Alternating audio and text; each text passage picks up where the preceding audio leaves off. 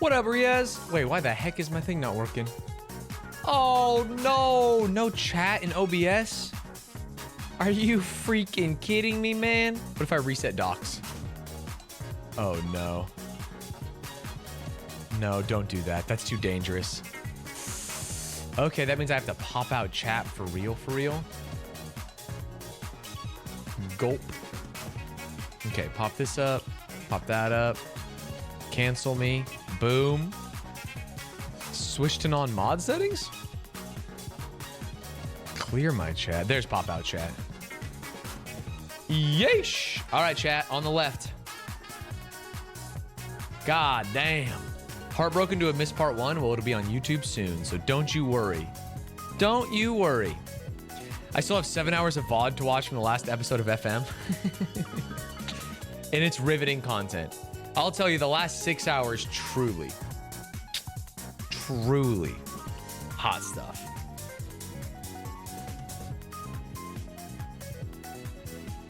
What's up, Mudsman? What's up, Uwu? What's up, Mr. DeVickers?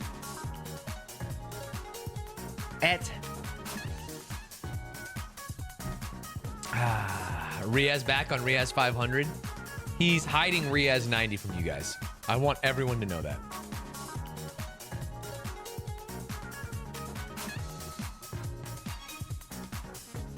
That is his third account.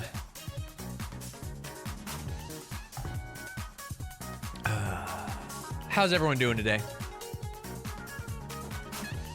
I was very distraught to have my stream cut off yesterday.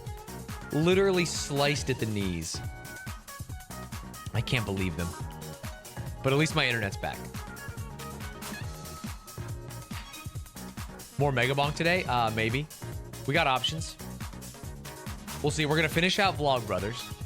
And then we can play Mega Bonk. We can play... I kind of want to play House of Tesla. There's options. Damn, it feels good. Kevy. I can't stay for this, but happy 49 months. Also, hope you have a blast with this as an OG Brotherhood 2.0 nerd fighter. Thank you so much for the sub. I have already had a blast, so there's almost no way to tank this. My classroom flooded from the fire sprinklers going off, so I'm moving to my mobile classroom and you are my background content. I was trying to think of like what I could say that might feel like it is coming from their world, and it's all so macabre. Sorry, you're at a school? Active shooter, get down! And it's like, that's so sad and not good. So there's, honestly, there's nothing. Good luck moving. I hope the kids learn a lot today, and I hope they stay safe.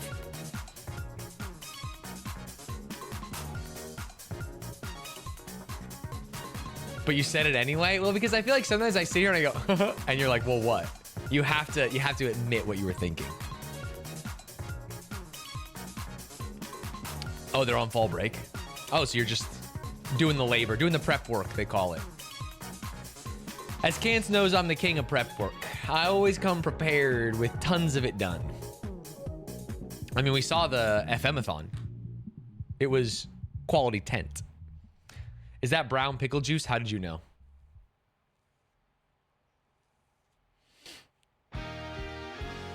Don't sure me.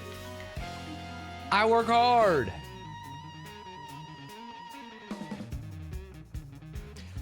I'm very excited, chat. Tomorrow, Rochelle and I are going on a baby moon.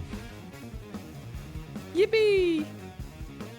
A weekend away from chat and from all the responsibilities of adulthood. I'll stream in the morning. I'll do a quick one. I'll do like a 9 to nooner or something. Somewhere fun? Yeah, somewhere fun. It'll be great. We are going alpine and not beach, not tropical. Damn, it feels good. A weekend away from Riaz sounds like a dream. Dunbin said, isn't that just unemployment? Yeah, but unemployment when you know you have a job to go back to, so you're not as scared. No, not skiing. Just, there's no snow yet. Or there's not enough snow yet, I should say, but I don't think there's any.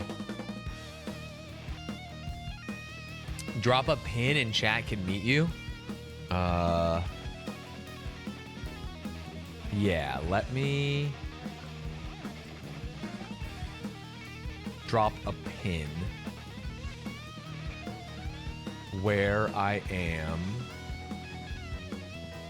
I will be right.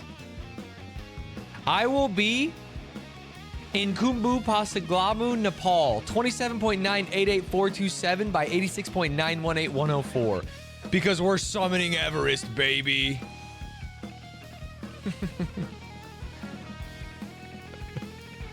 It took me so long to pull up this map, and it's honestly not funny. They're gonna drag us up in sleeping bags. See you there. Tomorrow, by the way.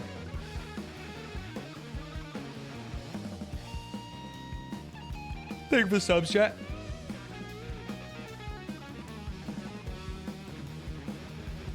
It's funny how it doesn't look that tall. But that shit tall as hell, man.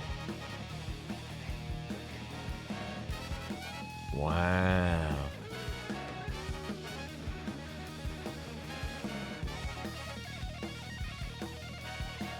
So Abby, Stanz, and Rochelle are going on their baby moon, and we can finally do a meetup. Yep. That's what it is. You all will have to pay fealty, though. You will all have to bring many, many gifts. That's the VIP Sherpa experience. They carry your stuff and you. Yeah, they just drag your ass. Digimon is #2 on global top sellers on Steam. Good for them.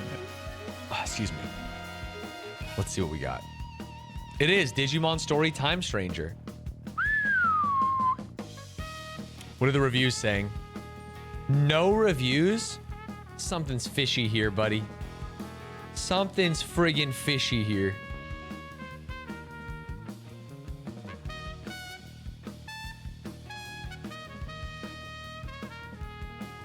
Oh, it's coming out in 4 hours. So it's #2 and it's not even out yet. They did some pre-sale things. Classic.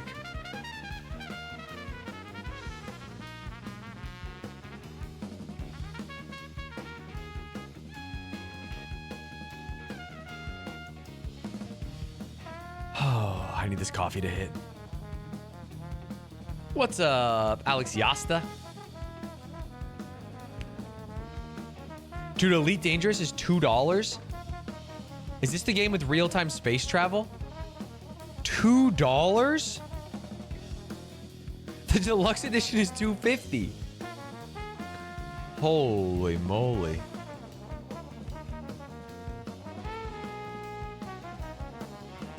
That seems insane. I feel like people paid thousands of dollars for it on release 12 years ago. Damn, 10 years ago.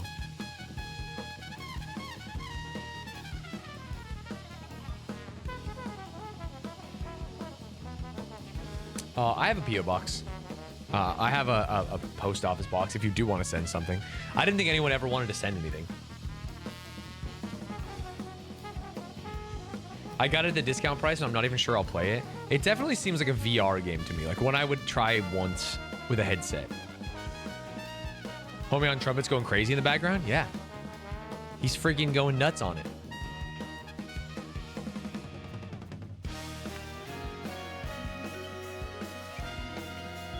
You haven't picked up the bouillon we sent? Sorry, you sent bouillon. Like soup base. To me? What?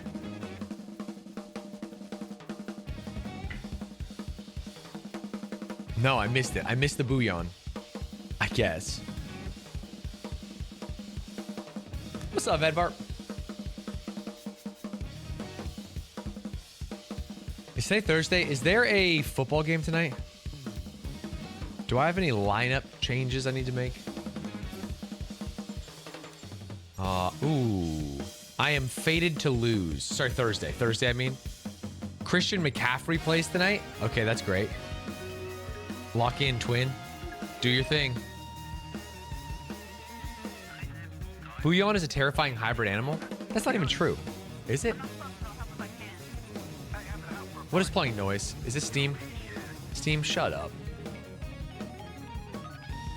Whoa. No, it's not. It's just the name of a wild animal park. In Belgium. Oh, sorry, bull lion. It was a jape. I've been lambasted. I've been lampooned by my peers. What a hearty chuckle I give. That's horrible.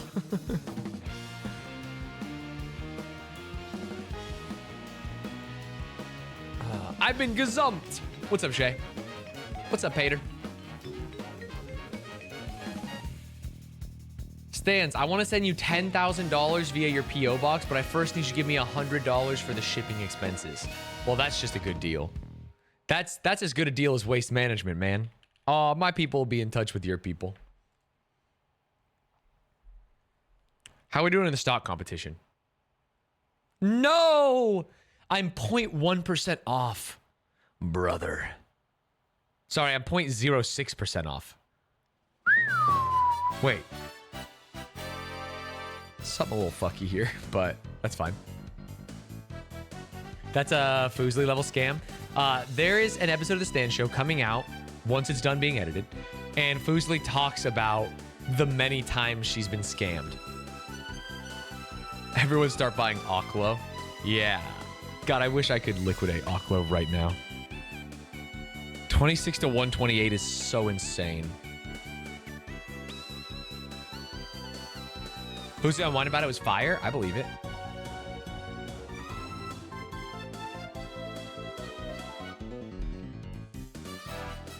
Damn, Ludwig has a couple stinkers, huh?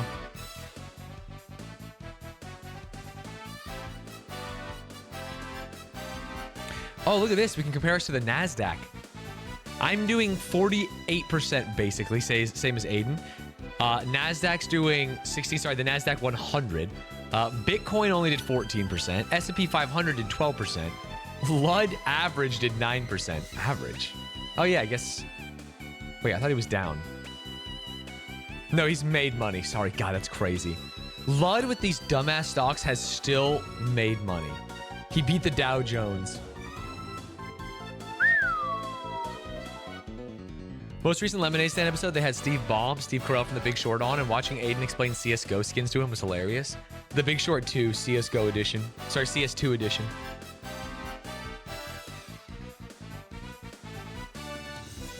It is crazy. Crazy being good.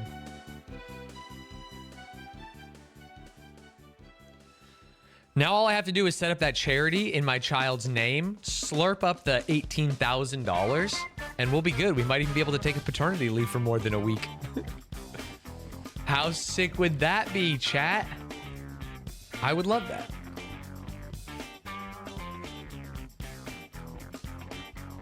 I made a 10% return investing into Trump coin Lud short. That is actually a very funny idea.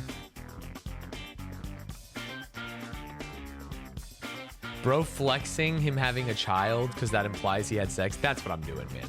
That's exactly what I'm doing. Please, my Discord link you accept, please. No, I don't think I will. I'll be honest, I don't think I will. If only we lived in a country where paternity leave wasn't treated like a punchline by most bosses. I mean, to be honest, Rochelle doesn't even get paid maternity leave. So it's going to be a rocky, unironically, it's going to be a rocky couple months. If I beg for money before December, just know it's because I have the purest of intentions for my family. That's all I want you to know, sweetie pies. Do we have a registry? We do? And I was like, oh, I'll share it with Chad. And Rochelle was like, how about not? And so now I have no idea what to do. Streamers totally against no subs charity. Stands. Rocky couple months. I don't know if getting back into boxing is the best idea with a newborn to take care of. Oy vey. +2. You should share with chat. I do think we should share with chat, straight up.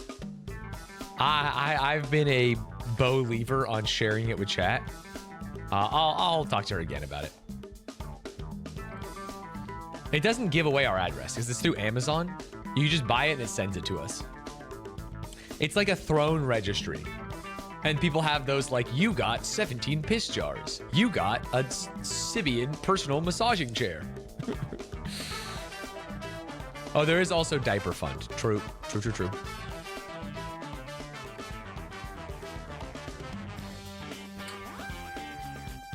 It's a great registry system. My brother used it. Used to use it for the student food bank at his school. Amazon? Sick. It's been working for us. We've gotten a couple things already from family members, which is awesome.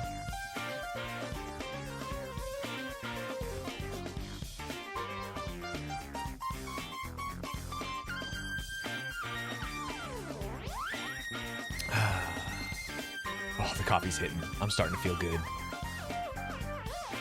I'm starting to feel good. Is it me or is the camera a little washed out today? What the heck? How about now?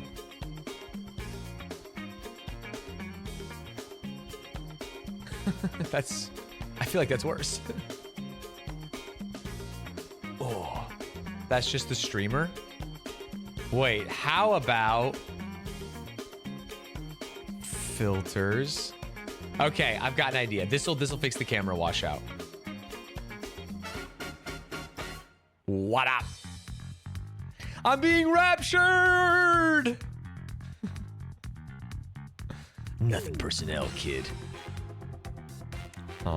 0.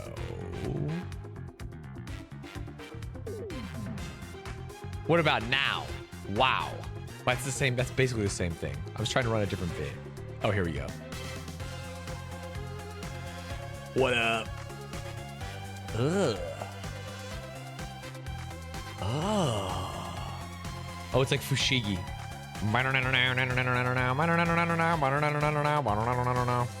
You won't like me when I'm angry. Aw, shucks, chat. Let's go down to the Sody Pop stand. I have no idea what normal is. Is this normal? I think so. Oh no. I'm being sucked into the void. Help me.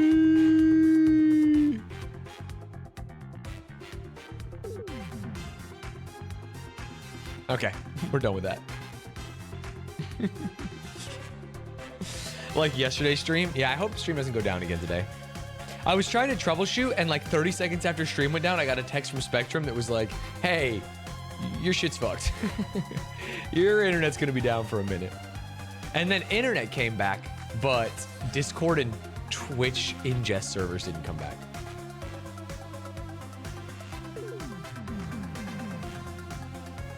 To be honest, Spectrum has been great for me. Credit where credit is due.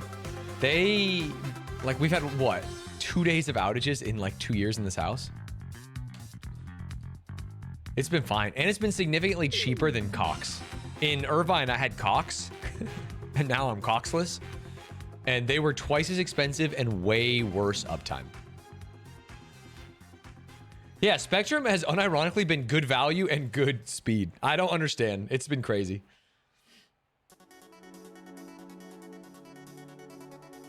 They don't have a fiber build-out plan until 2032. You know who's like a fiber head?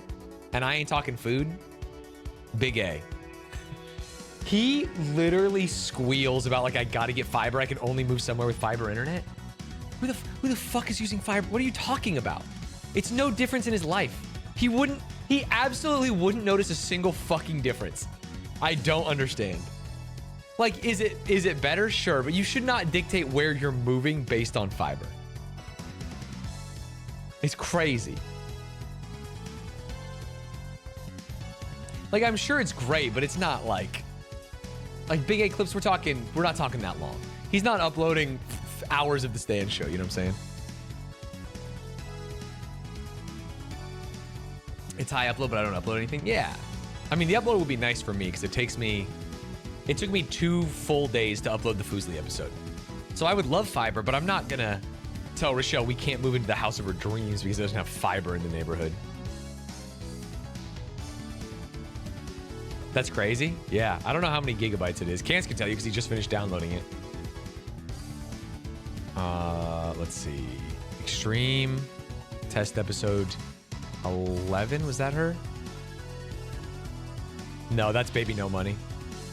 10? Hold.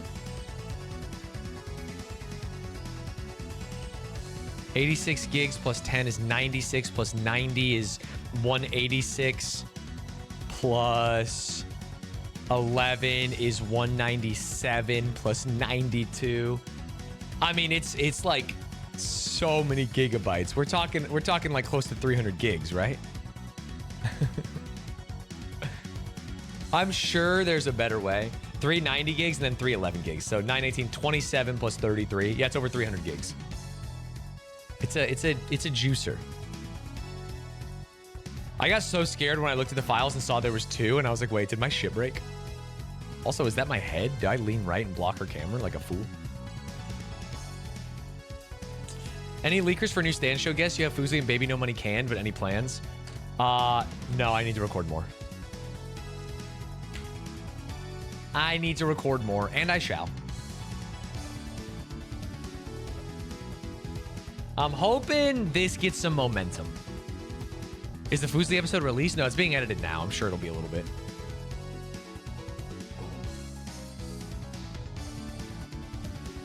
Will you ever host Ulysses S. Golden Tiger on the Stand show? I don't think I will. And the setup will probably look different. Yeah, I mean, the setup will definitely look different. It won't be in this room anymore. The Stand show in Stream Room is RIP. Long live the Stand show in Living Room. Or truly anywhere else.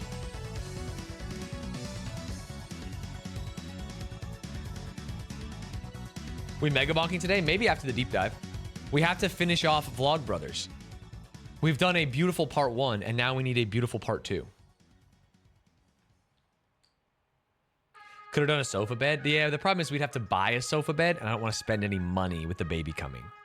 As I've told you guys.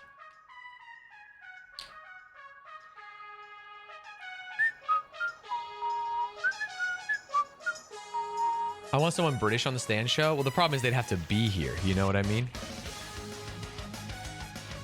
Next time a British person comes to LA and I don't ghost them, we'll think about it. I do want to play House of Tesla today. We'll see how long the deep dive goes. Let me do some quick dailies, like 15 minutes, and then we will start the deep dive, as long as Brooke's ready.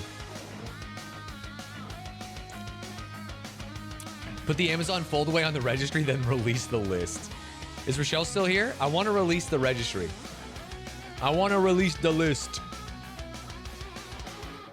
Here, we'll just do these minis. Release the list. Bumbleclut. Stick in a violin case is a bow.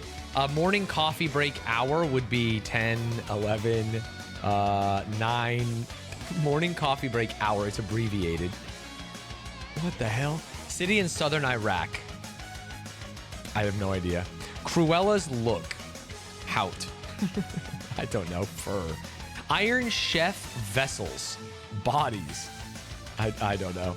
Game of chance. Bingo. Beginning stage. The onset. Peddler's merchandise are wares. A recipe card is... I don't know. Scratch up a car door is to key. Oh, we've made a mistake here. Maybe it's not bingo or wares or onsets. Ah, shit.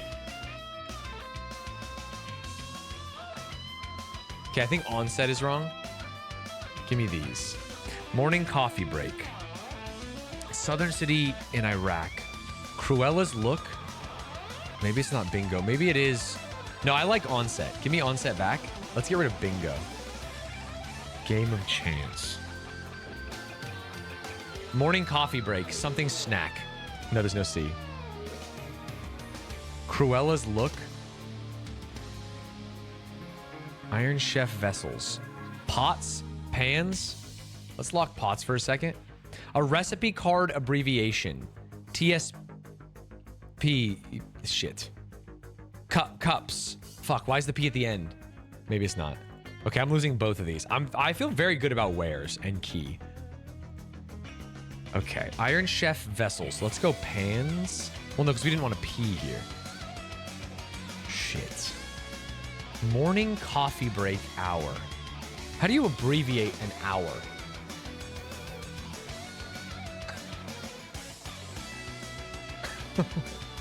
I actually don't understand at all. Scratch up a car door and it's not key? Beginning stage, onset. Okay, let's delete where's and put onset back. I just feel like onset is so perfect.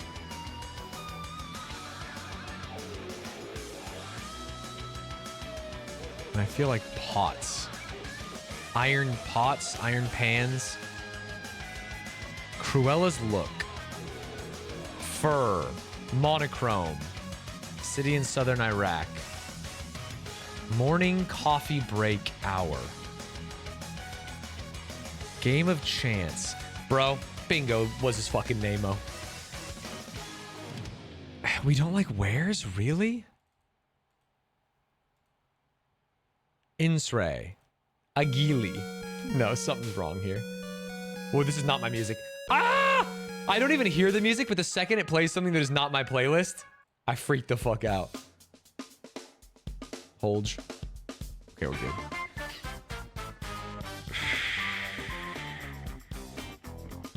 Okay, give me morning coffee break, and I'll save the world. 10 a.m.? That's not an abbreviation? Oh, what?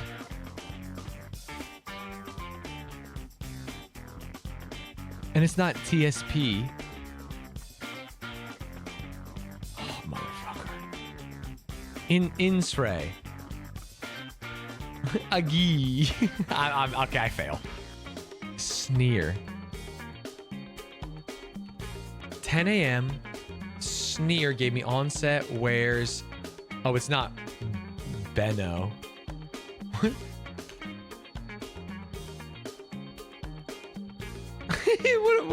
What is happening to me?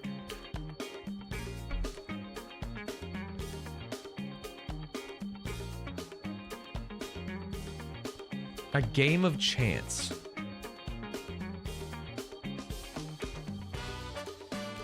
A recipe card abbreviation.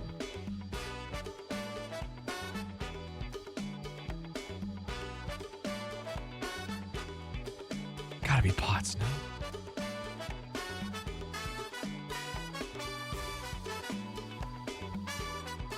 Beano, like the medicine. Take Beano, there will be no gas. TSP, tablespoon, TBSP, Basra. Tablespoon, that's not tablespoon. TSP. I actually don't know how to abbreviate tablespoon. Boozra. Buno. I don't know what this word is, man. It was Beano. Bo, 10 a.m., Sneer.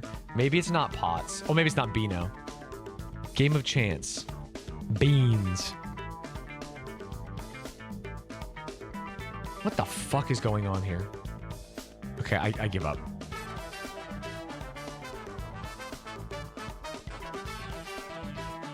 To scratch up a car door is to mar? Oh, when I got rid of key, I never went back and fixed it. Basra. I misspelled 5 down. Scratch up a car door, mar. Damn, that is a remarkably hard one. Fuck me. To mar. Stanz, Rochelle mentioned that if you want to do a chat specifically, she's okay with that. You check out her message. Brooke suggested it being not necessary, but nice to have. The thing is, I would rather have the things we need. The problem is if chat buys like some stupid ass shit, it's like, hey, we bought you sloth slippers. And then I sit here and I go, I don't want sloth slippers. I want a bottle. You know what I mean? I want a cleaning device. Sorry, that's not even how you spell Basra? You motherfucker? Elizabeth! Elizabeth! Oh, wait. What? The map is wrong? Oh. Okay, never mind. I don't know. I actually have no idea. Translations from Arabic to English have multiple spellings. Oh, I'm so mad. I'm so mad, dude. You put the list together, we can only buy from that? Yeah, I just feel like we've already built a perfect list. Can I say that? We built such a perfect list. All right, revenge season. Blank neck, pain associated with prolonged computer use. iPhone neck, keyboard neck, gamer slouch. Screen neck, type neck. Type shit. Community spirit. Heart. Like April weather. April showers. Rainy. Bring May flowers. Jewelry for toes or fingers. Rings? Chefs in the style of. Oh, interesting. I don't know that one. Blank firma. Terra firma. Cyber shopping. Wedding registry listing. I don't know. Tripmaster Monkey author Maxine Blank Kingston. Her name can't be Maxine King Kingston, right? Methodology for short. Okay. Blank neck. Pain associated with prolonged... Oh, tech neck. I've heard that phrase before. Community spirit. Chefs in the style of. Oh, Allah? That's with, right? That might not be right. Allah, like a la mode, is with ice cream, not in the style of ice cream. Cyber shopping. eBaying. Cyber shopping. Wedding registry listing. Chin. What would I want on a wedding registry? Cash, checks. Tupperware. I don't know. Maxine Hung Kingston. Methodology for short could be SIS for system. Potentially. Community spirit. Chefs in the style of. Cyber shopping.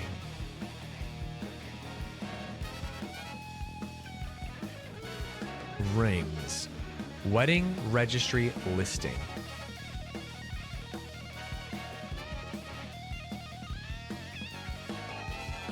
I mean, it can't be hang, hing. It's got to be hung, no? Oh, Hong. Maxine Hong Kingston? Hung? Maybe it is O. Oh, ethos. Community spirit, ethos. Chin. The fuck? Wedding registry listing? I'm missing something obvious. Oh, China. Like plates and stuff.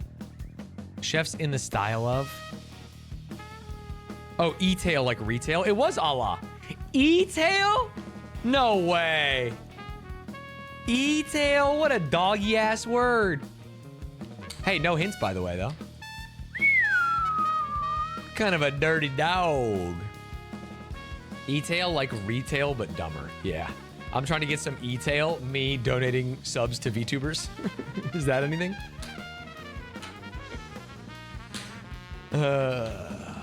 I think that's something. All right, we have one more. What the hell? Wait, there's a different version? I'm doing Elizabeth's version?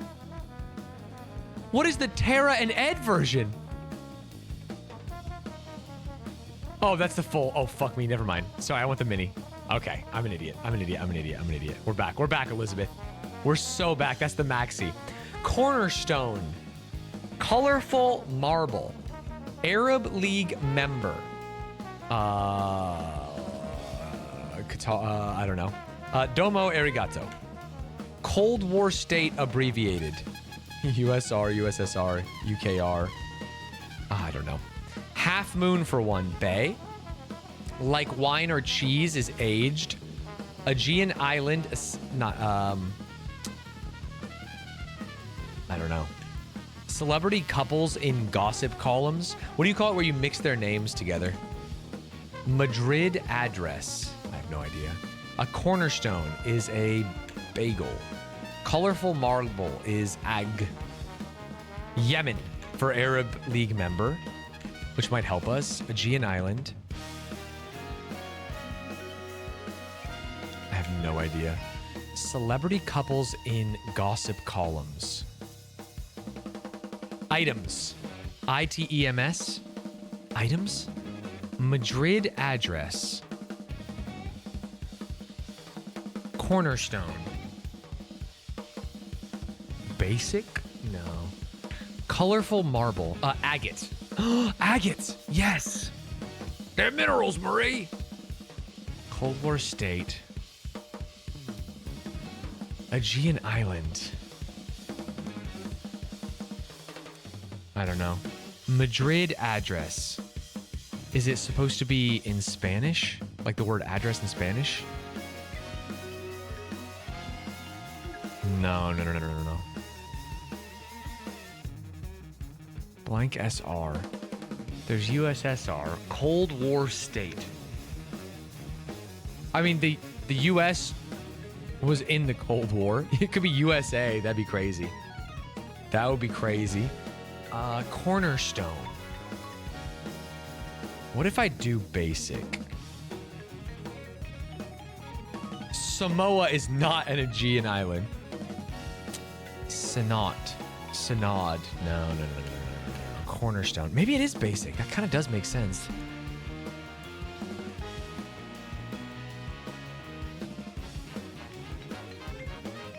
No. Kai Sanat. Chat, when I ask if I'm gonna break Kai's sub record, buddy, you're not going to. What the fuck? I'm so close. Cornerstone, and it's not basic. I went to Cornerstone Preschool in Yuma, Arizona. Cold War state. What are states that no longer exist? I don't even know. Does Yugoslavia exist? Fuck, I know so little about geography and history and anything that would help me in this situation. All right, I'm gonna assist here, and if it's basic, I'm gonna count this as a win. Basis? What the fuck?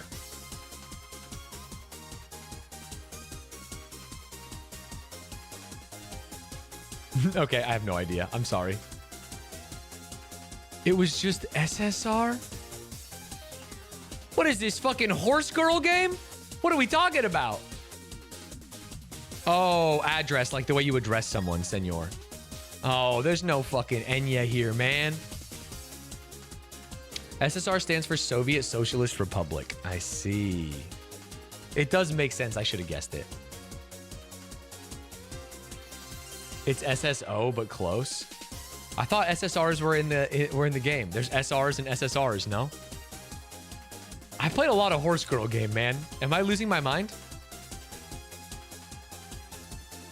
Oh, so close. I see. It was just they were doing a little pun work.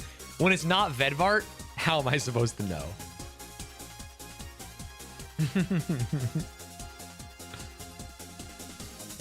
What I call my woke sister, based sis. +2. Speaking of friggin' woke, I saw one battle after another last night, chat. Want to know what I think? Want to know what I friggin' think?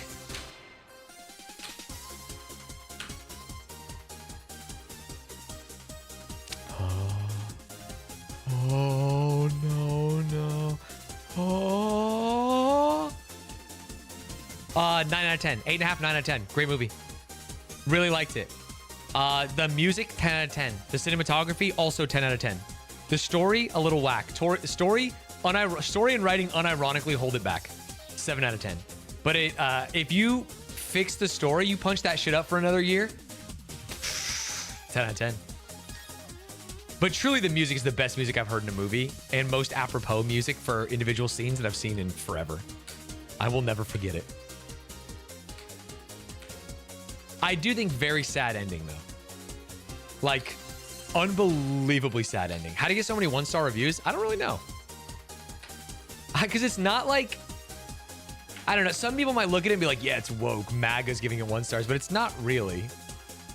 It paints both of them. It paints the revolutionaries in a pretty poor light. And it also paints the literal fucking modern day Nazis in a pretty bad light too. It feels almost just like a snapshot of America with no ulterior motive. It feels like it's pitting revolutionaries against Nazis, and then they fight, and then no one wins except the capitalists. It's political, so people will spam reviews without ever watching the movie. Ah, fair enough. I don't know. Brandon didn't agree with me. He thinks it's a happy ending. I think it's actually the saddest ending that it could possibly have.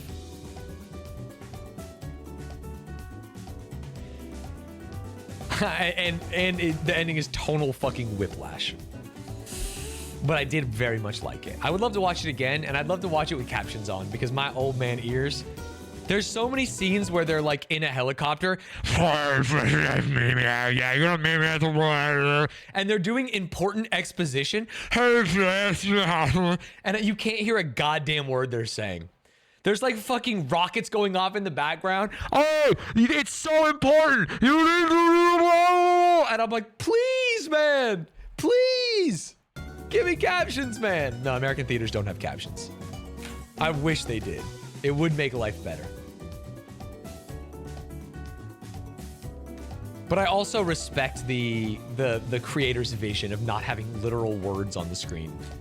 While I choose to use captions, I don't think that that should be the default.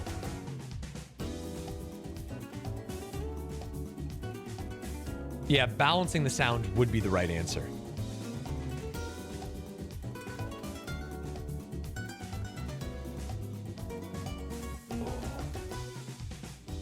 Can't win them all.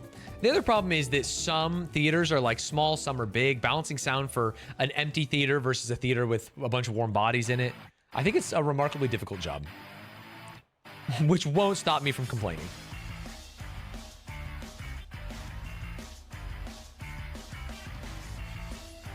It feels like every movie is either unbelievably dark and unwatchable or unbelievably quiet dialogue. I find the dark movies, it's only on TVs. If I go and see a movie in theaters, it's usually fine. If I then watch that same movie at home, it looks like absolute dog shit.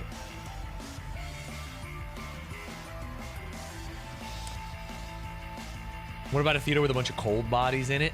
The sound reflects differently. Get a goddamn sound design degree, chat. Come on.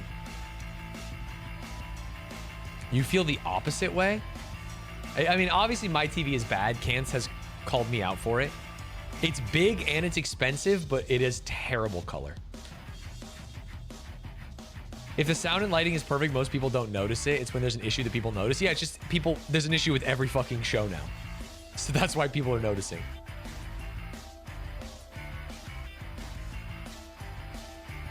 Maybe not bad, but there's something not right with it. Yeah, it's horrendously dark. Horrendously dark. If I wasn't having a baby, that's what we'd do a subathon for. A TV where I can actually watch a show and see what's happening.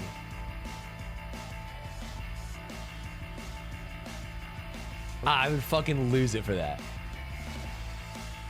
We consume way more TV/film than ever before, so we feel more qualified to critique it. I don't know.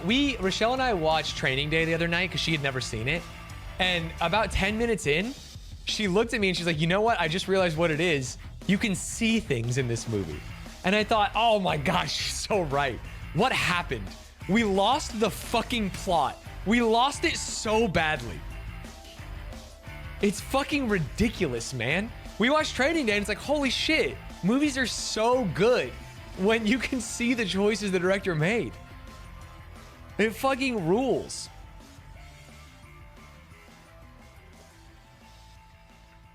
Did you watch that one Game of Thrones episode on it? We did. There's nothing in it. I didn't even see the Starbucks cup because it was too dark, man. It'd be pissing me off. Can you give an example? There were multiple episodes of Severance Season 2 that were just remarkably difficult to see.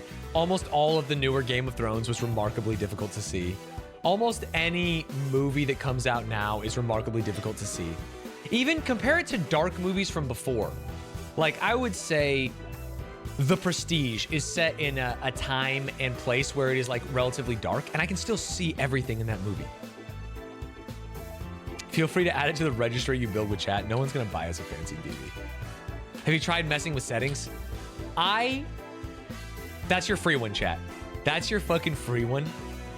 The thought that I would not ever check a setting and be like, guess the TV's just like this now. Fucking ridiculous. TV menus do suck. Not only have I tried every setting in the menu on my own, I've Googled multiple times the brand of TV and like looked up YouTube videos on how to do it. I've even thought about, some people are like, I put a piece of gaffer tape over the sensor and that helped. There's like so many things. Oh.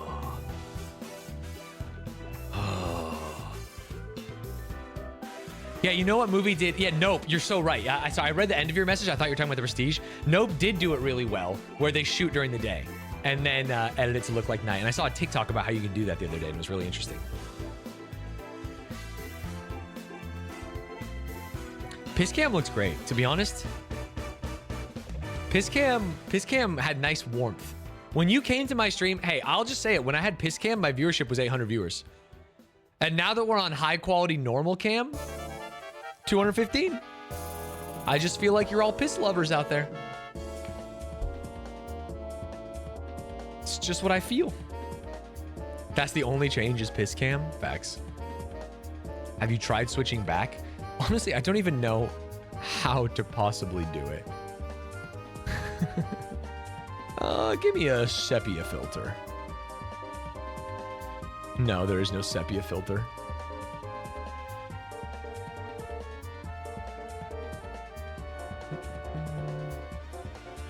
HDTV Test is by far the best TV YouTube channel.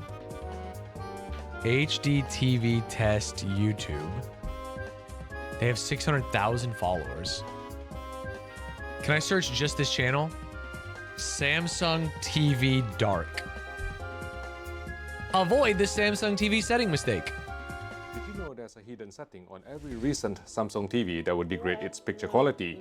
So in this video, I'll show you how to turn it off. First, you need to get into the settings menu on your Samsung TV. Okay. Scroll down and select the general submenu. Okay. Then you need to scroll down and click on power and energy saving. Okay. After that, you need to disable brightness optimization before the TV can achieve its brightest and most consistent light output. Yeah, we've done Note that this. you may need to disable brightness optimization for each individual picture mode.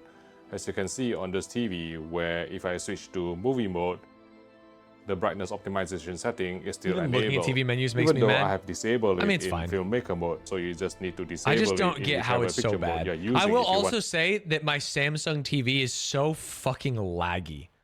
Samsung TV lag. No, there's nothing here. It's just bad. It's just bad. Insane that you have to solve riddles to make your TV work. Yeah.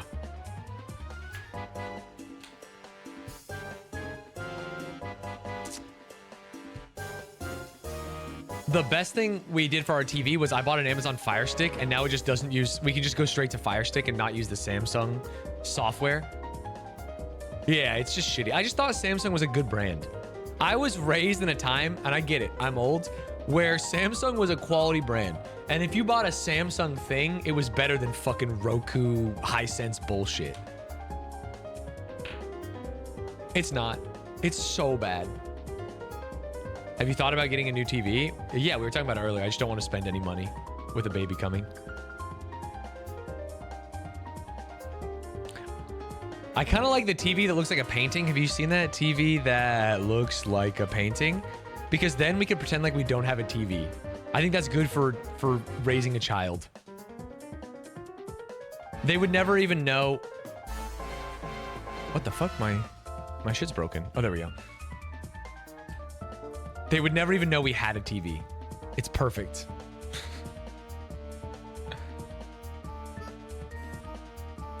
Samsung, but nobody listened. Sorry, is that a joke? +2 if it is. Imagine making responsible financial decisions. Actually, so true. No, just poetry. I see. Yeah, it's nice.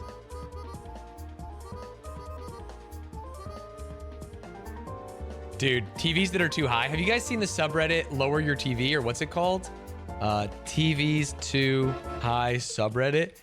I wanted to post Rochelle on there because she put the TV way too high in Irvine. It hurts your friggin' neck. You can't be putting the TV up there. You can't be putting the TV this high, man. You should be looking directly at it. This is perfect. Oh, did I do okay? He's farming. He's farming, man. The frame TV is like double the price of an equivalent. Didn't it just say $800? That didn't seem double the price. I lost it. $900, $1,500. Oh, the Frame Pro. I mean, I'm just scared to buy a Samsung because it was such dog shit. Your TV was fine in your old place. It's a different TV. It had to go with the fireplace. Where else could it go? We could mount it differently. There's ways we could do it. No, I mean the angle. No, it was way too high. You don't remember. It was so high up. It literally looked exactly like this. It was like this. I hear her saying it didn't over there. It looked just like this. It was about this height. It did. Stop saying it didn't. This is exactly how high it was. It was above a fireplace. It had to be high up. It looked like this, man.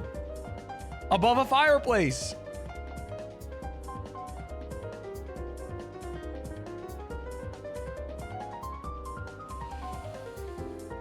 Here's the deal. 2 versus 1. I'll get Ludwig and Aatrox on the line right now, and they'll tell you. It wasn't like that one closer to the other one. Closer to this one? Sure, that's still too high.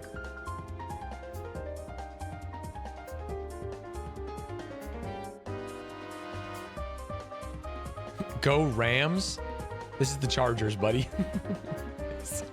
What are we talking about here?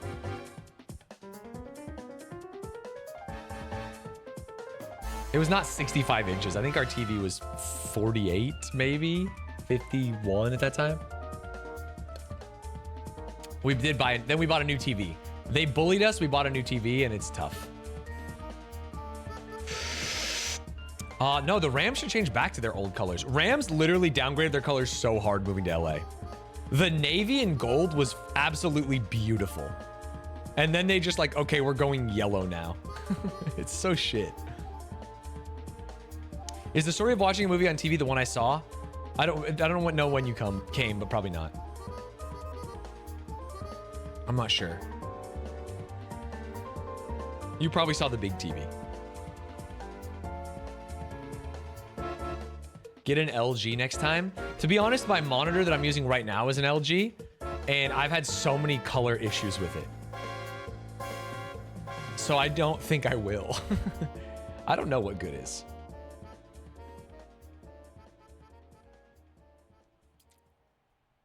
Get a CRT, get a big box TV. Because I've heard it described like this. Yeah, it was not this, dude. It was... actually, it might have been this TV behind me. Or it's the same size as this TV behind me. This is the TV. You know, and here, this is the proof of it. This TV is not small. But this TV looks small when it's on the fucking ceiling. When it's so high up. The problem was not the size of the TV. Like, this is what they were looking at. It just looks small because you have to look so far away, man. It's a foreshortening issue. Yeah, the TV isn't small. I know it's not small. I'm with you. It was just really fucking high up. And I guarantee if you call them, they would remember how high up it is. It looked exactly like these photos, man. This one. This one. It was higher than that one. Dude, there's so many examples. Holy shit. A monitor from 1 foot looks as big as a giant TV from 10 foot. So true. Yeah, sorry. Now you guys understand that they are just liars who like to be mean and bully. This is the size of the TV that we watch Dune on. But I will admit, watching this TV from 20 feet away because of the way geometry works, you know, 10 feet this way, 10 feet this way, squared, it makes it look smaller. If you ever hear a story about me from Aatrox or Ludwig, know it's a lie. They've never once said anything truthful.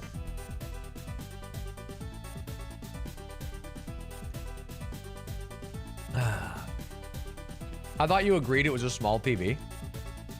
No, it's just far away. I agree that the film watching experience was bad. It was bad.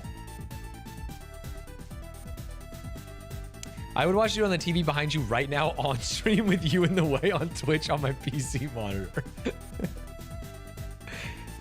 Oh, I can't remember the Dune song. The yelling. Otherwise, I would have done it right now. My apologies. But MAGA Mail never lies.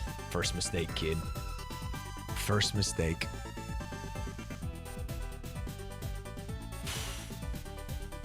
I told my girl the same thing. It's not small. You are just too tall. Is that the case? Long off fingers. I just assume everything Ludwig says is a lie to save time. The problem is he lies about dumb shit to be funny, but then if I say Ludwig's a liar, it gets clipped by the fucking DGG community. It's like even his friends think he's a liar. So I'm not even allowed to fucking harass my friend anymore. It sucks. It sucks. I should be allowed to.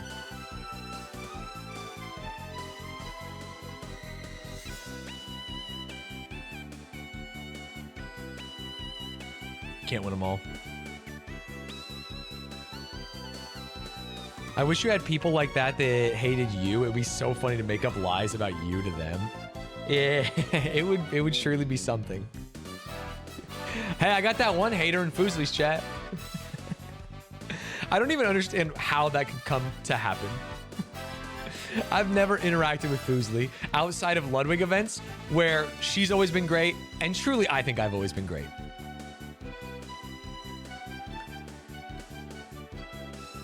Oh.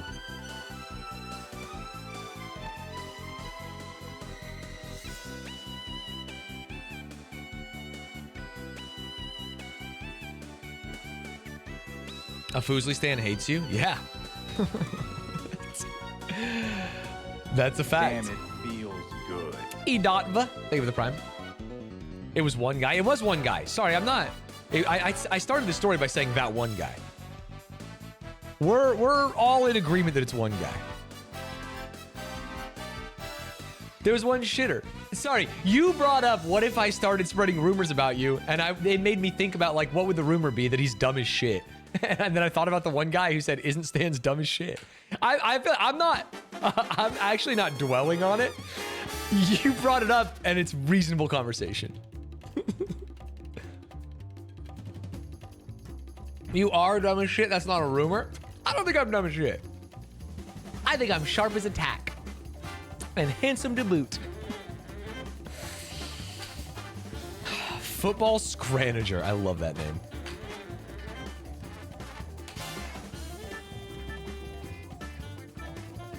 Oh, I think it was he just looks dumb as shit, which might be funnier. Yeah, maybe. I can't remember. I especially think that the only era people would know me from is like drama takes. And I unironically think my drama takes are so well thought out and reasonable. I don't know. There's like no way you could see me talking about Logan Paul or Cody Ko and be like, man, this guy doesn't know what he's talking about. That's what really blew my mind about that guy. It's like, wait, what? When have I ever been really dumb? The movie takes thing. Maybe that person's heard my movie takes. And if they want to think I'm dumb there, that's totally fine. Saw The Long Walk yesterday, and for once you were right. I thought it was just okay. Frame that. I'm always right. To be clear, I'm always right. 2 years after, God, I'm going to start clipping every time I have a movie take and you guys talk shit. And then I'm going to also start clipping every time 2 years later where you guys, damn, that movie was ass. And you guys, for some reason, cannot align the dissonance in your heads. You don't realize that you eventually get to where I start. Take on the Office spinoff. Haven't watched it. Do you have any new movie takes we can roast? I liked One Battle After Another, and I honestly thought I would hate it. I truly thought it was gonna be shit, and I really, really liked it a lot.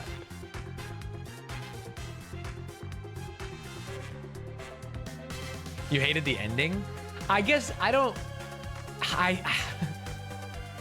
I'm confused on directorial intent. I'm not sure I hated the ending more than like, holy shit, what a choice.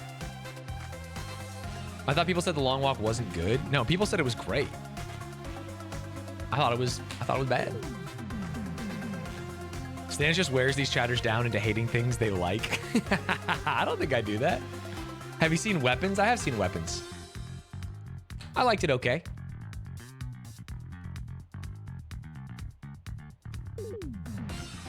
You thought it was fine, mid-tier? I think it was worse than a 5 out of 10. We were talking about 5 out of 10s at dinner. Just to try and get a sense of my scale. And my idea was that a 5 out of 10 is the hardest movie to name because it is by nature forgettable. It is not bad enough to be memorable, and it is not good enough to be memorable. And the only movie I could think of in the recent past that was a 5 out of 10 is that George Clooney movie Wolves. God, what a waste of time.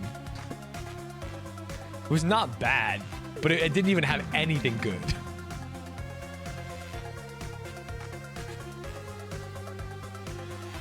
But you remember, I had to strain. I literally was going into the Mind Palace thinking of like, what is a movie? I'm thinking of every movie I've watched.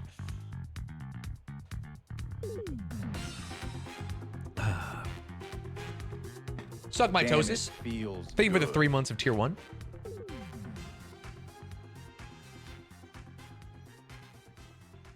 I feel like you've made up a movie I never heard of. It got a lot of advertising. Wolves. He's a cleaner. George Clooney. Came out last year. Brad Pitt, George Clooney. One wild night. They have to fix all the problems. I feel like they advertised it constantly. This feels like a big prank. Yeah, I made this fucking Google page for you, dude. Not even wolves, but wolves. True, wolves. Vindicate. Thank you so much for the prime. I think it's an exact 5 out of 10. Did you watch F1? Yeah. See, and now here's the deal. F1 is more memorable. Also bad. F1 is like a 4 out of 10. Maybe 3.5 out of 10.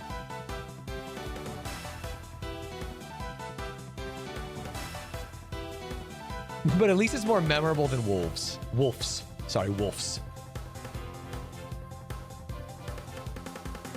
What's a true 1 out of 10? 1 out of 10 that sticks in my mind. People hate that I have this take. I think The Gentleman, I only watched an hour of it and I walked out. This is truly one of the worst movies I've ever seen. I am embarrassed. I am embarrassed by this movie.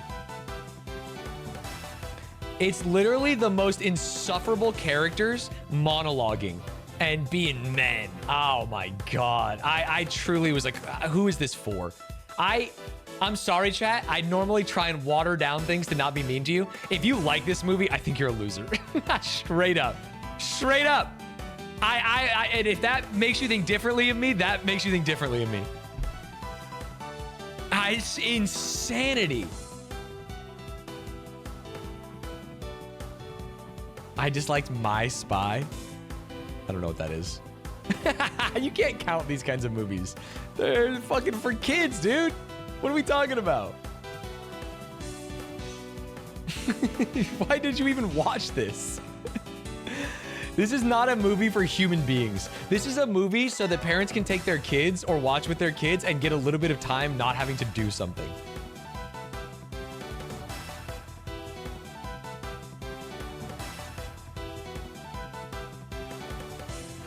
When I met Shuko, we were driving to the hotel and a song came on the radio and he interrupts himself talking, goes, this was in the F1 movie. Sorry, anyway. He's the foremost F1 movie expert.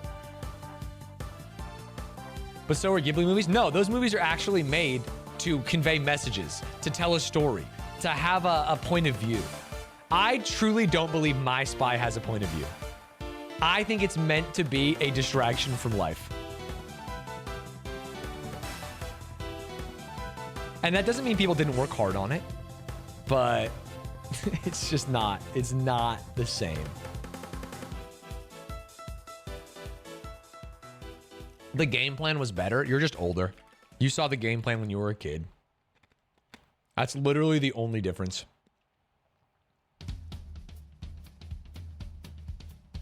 I'm all about distractions from life at the moment. Yeah, it's fine. You're allowed to watch movies. In fact, they do really well.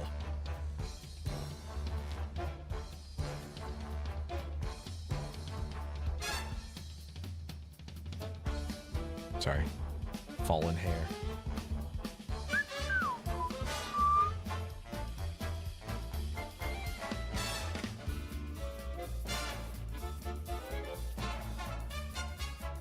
Kids movies lost their main selling point. Now you can just hand a kid an iPad. Not that you should. Was that their main selling point? I guess. I was just telling Stanz how much I love cats versus dogs when I was a kid. Rochelle said she had a cats versus dogs poster, which is so funny. I feel like I saw it, but I don't remember it even a little bit. I'm sure she had this poster, huh?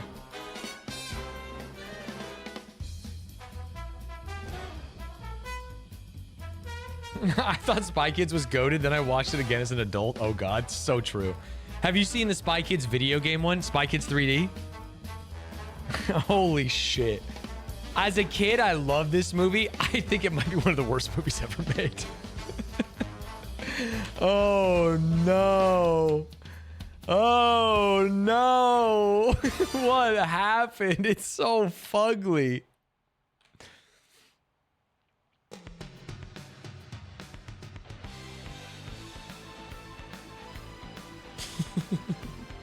It's fun. Yeah, as a kid, I loved it. I truly loved it.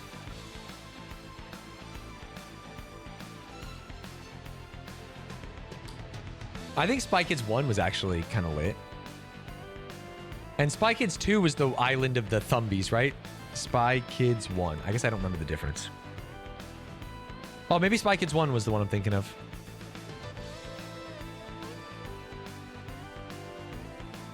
Two was Dinos? Oh, 2 was Dinos. Yeah. And they have like a tiny one that fits in your hand.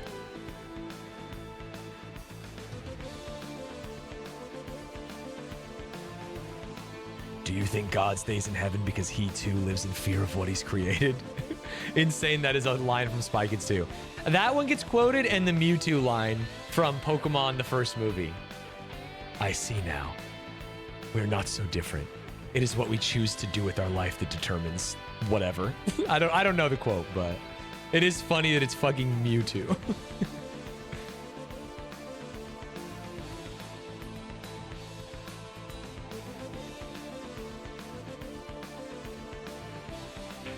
I see now that the circumstances of one's birth are irrelevant. It is what you do with the gift of life that determines who you are.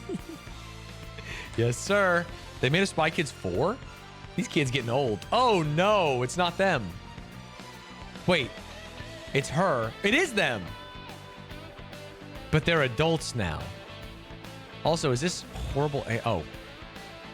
What is wrong with his eyes? Sorry, you can't see it. That's not human. They did something.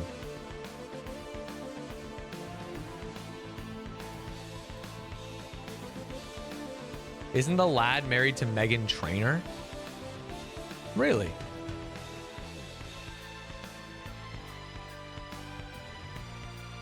They obviously edited his eyes. It's like the Chinese camera filter. It's a little kid. Bro, what are you talking about? There's an edit here. He doesn't look like that because I can see his picture in all these other ones. They literally cranked his eyeballs.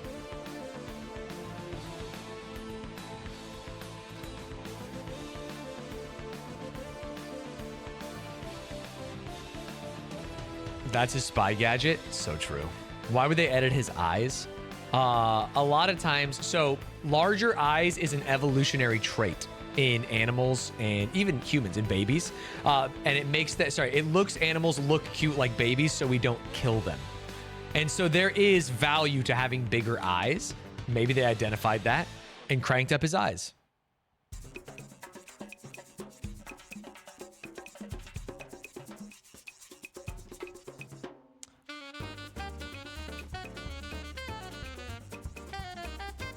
And yet everyone hated Akira Battle Angel. Curious, that's because it looked so fucking weird, dude. Or sorry, Alita. God, it looked fucking weird. Why would you make a movie like this? It's so upsetting. I don't think it looked rad at all. I think it looked fucking, what do you call the uncanny valley?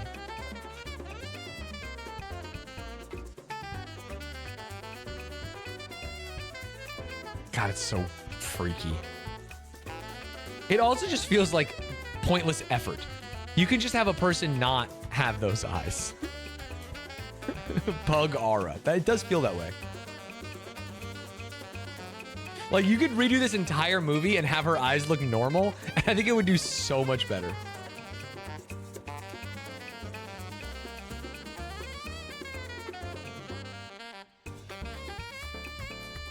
It's sort of alien, adds to the otherworldly cyberpunk vibe. I think you can make that vibe in other ways.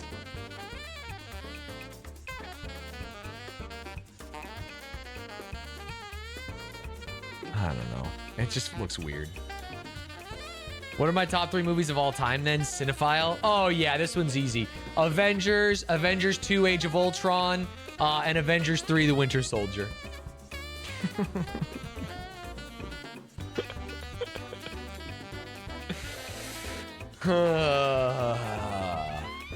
Ladies and gentlemen, are you ready for the deep dive? I tell Foosley that I think Avengers sucks, and she literally, I don't know if Cance has gotten there in the edit. I don't think he has. And she literally like almost stops the podcast. And I go, oh, did I go too far here? I think Avengers sucks. I do stand by it, but for a second I was like, damn, have I strayed too far?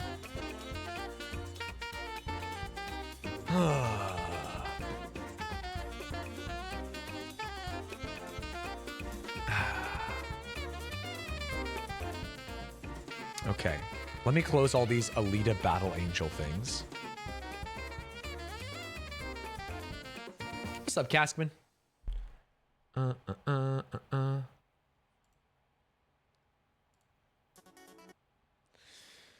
ring, ring, ring, ring, ring. Hello? I was muted. Hello. Oh, no worries. Hello, welcome back. Thank you, thank you. I'm excited to do part 2 of this. I am also very excited. I saw some conversations between you and Vedvart in Discord that I did not read, but you were talking about the dives, and so it feels like there's some juice. There's some people excited about what is going on. Let me tell you, even if you had read that conversation, you would have been so confused. Yeah, probably, because last time you said that he loves the taste of cock and smell of balls. And then you did that, you talked about it for 5 minutes, and you're like, oh, that was fake, by the way. And my mind has been shattered for a year. Okay, I didn't talk about it. I let Slime talk about it. Sure, you let Slime talk about it, but you led me to believe that that was a real post. Yeah, a lot of people did believe it. Your last deep dive made me read 2 of his books. It's been a week. You devoured those. Holy. That's so cool. That's insane. First, can you make sure you're recording, please? Yep. Good call, because I would not have. We are recording. Yeah, I know how you work. If it's not gaming, I never hit the button. And half the time on gaming, I don't hit the button. Yeah, I've seen Shuko come in chat, so yeah. Yep. So really quickly, for anyone that didn't catch Dive 1, we went over Brotherhood 2.0, some of their main content videos after that.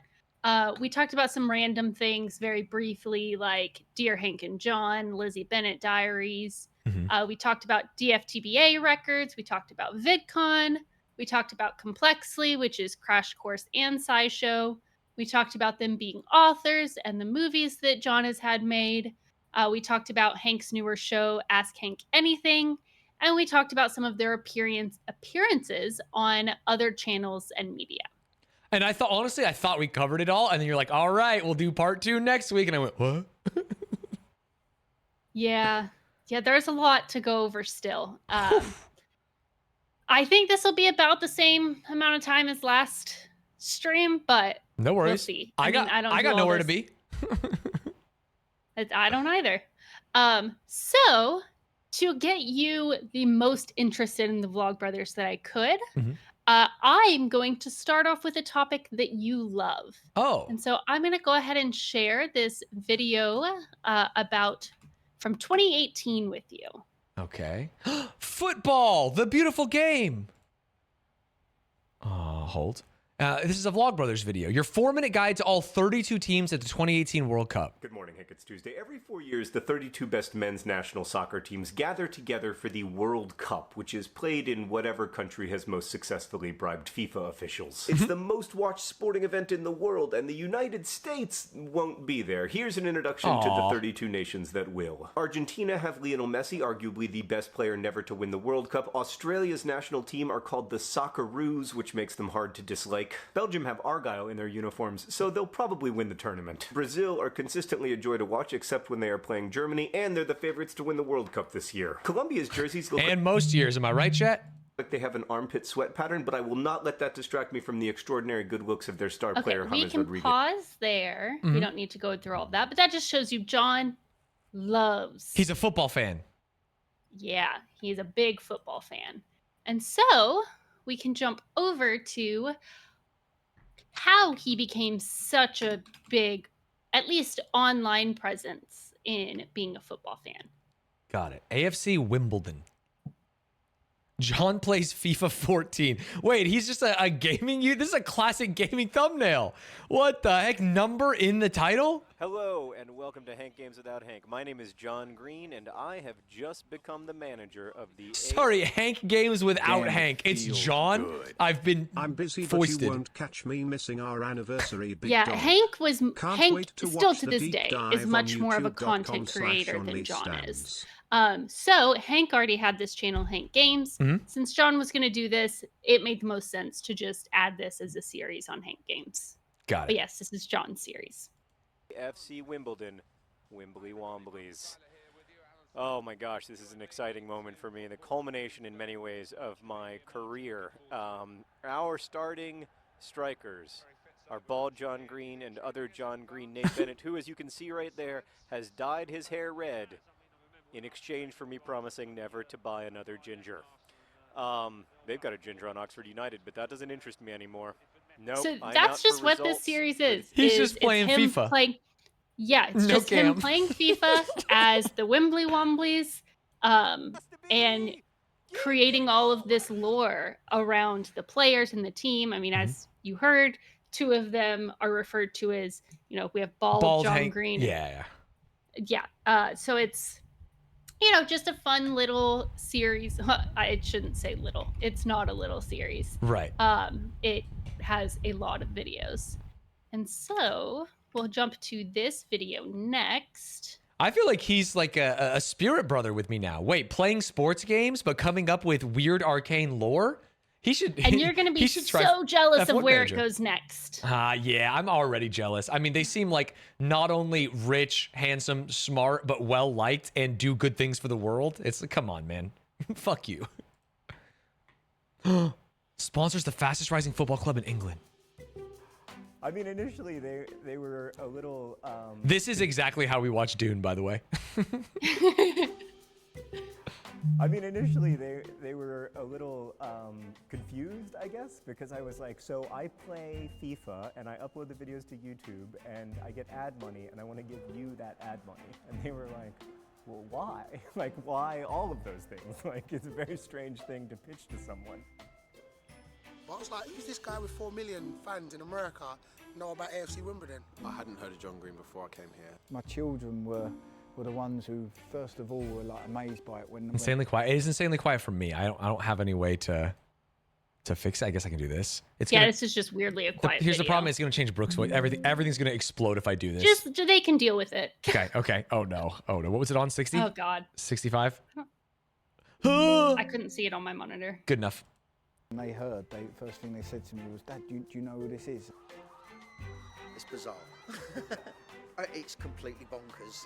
If anyone. had So said to this me, kind "Oh, of just you gave need a to very go brief after someone that can overview play of FIFA." he did this series. Uh-huh. He was making money from doing the series, and he Right. said, "Hey, let's contribute it to the actual team." Yeah, why not? It was just like a fun thing he was doing. It would be like if we sent our money to Forfar or something in Scotland, but we would have to have millions more for them to even care about this American doing it. Yeah, that is probably true. No offense, but None you know, taken. John's very famous. Yeah. And so here is kind of where the big turn took in it being just this online thing to John's kind of announcement video. Holy, giving away over $700,000? Was I subtle? They said I needed to be subtle. Secondly, AFC Wimbledon had their first game as a team sponsored by Nerdfighteria. I'm an internet kid, and I love GIFs, and I love Instagram pictures, and I love YouTube videos, but there's something really quite cool to the physicality of it, to seeing those physical boards around the physical pitch, designed by physical nerd fighters, some of whom live half of the physical world away from me and from the stadium. Wimbledon lost the game, but the long arc of history bends toward justice, so we'll be fine. And lastly, I get to give away some money. So Nerdfighters raised more We than can stop there. Here is the official tweet from AFC Wimbledon. They got a You can patch? see- yeah. Oh, that's so sick. Nerdfighters and Real John Green sponsor Dons and DFTBA. Don't forget to be awesome. We'll be on the shorts at Margate. Margate? Yeah, it's so sick. Sorry, I'm doing the so I hand have sign, but you can't see it. Yeah, I can't see you at all. So we have a couple other things for this. So here is a little article on AFC Wimbledon's website. John Green and friends to become minority investors in AFC Wimbledon. Dude, taking it from a meme, then sponsoring the pitch, and then becoming a minority investor is so sick. The Dons Trust Board and AFC Wimbledon are delighted to confirm that John Green, international best-selling author and longstanding Dons fan, has formed a new consortium amongst his friends with the intention of purchasing 3.7% of the club for $1.4 million US. Interesting. Wait, that's all AFC Wimbledon is worth? I mean, you multiply this by 33, by 30-ish. Okay. Fascinating. They were not a big team when he started playing. Right, I think it said they were in as League them. 2 or something. Yeah. Which is still crazy, but that's so cool. And then it all kind of culminated in getting to do this. He got to do a welcome announcement video for a team just like Zealand? How come everyone gets to do all the coolest shit in the world, man? Well, one of them gave a lot of money and spends a lot of money on the org. Yeah, and I don't think Zealand's doing that.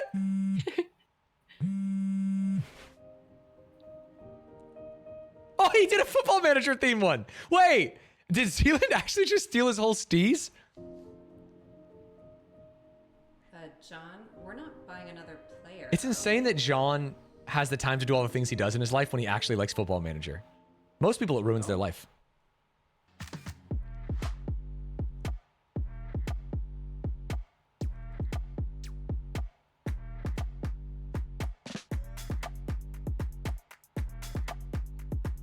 There's the don't forget to be awesome on the shorts again.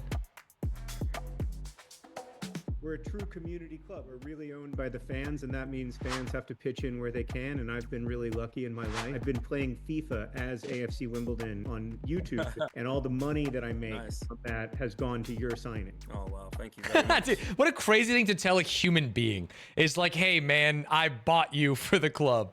Well, Well, I mean, I don't know if you noticed there. This is a fan-owned team. Yeah. It's like so weird, especially compared to being in the US where it's like a different world. Yeah. But it's like, this is like a really human interaction between two people. And it's like, hey, I am a fan as well. And I'm rich. And so I just bought you for the club. I hope you like it.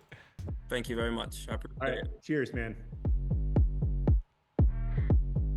That's So sick. that's a really cool thing that this is like all led to. Obviously, John still supports the team, still, I'm fairly certain still makes his videos. I haven't watched them in a long time. Mhm.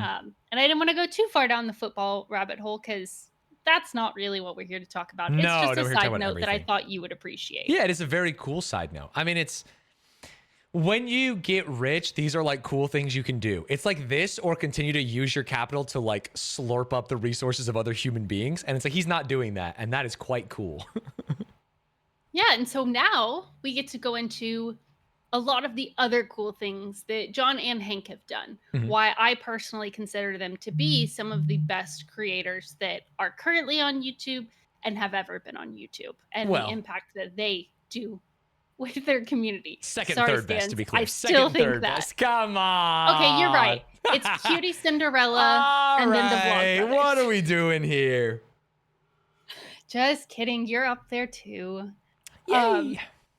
So, in researching this, I actually learned that this thing called Project for Awesome, which I am very aware of, Mhm. They created it in their first year on YouTube. And so Oh, that's like kind of where 20 we're going years to go ago. now. Yeah, in Holy. 2007.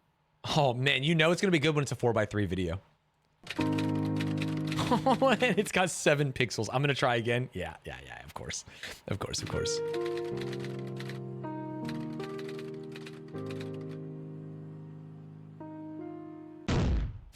Good morning, John. It is December 17th. That means it is the secret project day. Welcome to the 2007 Nerdfighter Power Project for Awesome. For those of you who don't know what that means, let me go through word by word. Nerdfighter. A nerdfighter is a person who, as my brother John is so fond of saying, is on the inside, instead of bones and organs and stuff, actually made of awesome. Now we know that these nerdfighters are made of awesome because they do awesome things. Fair. Power. The nerdfighters wield great power Damn, it because they are feels many, good. and they work together to Thank do you, Nova the things Katsune. like this project. The project is to take over YouTube. We're taking over YouTube by having this. Calling it a project. This is in 2007. This is fine, but I feel like I've heard Alex Jones say the same thing in 2025.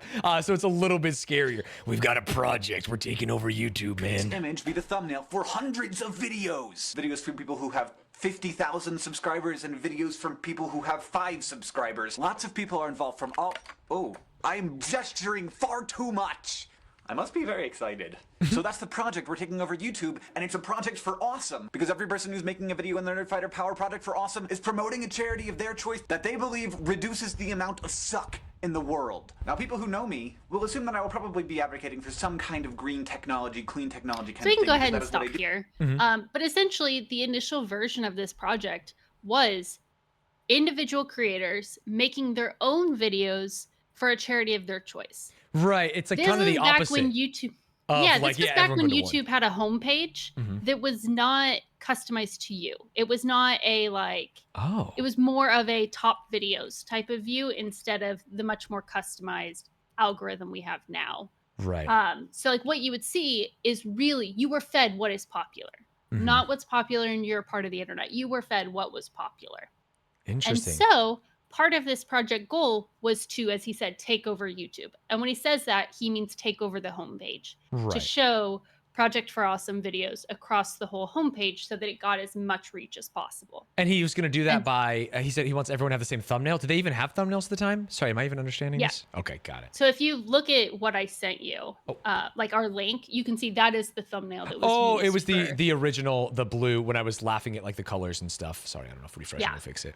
Got it. This thumbnail, this right here would theoretically be everyone's video on the homepage. Correct. And so that's what you would see everywhere. And so that's what would get people to click on it, what's going on here. Mhm. And the goal was to just get as many eyes on it as possible. Obviously, if people would donate, that would be great. But it was much more about getting eyes on all of these different charities that these creators liked. Right. And it wasn't a Ludwig going to all of his friends and saying, hey, can you guys make videos for this? Mhm. It was, I don't care who you are. I don't care how big your community is.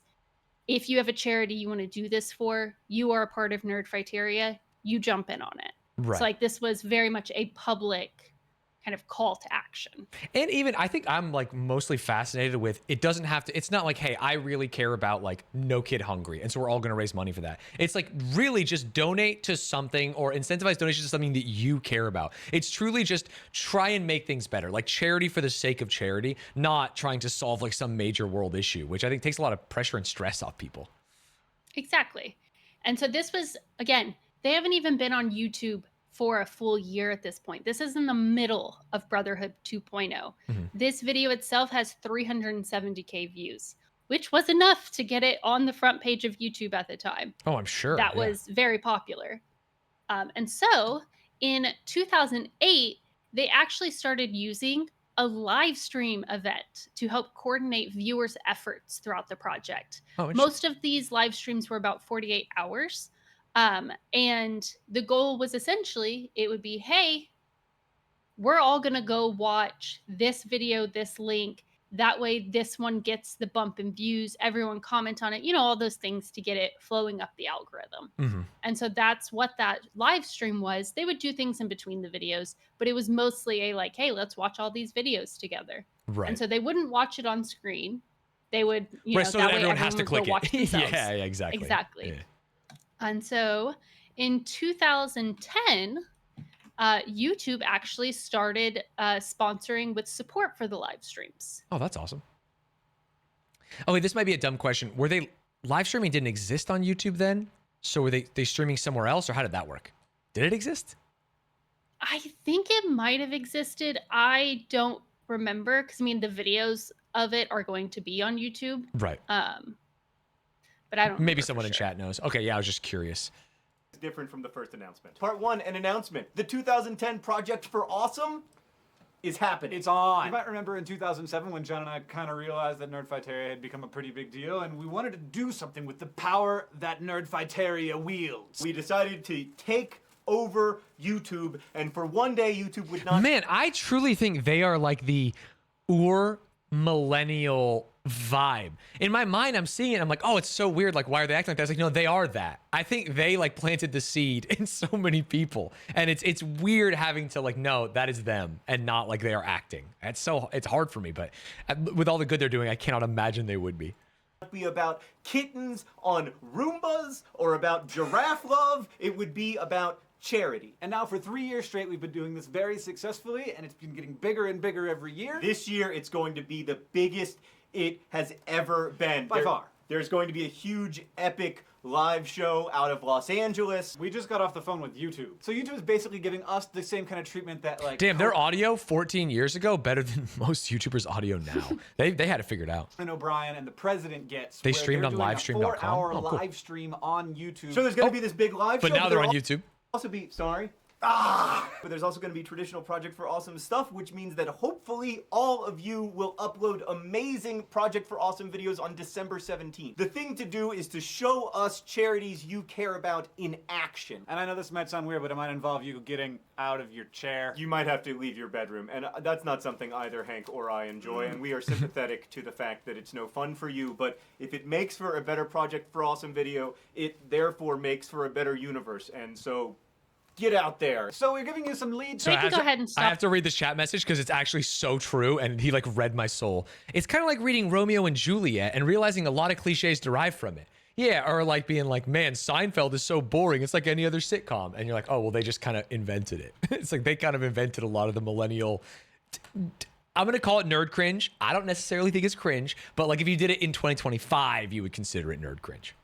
Yeah, I mean, some of that, to your point, is because, like, I grew up with them. Yeah. And I am that millennial nerd cringe, like, that Yeah, is you me. developed a lot of that personality because you watched them. Like, that's what I'm saying. They were, like, the beginning, the genesis of a lot of it, I have to assume.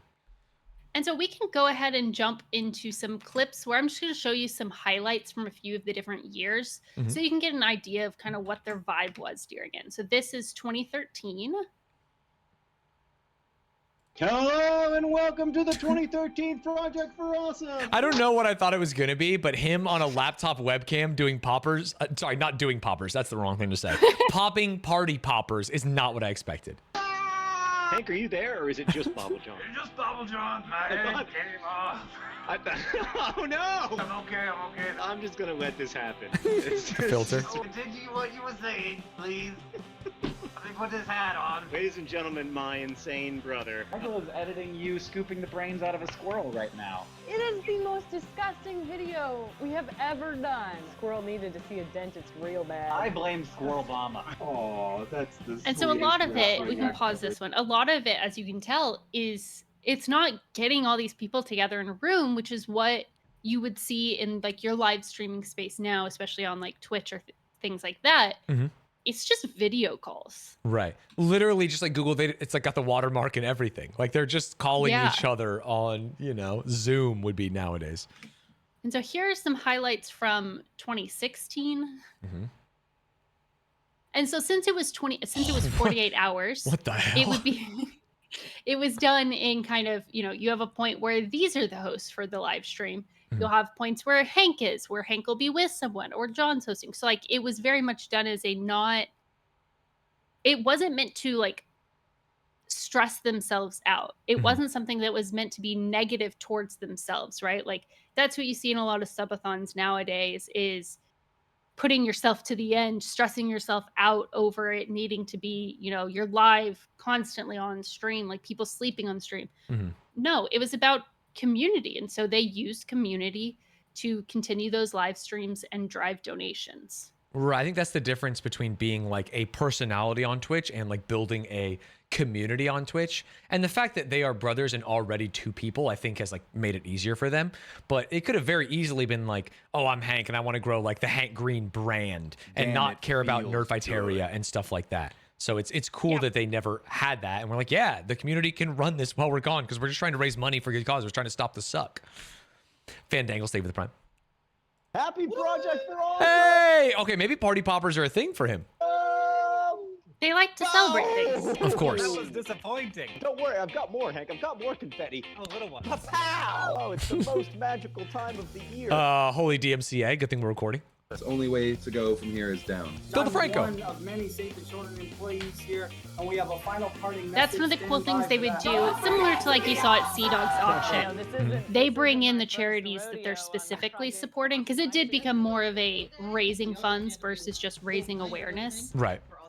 So you actually see them talk to the heads of those organizations and how it impacts them. Right, which is so nice because like, hey, they might know that like, hey, feeding kids is good, but like, how does it happen? Where does the money go? Bringing in the experts makes it a lot easier. Oh my gosh. Oh no. So cold. Oh no. Oh, it's because What kind of weird shit were they getting into? put glitter in my beard. Once you fall in love with the M-dash, good whoa, buddy. Good whoa, buddy. We've already passed $315,000. What? How are we all gonna die, Phil? You're not better than Times New Roman. 1, 2, 3, candle. Hey, the goats. I love them. I get a lot of TikToks of their podcast of Mamrie, right? Is her name? Mamrie. Mamrie saying the funniest shit I've ever heard in my life. It's actually She's absurd hilarious. that more people aren't listening to it. Because it's so fucking funny. Well, John just arrived in the chat, so now everybody's really excited. And Wait, you know John Green? We're gonna be here. Trump's America. We can jump over to 2019. Uh-huh. Butt is legs. What? Welcome to the 13th annual Project for Gotta Awesome. have the poppers. Project for Awesome as a teenager. Beans. Beans is a bad perk. That's not a good idea. Wait, perk idea, cosmic beans. Ooh, that is a good idea. Butt is not legs. oh, what's happening? I brought visual aids. We got Dr. Butt here as the citation. Do you do it 2Gs like the hosiery? No. Well, nope, you got it now. Too late. You got you. So they had a very big argument this year of whether or not butt is legs. And Right. they were on different sides of this argument. Well, that's tough because usually they are the ones that provide guidance to us, the regular people. And so the fact that they Yeah. are disagreeing, I think butt is legs. Is that crazy? I like that we have a chat message, butt is legs right next to butt Butt is not legs. I think butt has to be legs. In fact, I think it's ridiculous to think butt is not legs. You think there's just another part between legs and torso? Yeah, butt is leg. Okay, I have a sophisticated chat here. Butt is legs. Is legs. I think butt is the top. I think butt is the thing that happens above the legs. Butt is the thing that happens above the legs. Oh, nice Sounds mustache. like a rip-off of Hope is the thing with feathers. We don't know what's at the bottom of the ocean. We don't know. Hey! Those are the two last mysteries. From a medical standpoint, I haven't listened to My Brother and Me in, God, maybe a year or so. I should go back. butt is definitely legs. Anatomically, Yeah, butt is legs. Yeah, thank you. Thank you. No, John. PIH is all about social contact. So I think if you think about So I don't know if you social noticed, contact- that is somebody from Partners in Health, which is the charity organization we'll talk more about. Right, and But they're getting in on the debate of is butt legs, is butt not Yeah. legs. Yeah. And so we can actually go ahead and jump to 2024. Brennan? What is this, a crossover episode? Is he going to pop the poppers? All of them are. Oh, he didn't. Him writing on his face like a cam girl just makes me laugh a lot. I'm so ready for this. Yes, better. The microphone is better. Help me, Obi-Wan Kenobi. You're my only hope. Thank you for your support. Hey now, you're an all-star. We're here because yes, we can hear. Oh man, this is 2024. This is recent. Oh my god, what a cool graphic. I didn't even realize we jumped so far. No pants, so that frog is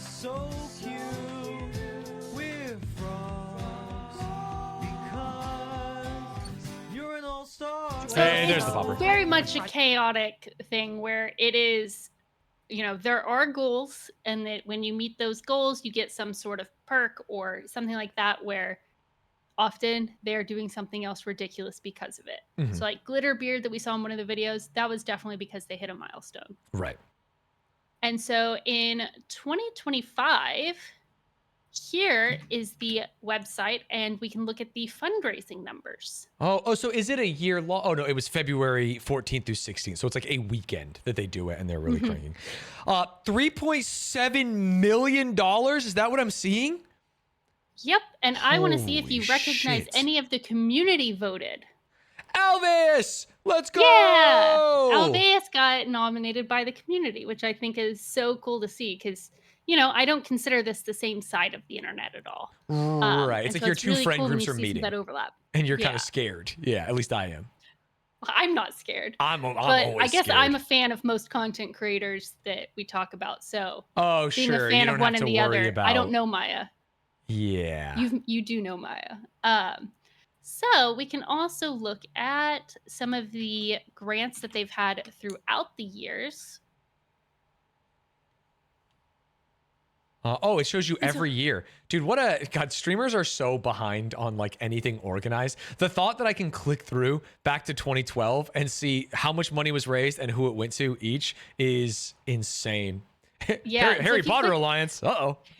Yeah, that doesn't happen anymore.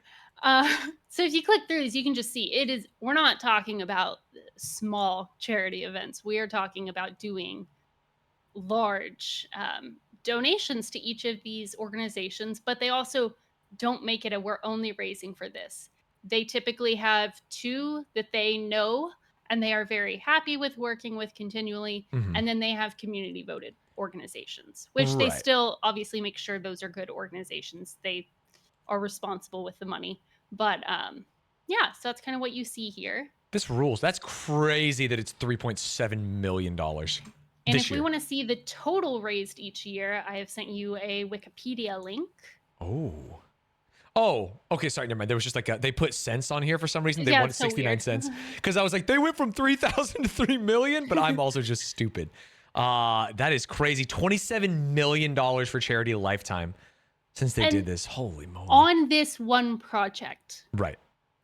That's 27.5 million just in Project for Awesome. Yeah, they've done And over I've $1 only million a just year since started. 2014. Holy shit. Yeah, and I've only just started on, again, the impact that they have and why I think they're such good creators. Mhm. And so we are going to go from Project for Awesome into something called Pizza Miss. Okay. I don't know how to explain this, so I will link this video. Oh my god, this thumbnail's terrifying. The history. Oh, he's got no teeth. Ugh. The history of pizza. That I kind of jumped into this Pizza Miss thing, and a lot of people were a little bit left behind. It's Pizza Miss right now. Okay, well now I know something's still going on. If you have no idea what Pizza Miss is, you can raise your hand. I don't really know either. But let's do a brief history of the Pizza John here. Back in 2010, John and Hank Green would do blog TV shows. That was a live streaming platform that doesn't exist anymore. John, a very busy guy, would often eat during them because he didn't have any other time to do live streams, so he'd do it during dinner. Nerdfighters started making fun of him. They made a Facebook group which was just pictures of John eating stuff. Everyone thought this was Dude, obviously this is a meme picture. fun He's of him. not They eating made a Facebook group the which was world's just biggest. pictures of John eating stuff. I don't even know what this is. Folded pizza. That's sour cream. Is this a taco? The fuck am I looking at? Stuff. Yeah, Everyone thought this Tumblr was- loved them. Tumblr Right. was a very big nerd fighter community. Fair enough. It was funny, including John Green. One of the central things to this entire project for me has been that you can do serious things and also do silly things, and those things are not contradictory. The thing that we want to avoid, largely, is not seeming like people. Hi, I'm a person. You just gotta hit yourself in the head with a remote control sometimes. That was Puppy Cat, I hit Puppy Cat. This bell calls down an intergalactic temp bot. Played by Hannah Hart. If you haven't seen Bee and Puppy Cat yet, you need to go see Bee and Puppy Cat right now. It is so good. The world is complicated and understanding it is important, but if you don't have a good time, you're not gonna have a good time. And you can quote me on that. So in 2011, when you made a video about Pakistan while shaving your Movember beard slowly and somewhat grotesquely, it culminated in like 3 seconds of you having a mustache. Ooh, good looking stash. And crazy eyes and big hair. Nerdfighter took a screen cap of that, put it up on the internet, people laughed at it. And then another Nerdfighter, Valerie2776, who now works for us as our community manager, did like some contrast stuff, traced it in Illustrator, made it white on red, and that was Pizza John. She put it up on our blog. John, you saw it, and you said this. I don't know why I love that, but I know I want it as a shirt. And so we put it on a shirt, and some people bought it. Not a lot of people, but some people. But this Pizza John face is so, like, weird and recognizable and bold. It kind of reminds me of the Germa meme where it's like, we took a composite of the 30 biggest serial killers, and this is what we came up with. And it's just like Germa's face staring, you know? I don't know, something funny about it. Yeah, or have you dreamt this guy for Aiden? And somehow fitting into the nerd aesthetic in a way that you don't really understand. And also requiring just a little bit of bravery to even wear in public, that it became kind of like a Nerdfighter badge. Pizza John shows up in a lot of places. Do you have a Pizza John shirt? I used to have one, not this exact one though. Fair enough. It's pretty cool to see him showing up in a lot of places. Why Pizza John? How did it happen? I don't know. Things like this happen and we want to explain them, but we can't. And really, if we could, it would be less special. So what is Pizza John? Why is Pizza John? I don't know.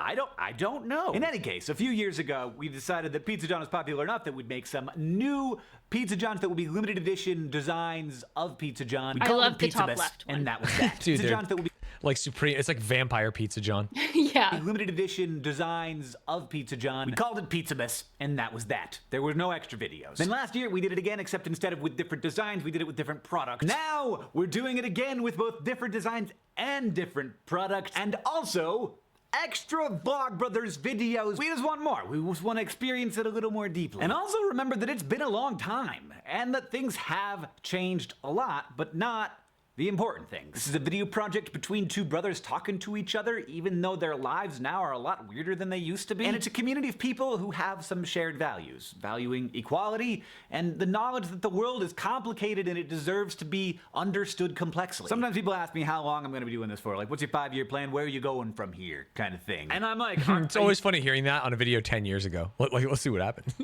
Kidding? I will be doing this forever. That's the plan. 81-year-old Hank, toothless, mumbling about Pizza-mas. That explains the thumbnail, too. 2061. I'll see you then. John, I'll see you tomorrow.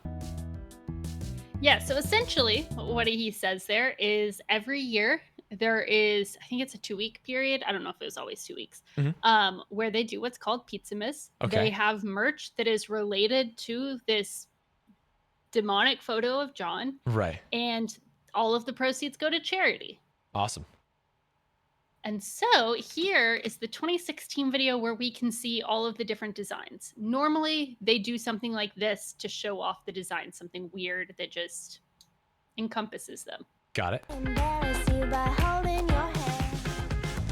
Compromise, you would define as you walk in all over me while I step back in line. He's got moves for a white boy.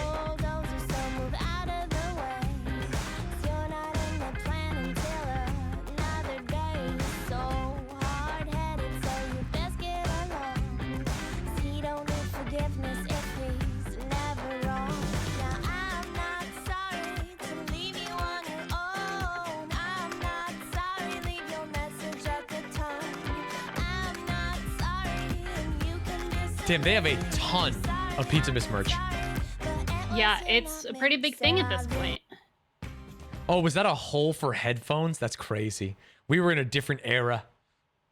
Yeah, we really were. I thought there was a different one this year that I don't think actually is this year. Oh, they made a pizza cutter for a Pizza-mas. That's brilliant. So I'm going to let me see if I can pull it up actually.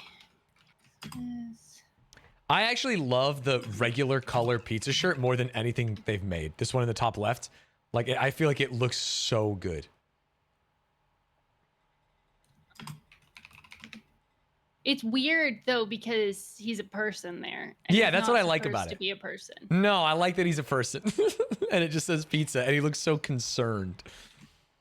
So this is one of the designs that at some point I believe was a shirt. We're just going too abstract. Well, the reason I'm showing you this is because I think chat and the comments will be mad at me if I don't at least hit on this, even though it's a complicated thing. This is a reference to None Pizza Left Beef. And so this is None John Left Pizza. And that is something I could go into and fully explain and, you know, get you to understand why this is such a meme within the community. Okay. But honestly, it goes outside of the Vlogbrothers, and I don't think we have time for that. Okay, so I just have to live with knowledge of none pizza left beef, none John left pizza? Do you want to know? I mean, can you give me the 1 minute version? Yeah. Okay. So I don't remember what year this is, but it's Domino's releases their online ordering system.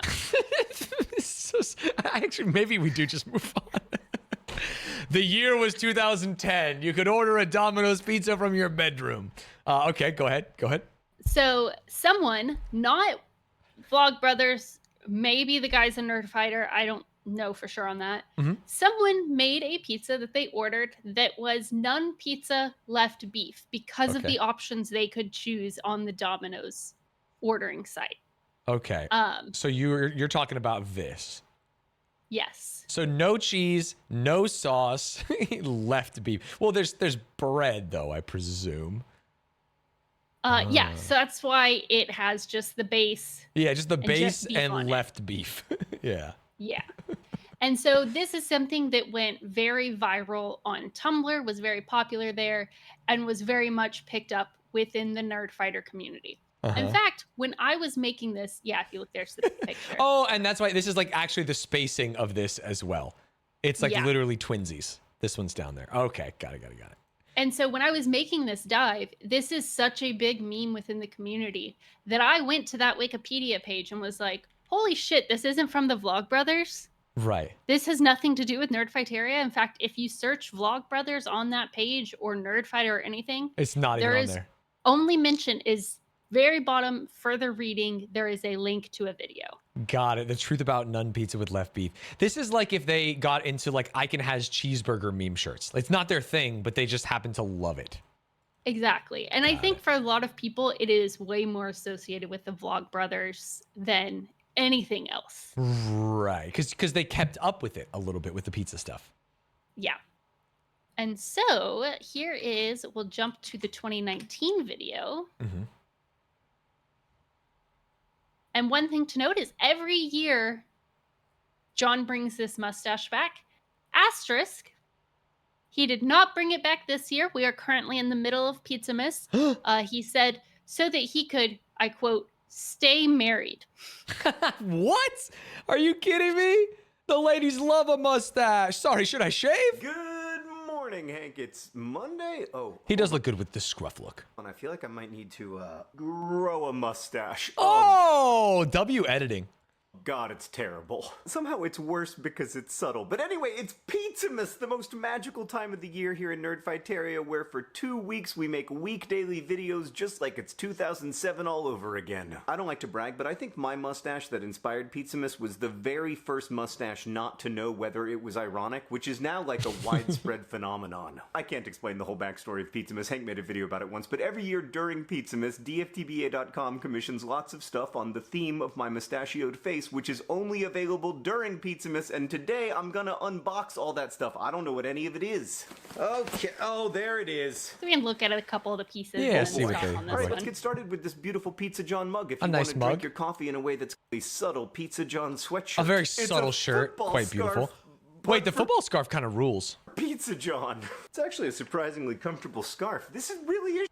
Brickhead me pizza. I've always wanted to be a brickhead. I mean, look at this. It's just a beautiful deconstructed pizza. And with one my thing face to on it. note You're- is you'll see they have different artists for all of these. They're very good about crediting the artist. Right. In that, when he was dancing, I saw that it was throwing a bunch of artist names in there.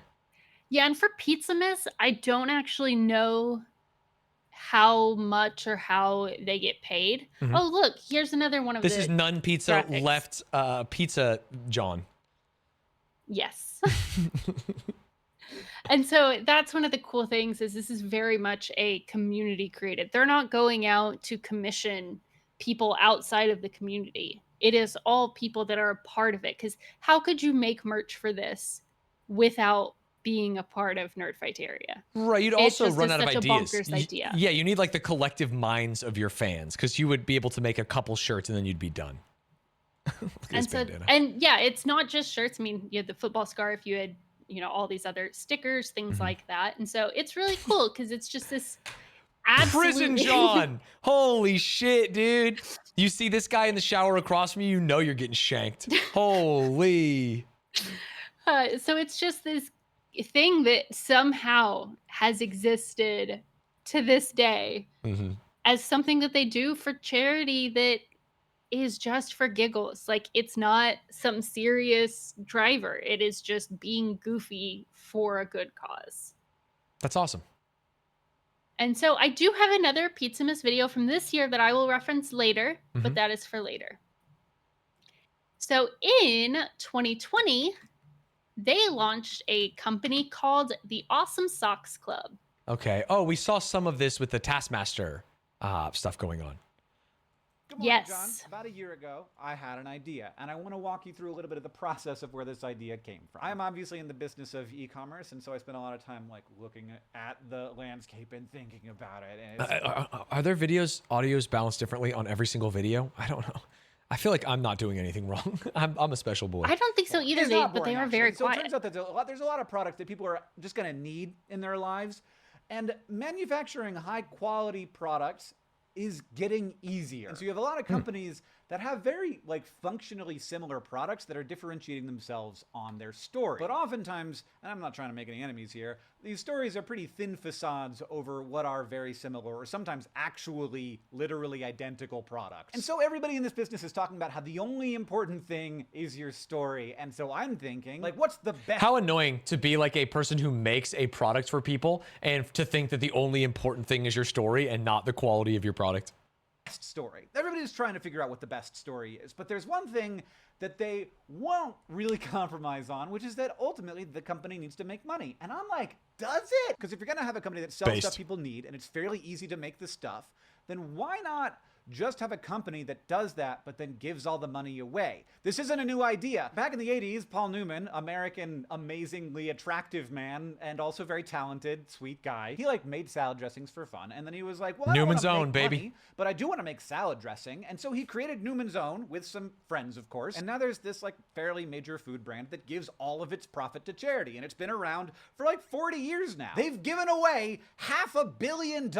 I'm like super obsessed with their story. There's actually a bunch of ways that giving all your profit away makes a company harder to run. I think maybe obviously, but maybe some not so obvious reasons as well. But there are also ways that it makes it easy. And I think if everything's going to be about story, then let's make the story actually good. So this week, John and I are launching the Awesome Socks Club. It's a sock subscription. Every month of 2021, you're going to get a different pair of socks delivered to you, and every one of those is going to be designed by a different independent artist that we found on the internet. We've got more than 2 pairs designed, but we're just showing the first 2 because part of the joy of this, for me anyway, has been being surprised by what our designers have come up with. They look great, they feel great, shipping is free everywhere that has an address, and yes, 100% of the profit goes to charity. Right now, it's going to decrease maternal and child mortality in Sierra Leone, but we hope maybe... That's awesome. For those of you that don't know, we also watched some videos about them helping build hospitals and fund medical resources for pregnant women and children in Sierra Leone. And so the thought that this like 4 years ago was some of the onset of that is super sick.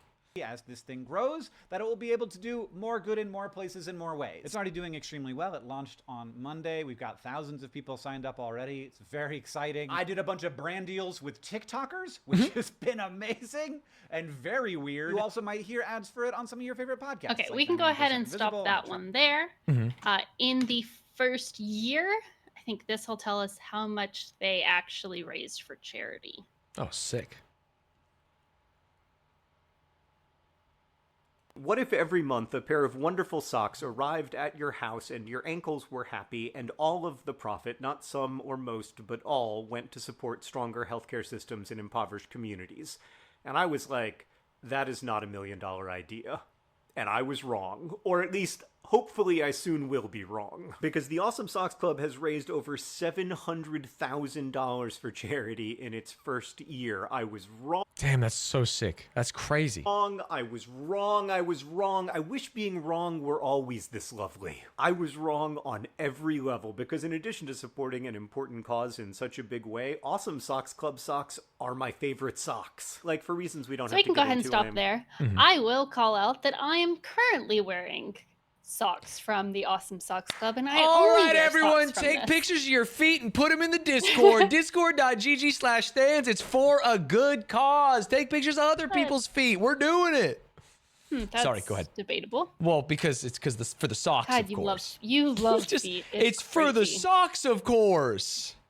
So this was so successful for them, right? This is a subscription. They made $700,000 in the first year. That went towards charity, obviously. Yeah. So they thought, okay, what if we do something similar? Nauseous puddle water. It sounds like a code to remember your password. To scald my chops. I love coffee. It brings me energy. It brings me joy. I really only have 3 problems with coffee. 1, if I drink too much of it, it makes me jittery, and also I talk too fast. 2, because it does not arrive at my house on a regular schedule, I sometimes run out of perfectly roasted, carefully sourced coffee beans. And 3, the profits of most coffee companies don't go to charity. Well, the Awesome Coffee Club cannot solve problem 1, but it does seek to solve problems 2 and 3. A few months ago, we semi-secretly launched a coffee company. The testimonials down there are from people who already signed up. The idea is simple. We work directly with small farmers collectives in the Tolima region of Colombia and provide you with awesome coffee every month or every 2 weeks, depending on your preference. Let's start with the beans and the people who farm them. There are 3 things that make awesome coffee different. First, we know exactly... God, I this is like a sad thing to say out loud. I get tired watching them do things and launch things. It's just like, oh my God, wait, what? You did what? Where the coffee is being farmed and who is farming it, which is surprisingly rare in the world of coffee, and our sourcing partners at Sucafina make sure to pay those farmers directly so that money stays in the communities where the coffee is being grown. Second, our coffee beans are grown by communities actively working to eliminate deforestation, which is essential because coffee is a driver of deforestation, and this project incentivizes farmers to use long-standing coffee groves rather than clearing forests for new ones. And lastly, compensation. We pay higher than market rates for awesome coffee beans and also guarantee a minimum payment even if market rates drop. This increases farmer income and also allows us to get like the very best beans. So we can go ahead and stop there. But, you know, in summary, they make sure they are ethically sourced. And it's just another way to have a subscription where everything, again, goes to charity. And we will go ahead and look at what that has turned into now, which is good.store. Good.store. I mean, obviously we have the socks here. We have dish soap. A better way to get better products. They've just done everything. they just keep launching products. 10 million donated to date? Holy. Yeah. So they have cleaning supplies, they have the socks, they have the coffee, they have soaps. And the latest one that they announced earlier this year, I'm going to send you a video to watch. It will also talk about them trying to get a billionaire on board for this. Oh, they can just call me if they want. Good morning, John. Oh, I did such a good job of getting out of the shot. I once had a billionaire. Yeah. Tell him I got on the phone with him, and I shouldn't have because he wanted favors from me. Great rule of thumb, never get on the phone with a billionaire. I was like, oh, I thought I was going to ask favors from you. But anyway, he did listen to my pitch for Good Store, and he very seriously was like, I think this is a bad idea. Yeah. I don't know why the people who sell me my socks would be good at selling me my coffee. Right. That is, I actually hadn't even thought of it that way before. Well, what differentiates us in the market is that we donate our profit to charity. The other thing that differentiates us in the market is that we work really hard to find great stuff, whether that's awesome socks or awesome coffee. And we work with the best suppliers, and we try to do it we can stop the there. bottom of them were. You can't be wearing those outside, buddy. Yeah. So this video that was put out a month ago was to actually announce that they have a MeUndies partnership now. Oh, so interesting. people that like to have MeUndies can now do it through good.store and have the money go to charity. I see. I don't know if you can get to it directly. I don't know how you get to it because I also noticed it's not at the top. Right, there was. I did see awesome undies, but I didn't want to click it in case it was TOS. I got scared. Understandable. Man. Yeah. But yeah, so they now partner with MeUndies for that, which I thought was really cool when this came out. Yeah, that is sick. That's crazy. So all these products, 100% of profits go to charity. Yep. And Wow. I personally use the socks. I use the laundry stuff. I use dishwasher stuff. I am a very big fan. It all works well. Yeah, that's cool. It's weird they're So YouTubers. now- At a certain point, they're doing everything.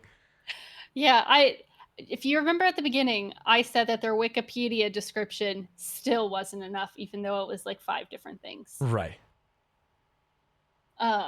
So next we're going to talk about something that we've actually already hit on before, as you called out. Mhm.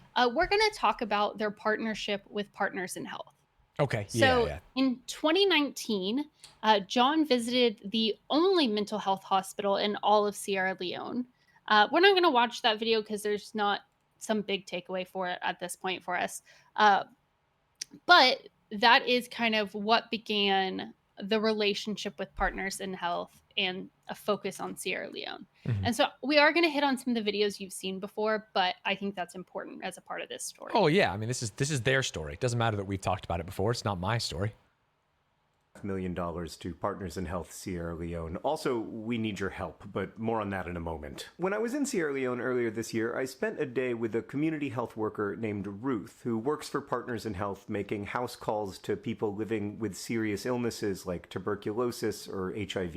Ruth makes sure her patients are able to take their medications and refers them to a clinic if they need further care, and also she can help identify high-risk pregnancies, which is critical in Sierra Leone because it has the highest maternal mortality rate in the world. Oh, 1 in nightmare. 17 women in Sierra Leone will die in pregnancy or childbirth.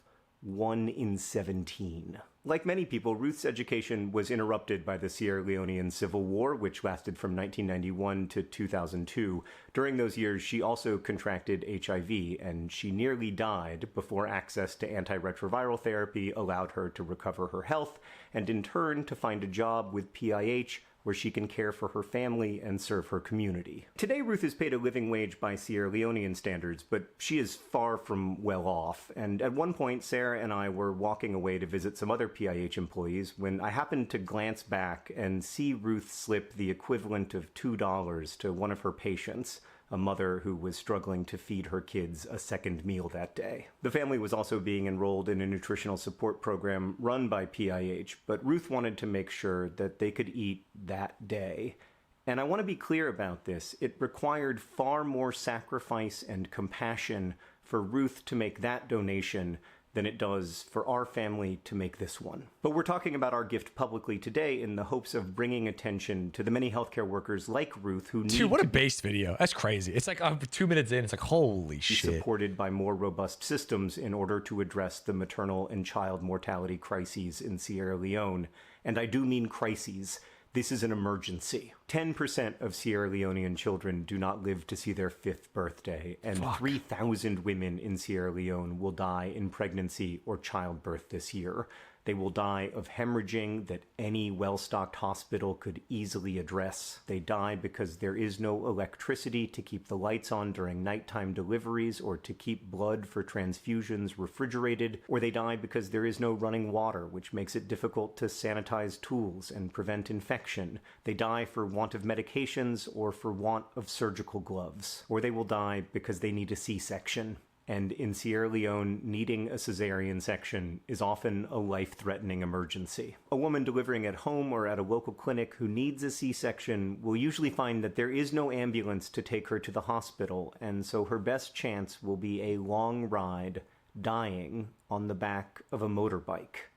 This is an emergency, but because it is an emergency that has unfolded over many years, it doesn't receive much attention. Also, the solution isn't simple. Like, it isn't ambulances or clean water or electricity or more healthcare workers. Everything. It's ambulances and clean water and electricity and more healthcare workers and much else. Systemic long-term problems demand systemic long-term solutions, and that's what Partners in Health is really good at. Working with them over the last 10 years, our community has seen their success at helping to build healthcare systems in impoverished communities from Haiti to Rwanda. And now And that's what we were talking about earlier. If we look at, I swear I can find it. I swear Going to I the can Pizza find John it. is so funny. Yeah, that was an accident. That was an accident. Partners in Health 2025. Partners in Health 2024. Partners in Health 2023. Partners in Health 2022. Partners in Health down here, but still, oh, even more. Sorry, weird way to write this. Technically the top, 2021, 2019, 2018. Not 2017, but somewhere on there. So it's like they've been working with them for a very long time, have developed rapport, trust that they can create this structural change that is necessary to literally save lives of people. Yeah, it's amazing what they've done. And it is one of the areas of the Vlogbrothers that makes me the most emotional. Like watching that video is hard.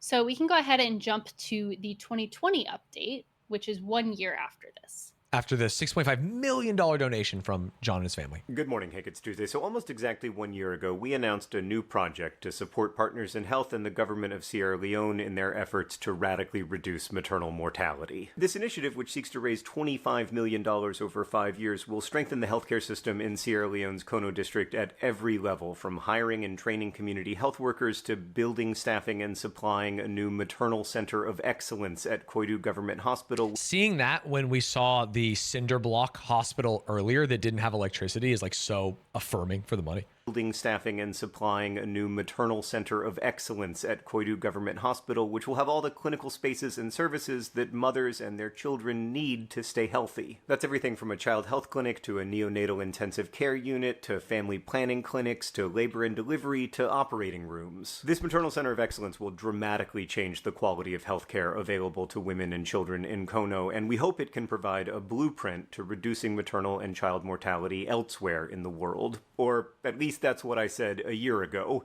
It has been a very long year, and today I would like to give you an update on where we are. First, though, I want to recommend the documentary Bending the Arc, which is currently available on Netflix, and which explores how, when the global health community believed that treating multi-drug resistant tuberculosis in impoverished countries was impossible, Partners in Health helped prove otherwise. Because I think it's helpful background in understanding why Partners in Health is now working to show that maternal and child mortality can be radically reduced, starting in a place with one of the world's highest rates of these unnecessary deaths. 1 out of every 20 women in Sierra Leone can expect to die in pregnancy or childbirth, and almost all of those deaths would be preventable with a strong healthcare system. Still a nightmarish number. I mean, basically the same as the last year. Every day, women die for want of a safe emergency C-section, or for want of a blood transfusion, or for want of blood pressure medication, basic services and medicines that most of us living in rich countries take for granted. And we know this is not like inevitable or natural, in part because as the Sierra Leonean healthcare system has begun to strengthen over the last few years, there have been big reductions in child and maternal mortality. Like at the hugely successful Wellbody clinic that PIH runs, there hasn't been a single maternal death in years. The change is happening. We just believe it needs to be accelerated by a high-quality teaching hospital that makes pregnancy and childbirth safer for both mother and child. So where are we? Well, the original plan was to break ground on the Maternal Center of Excellence in April of 2021, but with COVID and everything, the plan is still to break ground in April of 2021, which is a wonderful credit to both Partners in Health and the government of Sierra Leone. And some system strengthening is already happening. More community outreach, more training for nurses and midwives, social support programs for pregnant women and new moms, and other maternal health initiatives. But recently, when I spoke to Isa Tadambaya, the nurse who leads Koidu Government Hospital's maternal and child health teams, she said the next big step for the community is the Maternal Center of Excellence. A special care baby unit, we have a new unit, a new space that we've just moved the babies to. The results already in 3 months are phenomenal. But yesterday I went in there and it was full, which is why the Maternal Center of Excellence cannot come soon enough. This is a space and place where women in Sierra Leone would know for the first time that they are worthy of having the same level of care, the same treatment, the same access to equipment as anybody else in any part of the world. The design for the Maternal Center of Excellence, that tears your heart up, you know?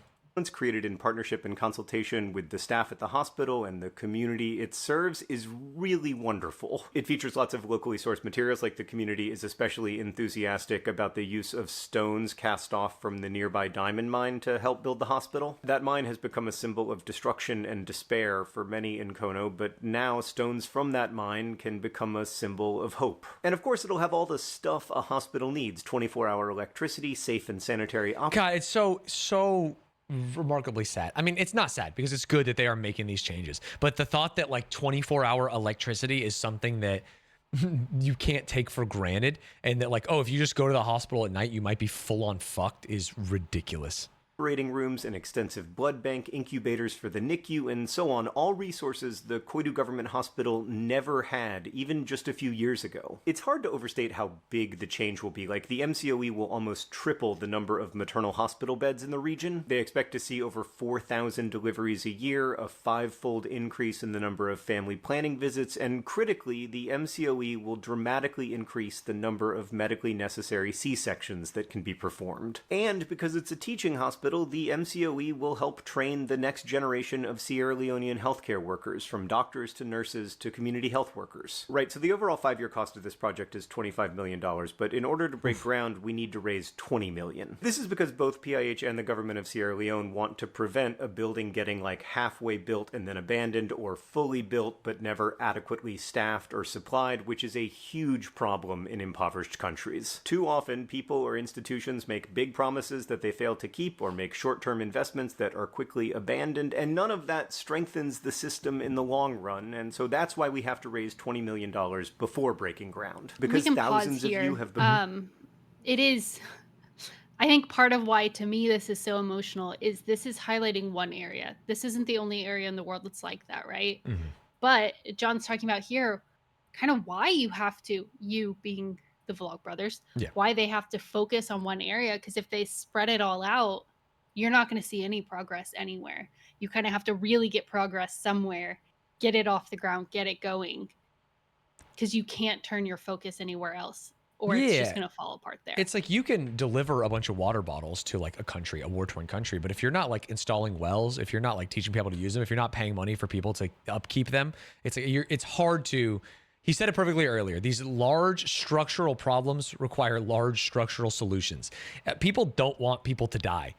You know, they've tried to fix them in the easy ways, and it is going to take money and effort and time from people in more well-off places to do this. And that's why it's so beautiful that they are the ones willing to take the charge.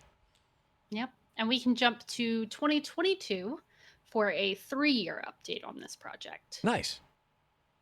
As PIH's John Lasher recently wrote me, you and your community, which now feels very much like our shared community, have paved the way for more partners to join us and for us to expand our work. And there is so much left to do. And there is so much left to do. Like, one of the big challenges here is that as a healthcare system gets stronger, more people begin to trust it and more people begin to use it. Like in 2019, the primary healthcare center in the town of Sawafe saw 4,700 visits, and in 2020, it saw 4,700 visits. So like from the outside, one might conclude that the clinic isn't very important to the community or that it doesn't serve a very large patient population, but because over 95% of PIH Sierra Leone's employees are Sierra Leonean and live in the communities where they work, they understood that something else was happening, which is that the clinic did not have the staff, space, stuff, and systems to provide good care. And in 2021, after PIH started supporting the facility, the clinic in Sawafe saw over 20,000 patients, a 500% increase over the year before. And actually 400%. As the clinic continues to get stronger, it may see even more patients. So this is a really critical time for our work with Partners in Health, because patient volume is increasing so dramatically, and we are hoping that our support will increase too. Needing an emergency C-section in Kono continues to be a life-threatening emergency, but we know it can change. We know it can change because when we started this project 3 years ago, 1 in 17 women in Sierra Leone could expect to die in pregnancy or childbirth. Today, it's fewer than 1 in 20. That is still much too high, but that progress is real. We can choose to share a world where maternal and child deaths are rare, and thanks to your attention and support, I really believe that our community is helping to bring about such a world. Even if you can't personally donate, your attention and advocacy helps draw attention to the global maternal and child mortality crises, which brings in big funding partners. If you can donate, the link is pih.org/HankandJohn. Nerdfighteria, I continue to be astonished by you. And so Hank, now, so I'll that see was you on 2022. Mm-hmm. So now we will jump to a 2025 video. Oof. It's over 5 times higher at 22 maternal deaths for every 100,000 births. And then there is Sierra Leone, where in 2017 the maternal mortality rate was over 1,100 per 100,000 births. And because of multiple pregnancies over the course of a lifetime, 1 out of every 17 women in Sierra Leone were dying in pregnancy or childbirth. But now the maternal death rate is 443 per 100,000 births. Still far too high, like 100 times too high, but the maternal death rate is down about 60%. A 60% reduction in 7 years, Hank. But even that is not the good news. The good news is that in Kono, the district where Partners in Health began working in 2019, the maternal mortality rate is even lower. Since 2019, Koidu Government Hospital has seen a reduction in maternal mortality closer to 80%. When I asked Vicky why this was happening, she said that even though the Maternal Center of Excellence is still under construction, the fruits of it are already showing. There are more community health workers, there are more obstetric nurses in the region with specialized training. The clinics in the region are better supported, and so they are safer places to give birth. And there are more OBGYNs and more being trained all the time because Koidu Government Hospital is serving as a teaching hospital. As a result, about 2,000 more moms are surviving childbirth every year in Sierra Leone than were surviving back in 2019 when we started this project. Man, I got chills. Those are human beings. Those are people, not numbers. That the Vlog brothers have, in obviously partnership with PIH, and been with their community, Nerdfighteria, have saved. Now, I want to be clear that our community is a tiny part of that story. Vicky and her colleagues would be the first to point out that this all only works because of deep partnership with the government, which is the main driver of NGOs. healthcare quality. Yeah, you're right. PIH is not the only group that's trying to do this. I think everyone looks at Sierra Leone, sees it has the worst mortality rate of pregnant women, and is like, well, okay, well, something's got to be done. And the fact that and a problem has been identified and people are working to fix it is like very affirming compared to what seems to be happening in our country today. Yeah, because I mean, even if you just take into account what he said there, nerd fighters are a small portion of it. Mm-hmm. They're a small portion Without of PIH, which is a small portion of like, you know, global good done in the world. Yeah. Which, if you didn't have those other organizations, the money that they've collected, you can't just throw it at the country and things happen. It's you have to have those partnerships that are on the ground. And without the government support, it is a lot harder for any of this to happen.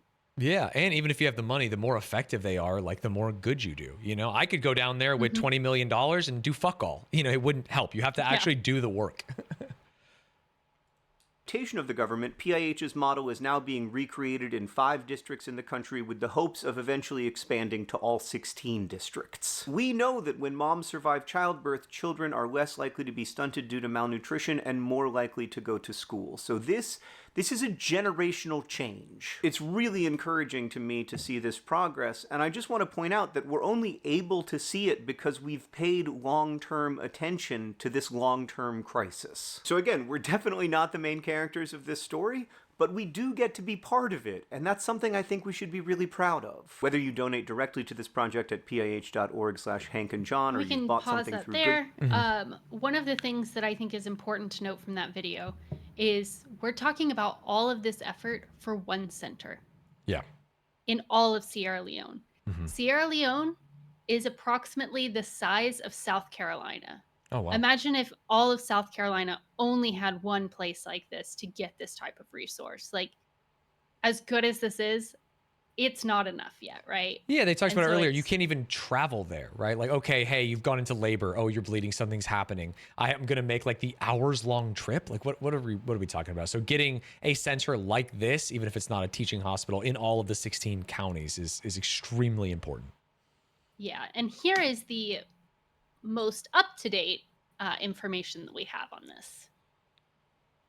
It's from this morning. Good morning, Hank. It's Tuesday. So listen, I have some very good news amid gestures broadly. So back in 2019, when I was young and promising... That's a kind way to say, like, among things going to shit. He put it nicer than I did. I said, systemic long-term problems demand systemic long-term solutions. And today, Hank, we get to see some of the ways that long-term sustained open-ended attention and resources can mean long-term change for the better. So in that video back in 2019, I was announcing that our family was donating $6.5 million to support the building and maintenance of a maternal and infant care center at Koidu Government Hospital in Sierra Leone. At the time, the most recent statistics indicated that 1 out of every 17 women in Sierra Leone were dying in pregnancy or childbirth. But that $6.5 million wasn't nearly enough to build this maternal center of excellence in the Kono district. We needed $20 million just to break ground. Fortunately, thousands of you became monthly donors to this project at pih.org/HankandJohn. Dozens of you came together to build a matching fund so that every dollar donated monthly could be matched. And Hank, the folks at Good.Store also helped out with the awesome Socks Club and Sun Basin Soap, which together have raised $10 million for this project. So if you've donated directly through pih.org/HankandJohn, or you've bought socks or soap, thank you. And if you're in the market for socks or soap that literally save lives while also keeping your feet warm and cleaning your body, check out Good.Store. But anyway, with all those efforts combined, we raised that $20 million and then some. And now, 6 years on from that first video, the world is very different. The maternal mortality rate in Sierra Leone, thanks to a huge effort from the government and from organizations like Partners in Health, is no longer 1 in 17. Now the lifetime risk of dying in pregnancy or childbirth is around 1 in 74. Oh my God. Going from 1 in 17 to 1 in 20 to 1 in 74 is humongous progress. Still much too high, of course, but it does mean an over 60% reduction in maternal mortality just in the last several years. To me, this is a reminder that when we pay attention to a crisis and focus resources on that crisis, change can happen. The world can get better. So why have we seen such a dramatic reduction in maternal mortality? Well, I would say it was simple, but it's not. Because to properly serve babies and new moms, the whole healthcare system needs to get stronger. We need ambulances so that people who need an emergency C-section don't have to get on the back of a motorbike. We need primary care clinics that can be safe places to deliver most babies. We need community health workers who can identify high-risk pregnancies in their own neighborhoods. And we need the Maternal Center of Excellence, a high-quality clinical facility on the campus of Koidu Government Hospital that can deliver care to babies and new moms. A lot of this system strengthening has been happening throughout the last 6 years. More nursing students and residents studying at KGH as it became a teaching hospital, more community health workers, and so on. But the capstone project, this Maternal Center of Excellence with 120 hospital beds and operating rooms for safe emergency C-sections and a huge blood bank and a NICU, that has remained a dream. Until now. Today, I get to tell you that the Maternal Center of Excellence will complete construction in October, and after a period of October? That's now! Intensive training and refinement of protocols, it will begin to open to patients in January. They'll begin with inpatient care and then in a phased approach include more and more outpatients, and this teaching facility is going to become a reality, dramatically improving the kind of care available to babies and moms Obviously, in what he's Eastern talking Sierra about Leone. makes me emotional, but I don't know how much you're paying attention to like his facial expressions things. It makes me want to cry to see like how this is what they do it for, right? Yeah. Like this is, you see the care and the passion in his face and how, I mean, how happy and excited he is for this to be happening. And to be willing to work on it for years and, you know, potentially decades into the future when, especially as like people who are on the internet, outside of them, it's usually like flash in a pan, one big thing. I'm going to raise a bunch of money for this. I'm going to do this. I'm going to do that. This is like, hey man, I'm giving updates on this really hard, really important thing every year for 7 years. And we're finally going to, not 7 years, I can't remember how long it was, somewhere around there. And we're finally going to be done. And we're going to see even more of the fruits of our labor. And then guess what? 5 years from now, I'm going to give you another update because we're working so hard on this thing that we care dearly about. Yep. And I'm sure there will be some sort of update given this month once the center is opened. I don't know when exactly it opens this month, but right. Yeah. that'll Then, be or in exciting. January when they start seeing people. Yeah. It's like perfect. It's Yeah. going to be sick.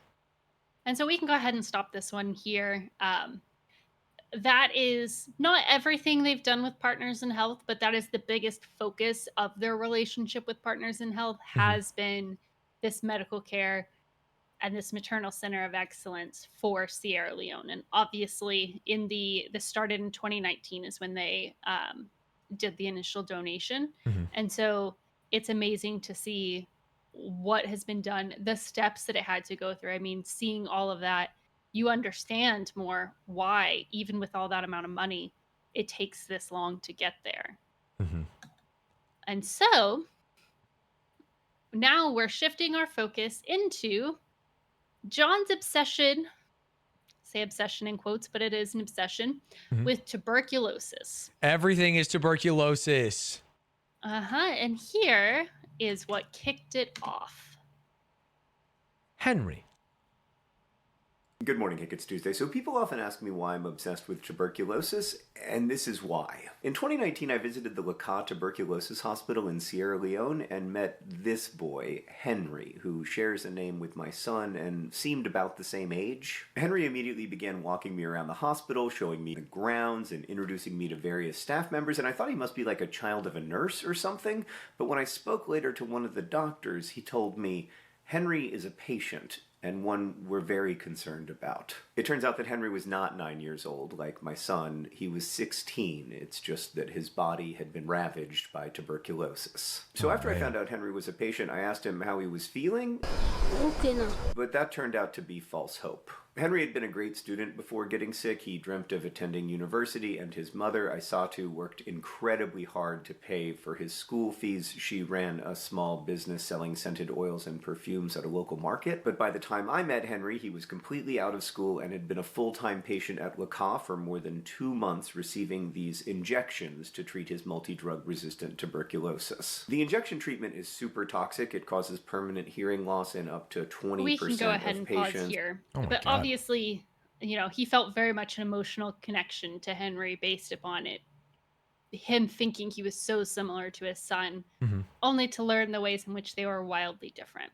Right. I will go ahead and give a update that Henry thankfully was able to be cured with medication that had previously not been available in Sierra Leone. That's amazing. That's not where I expected this to go, and I'm very happy to hear that. And so that was kind of the beginning of John's obsession with tuberculosis. And it didn't stop with just caring about Henry. Everything is about tuberculosis. Why did New Mexico become a state? Tuberculosis. Why do doctors have stethoscopes? Tuberculosis. Why did women's hemlines get shorter in the early 20th century to reveal the ankle? Tuberculosis. Is that one true? I thought it was because it's sexy. Everything he says about it is well researched. Got it. And so here is kind of the American impact on it.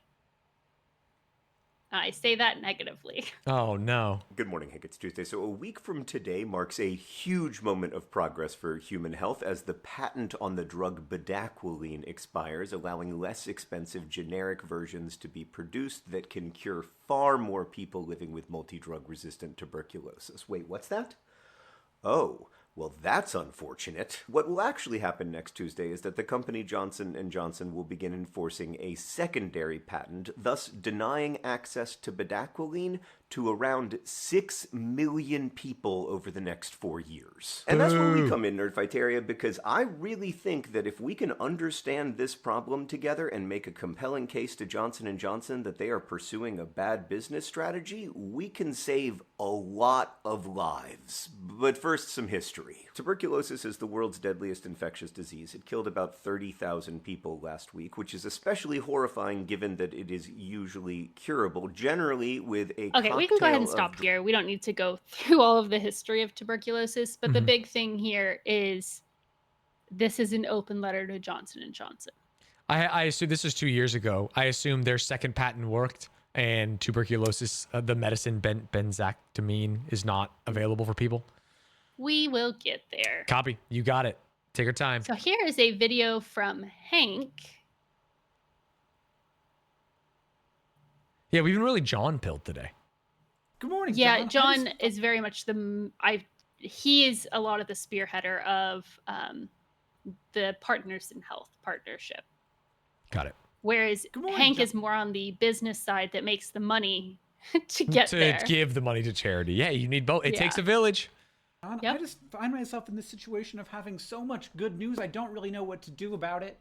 I don't even really know where to begin. Usually the beginning. So I guess this week you made a video about how there's a drug for multi-drug resistant tuberculosis called bedaquiline. It's been around for 20 years. Its patent is expiring, and it looked like Johnson & Johnson, the owner of that drug, was going to figure out a way to extend that patent for another 4 years, during which time a lot of people wouldn't have access to it. And you were mad about that. And you're not the only person mad about that, but you were the only person with a fairly large internet audience who'd spent the last year establishing themselves as a person who's very passionate about tuberculosis who knew about it. And I have to be honest with you, John, there were times in the last year when I'm like, maybe this guy is a little bit over-investing in his dedication to tuberculosis. A sensation I no longer have, because of course, as you get deeper and deeper and deeper into something, you start to see that there are people working really hard on solutions, and that those solutions really do exist, and that there are things that we can do now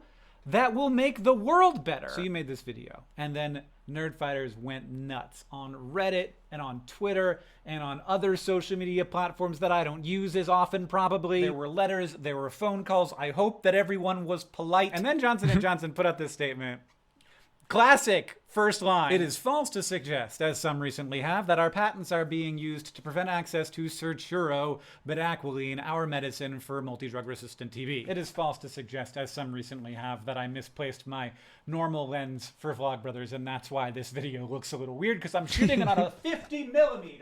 You're very far away right now. And look, here's one thing I know. There are people at Johnson & Johnson who have worked way harder on multi-drug resistant TB than I ever have in my life. And so I don't want to be mad at the entire institution of Johnson & Johnson. People who work on infectious disease research do that when they could be working on stuff that probably would make them a lot more money. Like cures for baldness or cancer research, which is very profitable. And so like writing off an entire company is the wrong thing to do, but this statement was bad and it was misleading and I didn't like it. And then this morning, as I'm recording this, so yesterday morning, and this happened in a week, John, you made a video on Tuesday, it's Friday right now. The Stop TB Partnership released a statement that said, following lengthy negotiations, Johnson & Johnson has granted Stop TB Partnership's global drug facility That's amazing. a license that enable GDF to tender, procure, and supply generic versions of bedaquiline for the majority of low and middle income countries, including... Wait, no, that's horrible. Wait, following lengthy negotiations, Johnson & Johnson has granted Stop TB Partnership's global drug licenses. No, that enable them to tender. They do get it. Sorry, they didn't stop it. They granted Stop TB. They didn't stop granting. Okay, that is great. Yeah. Holy shit, I got ping-ponged for a second there.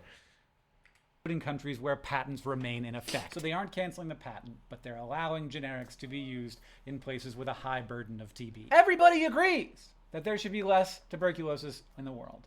Now, we don't Shout out to public agree pressure. on how exactly to get there or what the right things to do are. But John, you got into the So we can rooms stop where the there. people are. So that is obviously very good news that they did that. They listened to the public pressure. Mm-hmm. But I don't know if you noticed, it was only for some countries. Yeah, and only ones for where everywhere. like tuberculosis is extremely prevalent. They didn't stop the patent. So this is like kind of a small Band-Aid over a Hoover Dam sized fissure. So we'll jump back to John. Mr. Tuberculosis himself. Good morning, Hank. It's Tuesday. So last week I made a video about the company Cepheid and their parent company Danaher's amazing but expensive tuberculosis tests. And like minutes ago, as I'm recording this, USAID, the Global Fund, and the Stop... Oh, no. Oh, USAID is so dead. This is a nightmare.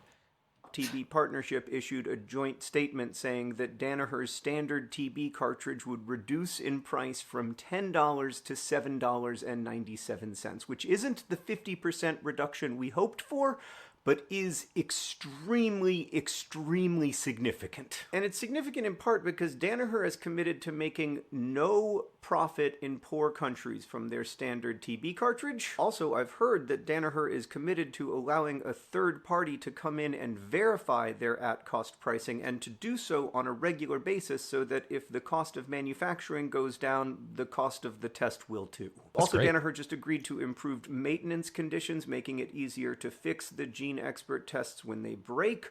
All of this is amazing news. Fucking W. Danaher. Just to state the obvious, this is really important progress for those living with and fighting TB, and it's a big win for our community, as well as the folks we've worked in deep partnership with, many of whom have been involved in this fight for years. Doctors Without Borders, the Treatment Action Group, and Partners in Health, among others. Here's why it's a big deal. Let's say Cepheid sells 10 million of these cartridges per year at the reduced price. Over a decade, that will save the world's most impoverished communities $200 million. But I know it's easy to think about this stuff in terms of numbers or dollars, but I also want to think about it in terms of people's individual experiences. Like last week on Vlogbrothers, we hosted a live stream that included one of my heroes, the TB survivor and activist Fumeza Tisile, whose TB took over a month to diagnose. Because they saw the situation I was in, I mean, I was like my lowest weight, 32 kg. I'm not sure what it is in pounds in American. I don't know what it is. About 70. Jeez. It's very thin.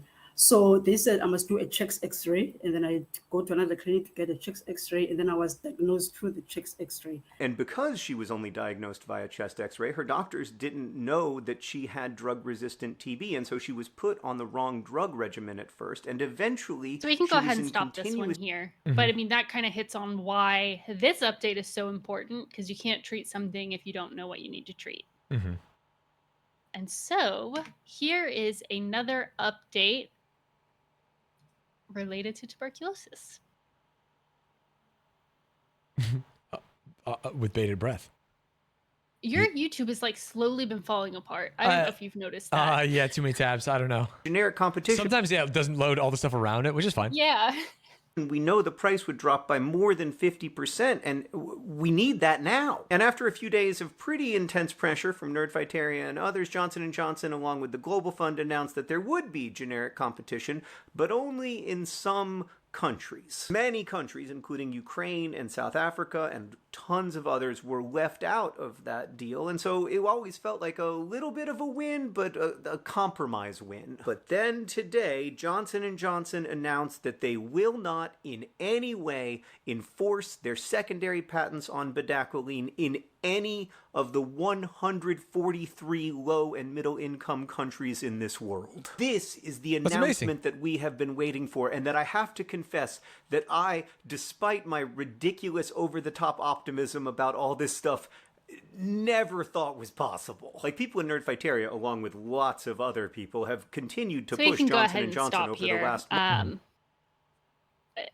As somebody that does watch, I don't watch every video by the Vlogbrothers at this point in my life, but I do still keep up with them.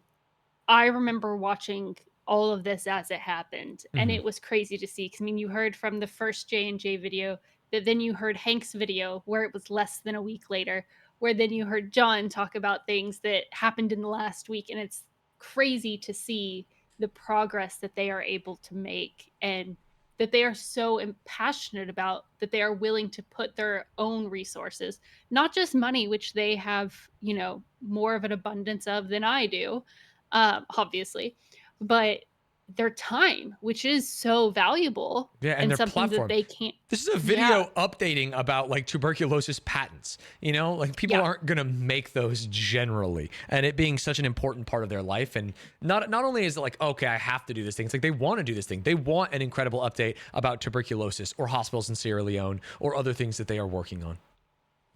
And so at this stage, the Green brothers and their families have put in 4% of the funds for a project that combats tuberculosis, and they're starting some of the blueprints in the parts of the Philippines. Oh, great. So their goal is to come up with blueprints in the Philippines that can then be used as guides for creating kind of this let's eradicate tuberculosis in other regions. Right.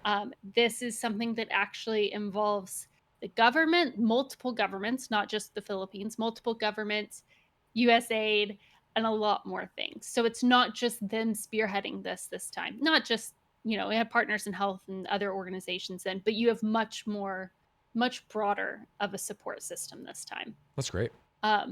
John has also been to the UN to talk about tuberculosis. He had his book that we've discussed, Everything is Tuberculosis. He's the tuberculosis guy. Yeah. Yeah, he's just continued to be an advocate. Even every time there's one of these success stories, it's not the end for him. It's just a step along the way. Right. And so it's really cool to see, you know, like Hank said at the beginning, it was kind of a little bit like, what's going on here? Why are you so obsessed with this?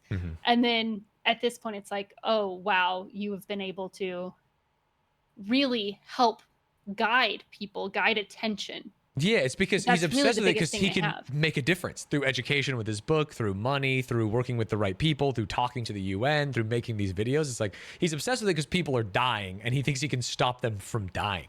To him, it probably seems as simple as like, hey, someone's hanging from a cliff, I'm going to pull them up. Why wouldn't I be obsessed with tuberculosis, right? Exactly. And so now we're going to hop topics to, unfortunately, not a positive topic, though we will end on positives, I promise. Because everything we've talked about so far is obviously, it's positive what they're doing, but it's surrounding a negative. I see. So here's another not great. This sucks. I do think this thumbnail is like, it's like the kind of crazy to me because like YouTube for me is a platform for entertainment and not as much education, which is like what they've created. But like a title, "So I've Got Cancer," and like a facepalm is insane. Good morning, John.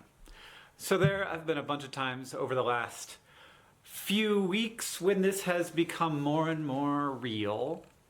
This is the big one though. So I noticed that my lymph nodes were big. I talked to my doctor. She says probably nothing. We'll send you in for an ultrasound. Got an ultrasound. The tech in the ultrasound room was like, "I'm gonna go get a doctor." Oh, that's a bad That's sign. not what you want to have happen. She was great, the tech, and so was the doctor. And they were like, "This looks like it could be suspicious for lymphoma, and we'll get you in for a biopsy." And then I took the order for the surgery and like the paperwork down to the surgery office, and I like gave it to the woman at the window, and she's like, "Ooh, hand delivery." And I was like, "Well, yeah, the surgery's tomorrow." And she's like, "Oh, procrastinator." And I was like, "Well, no, it just got scheduled just now." And then like, oh no, like her eyes changed. It's like when you're in the American healthcare system, you don't expect things to move quick. Like that's not what it does. That's not what it looks like. And then when it starts to get a little bit efficient, it's actually quite disconcerting. I've seen that so many times and it doesn't look like that. What's happening right now? It's like seeing a horse that has hands. It's just not, that's very upsetting. Like, it's good, I'm glad everybody's taking things seriously right now, but holy. So her eyes change and it's like seeing a flight attendant on a plane that's in the air running down the aisle. Like, that can't be good.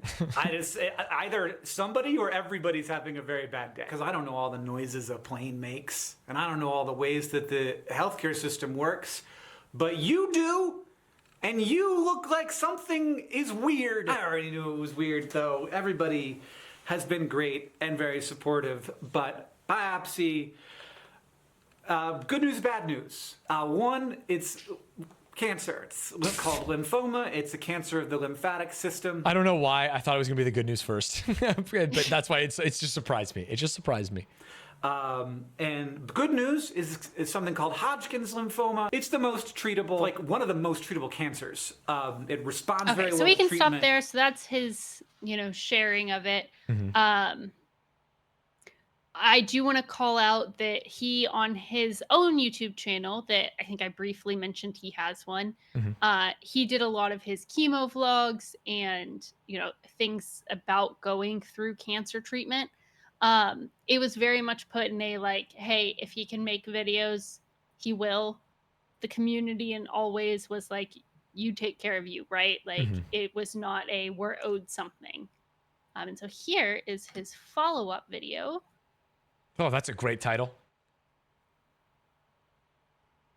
If it loads, remission. Dude, I know. I know.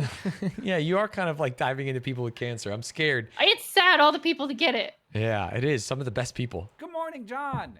In the last few months, I have learned a lot. Good morning, John. In the last few months, I have learned a lot about cancer and about myself and about like what it means to be a living mortal animal. Of the two of us, you are definitely the one who has traditionally thought more about death. I'd think about death, but like in fun little silly ways. I'm not like actually wrestling with the implications. But untreated Hodgkin lymphoma has like a 90% chance of killing you within 5 years. And it has like a 10% chance of killing you if you do treat it. My doctor, who all day long sees people who have cancer, most of them worse than mine, thinks these numbers sound great. But I go to the grocery store and mostly see people who don't have cancer, and so the numbers sound terrible. Like, nobody does things intentionally with a 10% chance of death, even if they're very fun. Now, after I got staged and we knew that it was only in one part of my body, It was more like a 5% chance that I would be dead in 5 years, which is better. I told this to a friend of mine who plays a lot of Dungeons and Dragons, and he said, Hank, that's like a DC2 saving throw. And I was like, why would you say that to me? You've seen me roll so many ones. But also, in Dungeons and Dragons, you roll a Constitution saving throw to find out whether you will be affected by like a disease or a poison, and then you are either affected or you are not.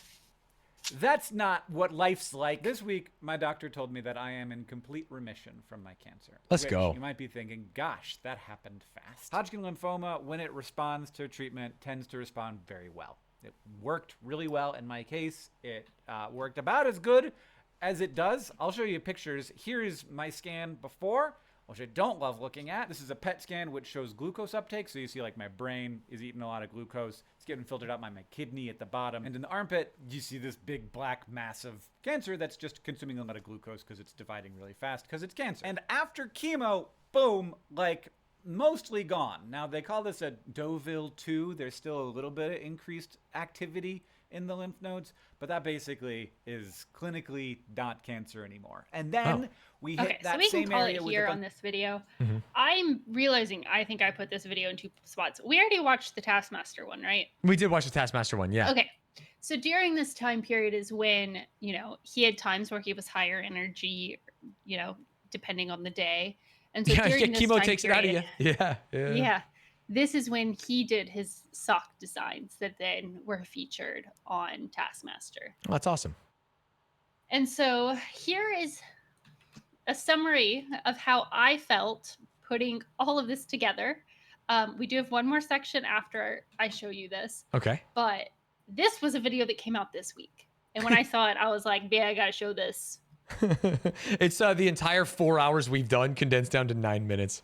Suckers. Good morning, John. Famously once Sorry, was that a Pizzagate shirt? You can't call it Pizzagate is the thing about it. We are in Pizzamas. Pizzamas. So Yep, this yeah, was, of course, I think, the second video of Pizzamas, maybe like the third. I don't know, days are confusing.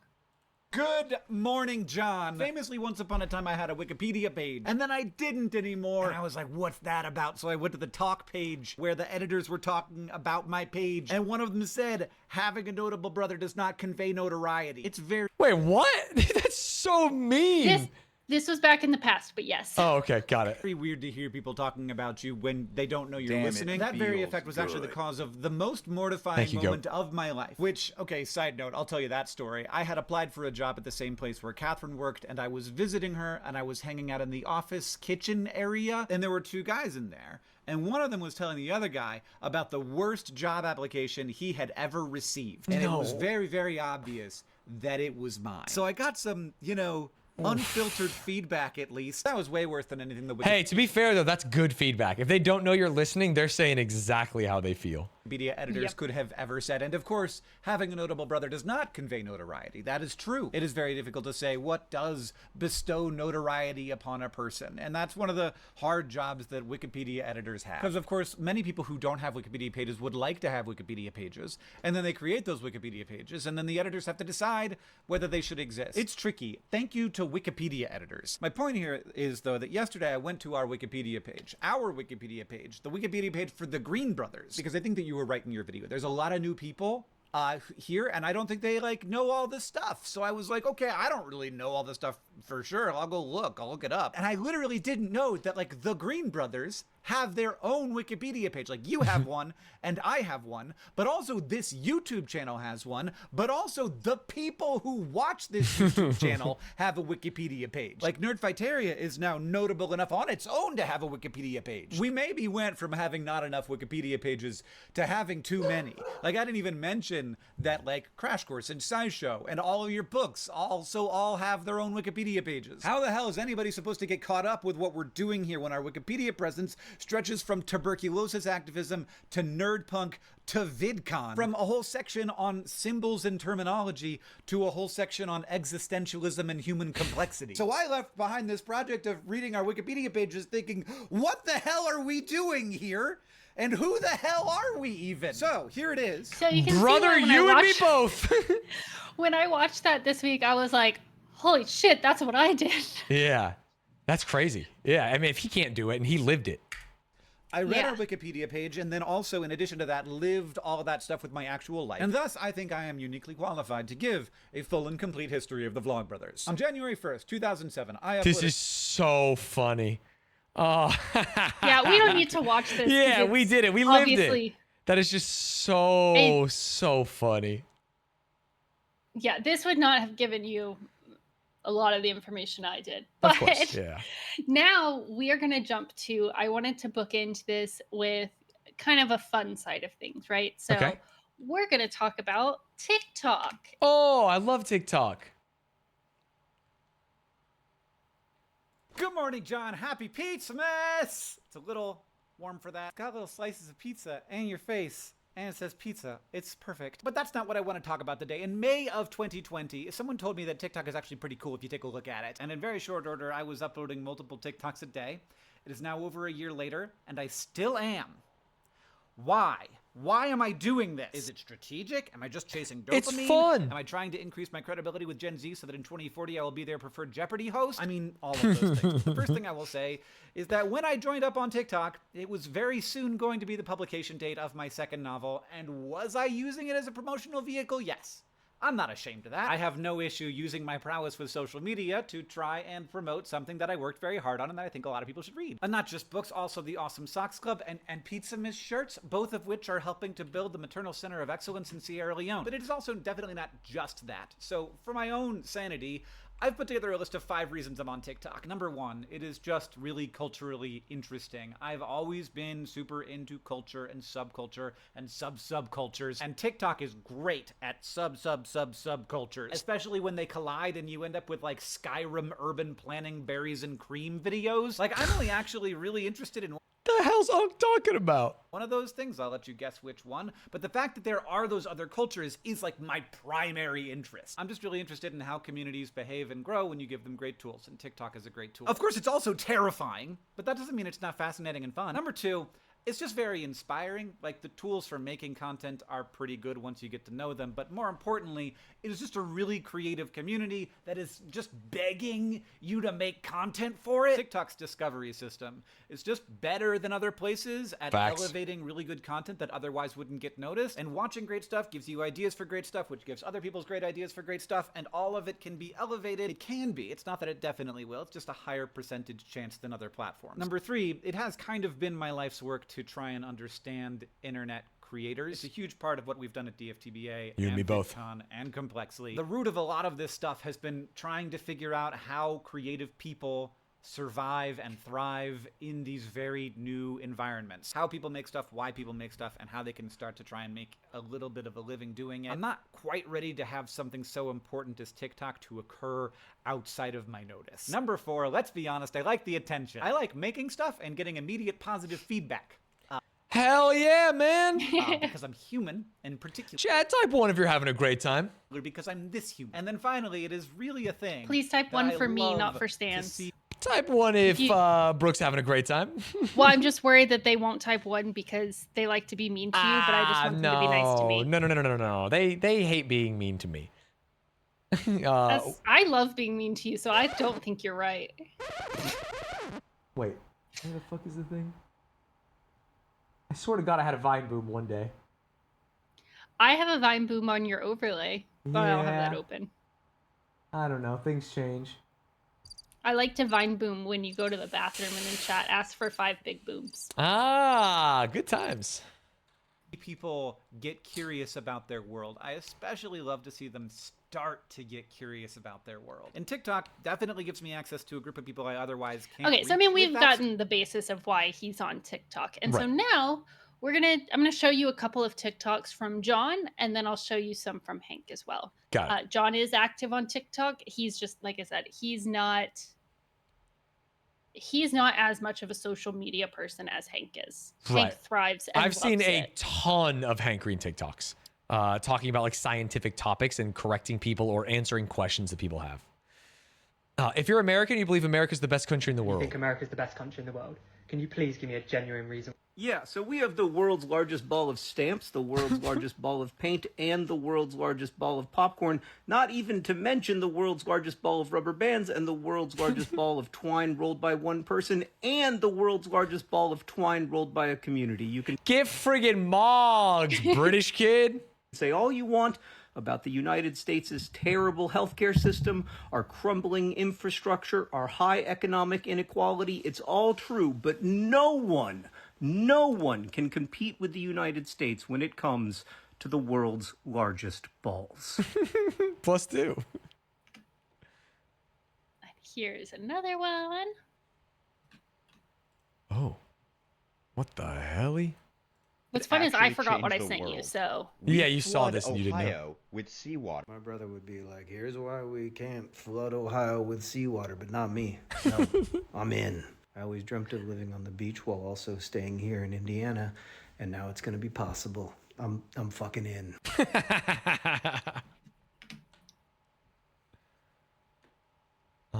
Here we go. Dude, why do they always start muted? Am I tech illiterate? This is fucking crazy. Oh! Yeah, so I'm not the science one, but that is actually a rare phenomenon where boiling water will very occasionally form a portal to the underworld. That rules that his brother's out here giving real science stuff, and he's just like, it's my fucking nuts, man. Yeah, it's definitely a side. I love their TikToks because it lets them be kind of, I feel like more, they'll do stupid things on their channels, but lets them just make these dumb small jokes that they like. Yeah. Oops, I just sent you two at once. That's fine. Yeah. I can do one at a time. I'm talented. Unmute. I don't The most trust you, but annoying thing is about having to take a stupid walk every day for my stupid mental health. It's that it fucking works. It fucking works. Oh, God, these stupid walks work, so I have to keep taking them. I had to do a little errand this morning before a stream, and I went outside and like felt the sunlight, and I had the same exact realization. It was like, wow, not staring at a computer in my room with all the windows closed was kind of nice. It was kind of nice for a second, man. yeah, chat, make sure you take your daily walk for your stupid mental health. You should take your daily walk for your stupid friggin' mental health. The Fault in Our Stars also Sorry, Did you know that the guy who wrote The Fault in Our Stars also co-created the educational YouTube channel Crash Course? And Sorry, did what? you also know Does he have the play button on there? Oh, is this a real? What is going on here? Am I getting baited? I don't that know. he's not Hank Green? It's gone. Because nobody on TikTok seems to. They're giving Hank the credit, man. And so now we will jump over to some of Hank's TikToks. Always saying, Hank, you're straight. Why are you so popular on gay TikTok? And I'm like, well, first of all, but second of all, more importantly, look at me. Dude, this is actual People are always cinema. saying, What a beautiful sense of timing. You're straight. Why are you so popular on gay TikTok? Also, he got the And I'm like, dogs well, out. first What of all, the hell? But second of all, more importantly, look at me. Beautiful. Just a beautiful man. He's so adorable.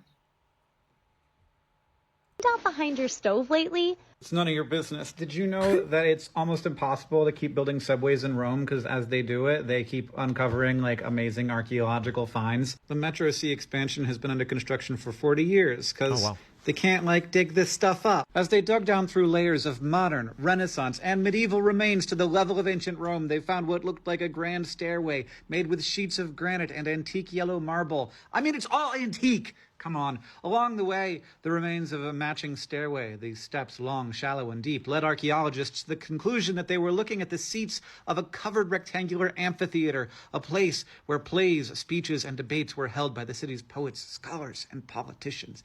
God, that's cool. I guess you're gonna have to take your bike to work, though. Oh, I think you ripped a Nope, that's the duplicate. same one twice. Yeah, no worries. Oh, maybe I have the same one on here twice. That's why. Damn it. Fire effects. Thank you for the prime. Bonjour. Bonjour. Dude, this mute thing is pissing me off.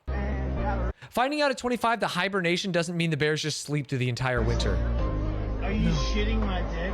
Part 9 of me responding to people who are freaking out about hibernation not being precisely sleep. I am fascinated by this. Who is getting into your brains, Generation Z, and making you freak out about this one particular slight simplification? Like, there are all kinds of things that you learn in science class that are a little bit like species are two animals that, like, if you can't have fertile offspring, then you're two different species. Sorry, that's not right, actually, turns out. Electrons go around the nucleus. No, they don't do that. That's not what they do. Bears go into You start with the basics and then you give them the exceptions to the rule. a cave, and then they close their eyes, and they don't open their eyes until the winter is over. They might get up to pee, like a couple of times, maybe. Is it physiologically a little bit different from sleep? Yeah. Yes. This is not something you need to worry about. You're fine. You're doing great.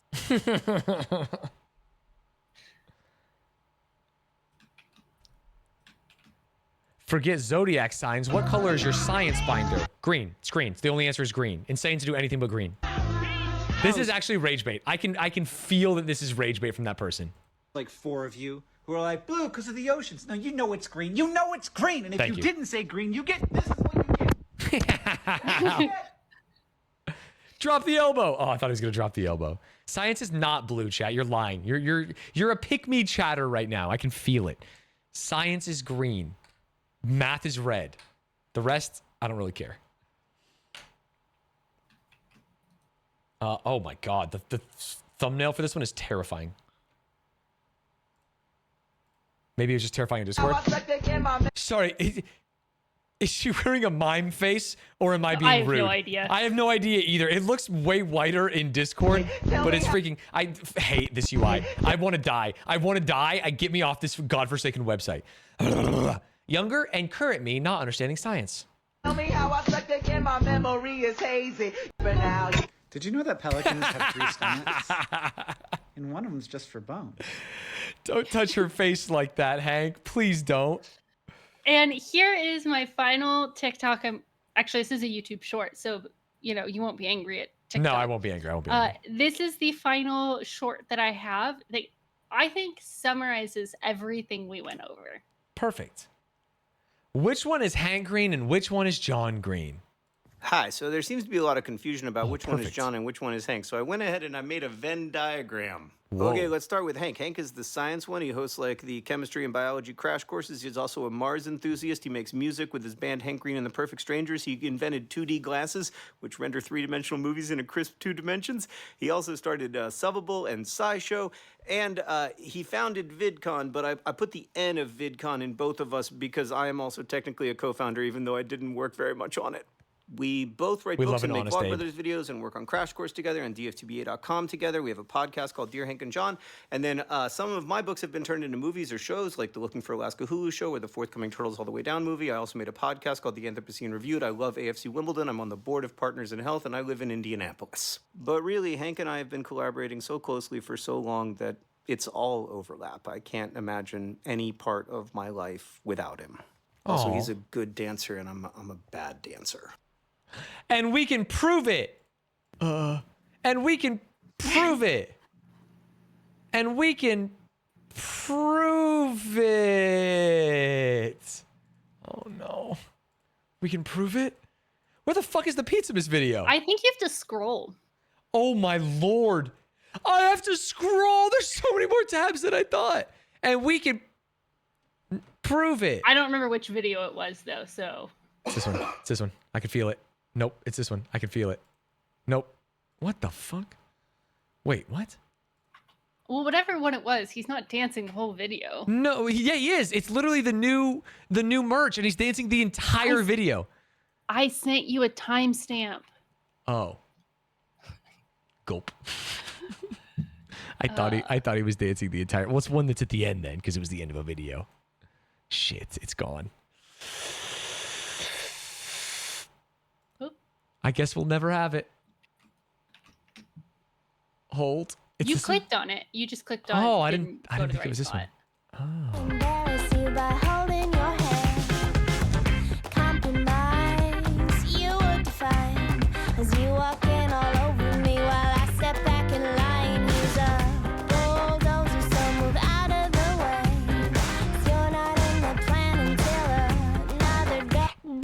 thank you so much for the Vlog Brothers deep dive. Holy shit. This went crazy. Thank you. I hope you can see why I think they are sorry, Stanz, the best. but I do think they are the best creators on the Say platform. it. They're the best creators on the platform. They've been doing it for the longest. They've been doing it for the best reasons. They've been doing it in a way that is like healthy and positive. It is crazy to see compared to most YouTubers, including myself, who are just not doing it, not even close to doing it like them. And I feel very glad that I got to learn about them. Yeah, thank you. Thank you. Bye, chat. Bye, Brooke. Yeah, everyone already clapped. I was going to tell them to clap. Thank you, Brooke. Thank you, chat. Thank you, Vlog Brothers, for doing crazy, awesome shit. What a cool dive. Thank you, Firefox, for sponsoring the first part of this dive. It'll be on YouTube. If you missed part 1, you can go check out the Twitch VOD. It'll also be out on Stanz relatively soon. I don't know. And it'll also be theoretically a short on Instagram or something. Cance, we got to talk. And by we got to talk, I mean I got to figure out what I got to do. And then we got to talk. And it's going to be great. It's truly, truly, truly going to be great. I drank an entire ball wide mouth mason jar of coffee. And so I have to go to the bathroom. And so I will be right back. And then we will play some video games. Oh, I dropped some frames. Weird. Oh, maybe it's the 5 billion tabs open. Be free, computer. All right, I'll see you all in a minute. Be right back. And then we'll play games. Yeah, we're going to play Tesla.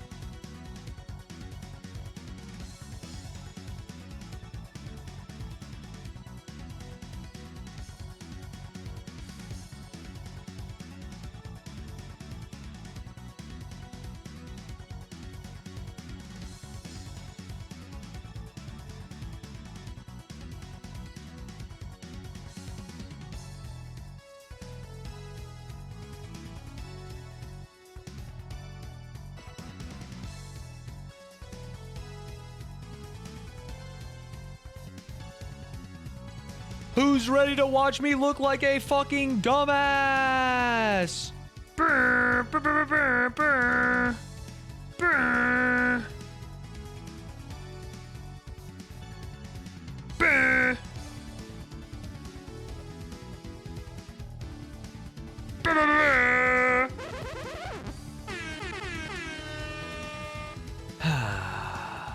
It's gonna be fun. Oh, I forgot to stop recording again. Sorry, Shuko. T. Ladies and gentlemen, saddle up your horses, because we're playing House of Tesla. Actually, the best puzzle game I played in a long time. It's really good. Sorry, ashamed, and it's just a picture of my face?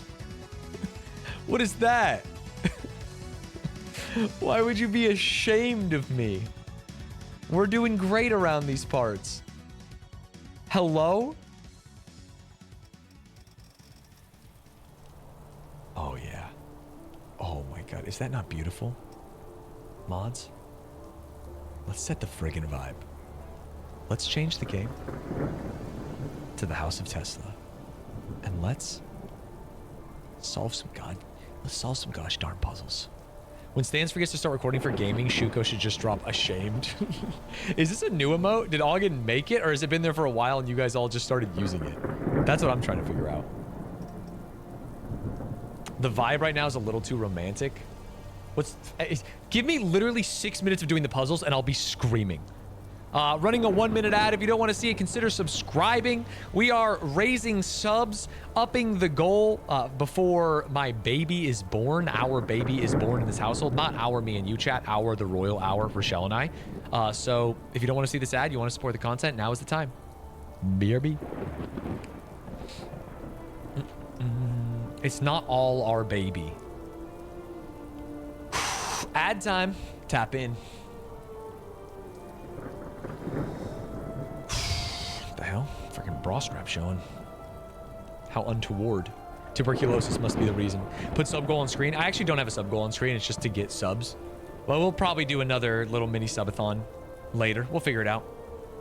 We'll get freaky with it. Ladies and gentlemen of the gaming channel, welcome back. I've just finished a long, hard deep dive on the Vlogbrothers, and it was great. They've raised a lot of money for charity. They are good people, and I was excited to learn about them. Now I'm excited to show you something, and that is the deep recesses of my mind, because we are playing for the second time the House of Tesla, a 3D puzzle game utilizing electricity and cool stuff. It ended last time when I got tired and started not being able to figure out the puzzles, but we will do good. We're only on World 2? Wait. Upper floors. Personal office, upper floors. Are you meaning to tell me that we're not even 2/6 of the way there? Oh, Lord. This is going to sound stupid. I unironically thought we were halfway done. I was like, I've solved a lot of these goddamn puzzles. I'm getting pretty good at it. All right, let's shrink that.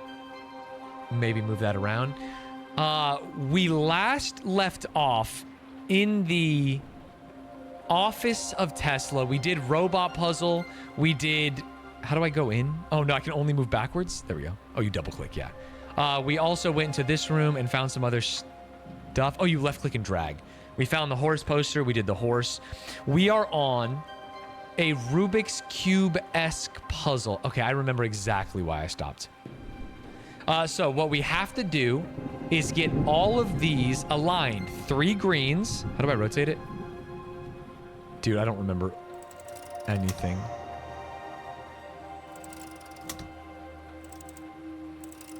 We have to get... If you get the colors aligned... Okay, I can describe this. If you get the colors aligned, like so... Where the hell is our other yellow? Oh.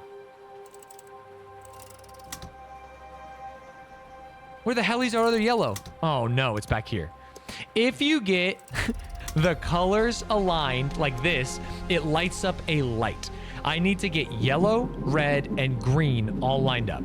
So right now, with yellow lined up, this next one is not all red, but it does need to be all red. Oh, green was lined up for a second. But that means there must be... Sorry, yellow's lined up. There must be a red somewhere else. What the fuck? Red is a 5 bomb? Okay, so now we have all red. Okay. Now we have all red. This should be all yellow. It's not. So to make this all yellow, I need the open spot. We don't have an open spot. Okay, red has to be last, right? Am I understanding this the right way? Music's freaking blasting my ass. I'm getting stressed out, man. I'm getting fucking sweaty. Hold. I either have to do red first or yellow first. The one with the most or the one with the least? The one with the most, the problem is it cuts off a usable spot. So what is the one with the least? Yellow is only a 4 bomb, right? Let's figure out green for a second. Oh, I have nothing on green. What the hell? Okay, now I have green and an open spot. So this one theoretically needs to be yellow. Or... Oh, no. Okay. If green is set, This one needs to be yellow. And this one needs to be red, which means we need to move those two reds up. I need to move those two reds up, and that's simple. Simple as.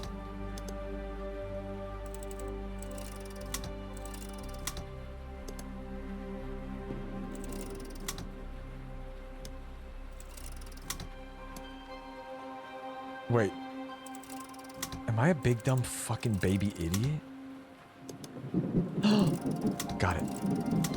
Red. Wait, but why isn't green fixed? Oh, because this one's supposed to be yellow? Yellow? Yellow? First try, baby! Oh, Stanz will never get the Rubik's Cube. Oh, Stanz can't hold 3 things in his head at one time. Yeah, look at that, buddy. Strategy Gamer of the Year. Put it on your friggin' ballot. Oh, okay, I am noticing that it did unlock another puzzle, which I'm a bit worried about.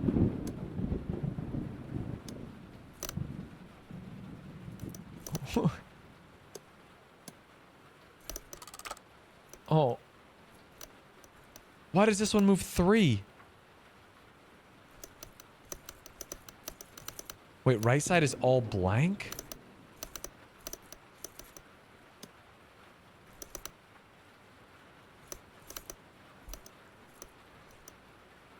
This is the puzz she told you not to worry about.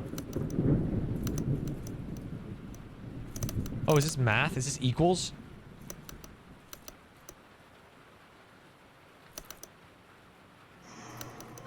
Wait, is there an empty spot here? Wait, those are connected? Okay, the first step for any good puzz god is to try and understand what you're meant to do.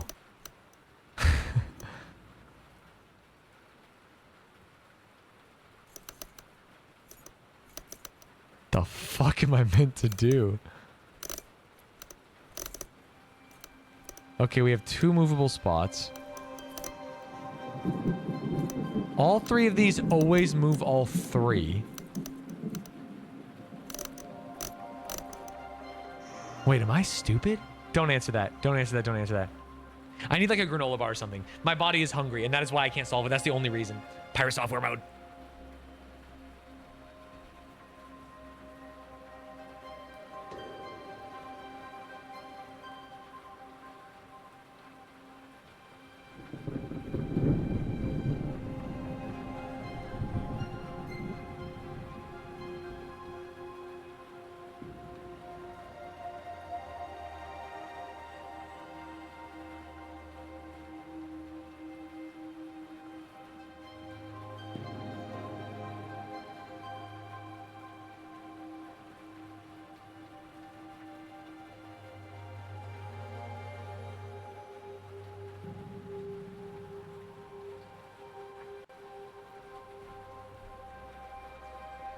Okay. The good news, I have a snack. The bad news, I didn't cheat. So you're gonna have to just watch me stare at this for a while.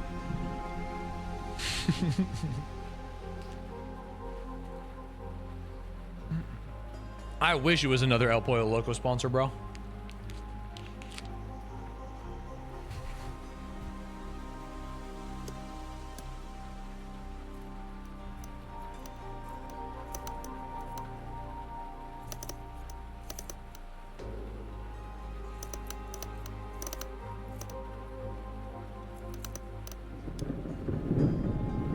Oh!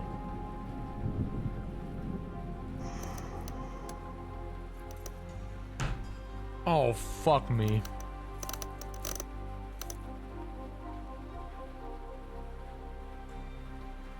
I can hold these 2 together.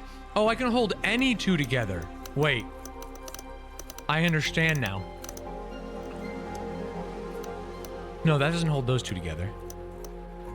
I can either hold 1 and 2 or 3 and 4. So I can use this as a blocker to then unlock shit. My problem is not the movement tech. I think I understand the movement tech. I don't understand what I'm trying to fucking get. I feel like H-Rock hitting the gear with the hammer in Paper Mario.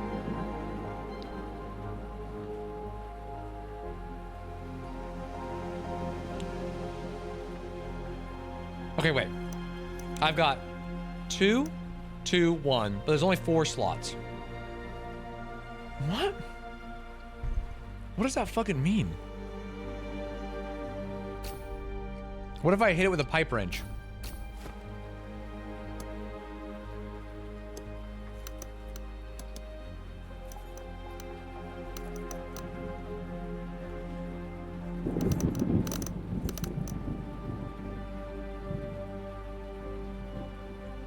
Oh!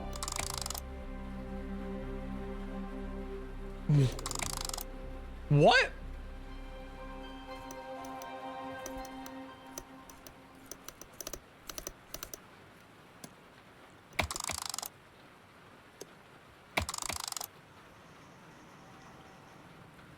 Bruh.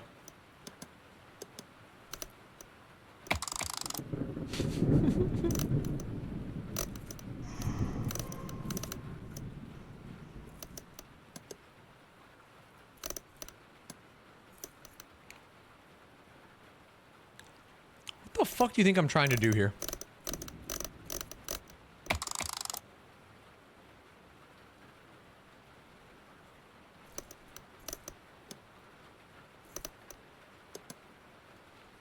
Okay, we have a double clear here.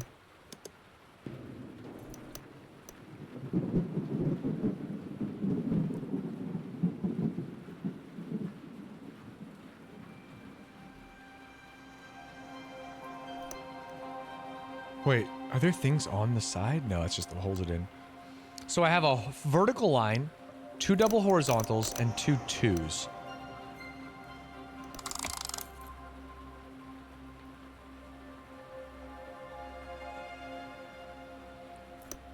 Someone's calling me from Austin, Texas. No, thank you.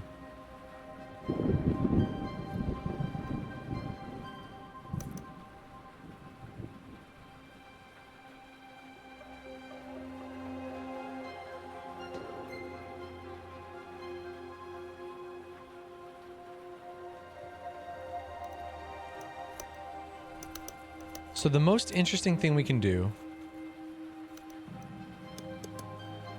is individually roll these 2 columns. The only reason we wouldn't be able to individually roll is if there's a tour in place. But we can't individually roll 1. To individually roll 1, we have to get our other tour out of the way. And now I can individually roll 1. Wait. 1 equals... Okay, I know how to individually rotate any column. What is the point of individually rotating any column, though?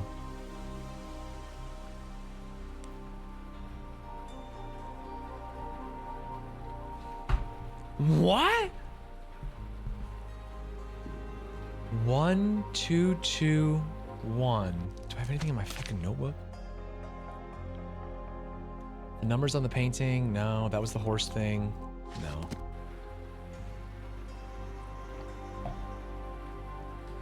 I don't think this is baby's first puzzle. What do I need to line up? Okay, I can freely rotate 1. There's 5 shapes though, because there's a horizontal. Well, no, 1, 2, 3, 4, 5, 6. Is there 7? No.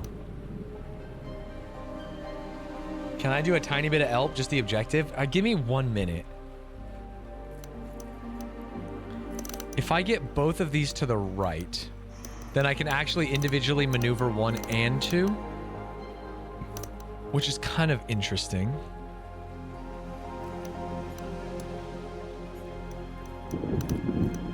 Okay, so we open slot there. And how these are off too, so I need an open slot here. This one's got to be opened. What the fuck?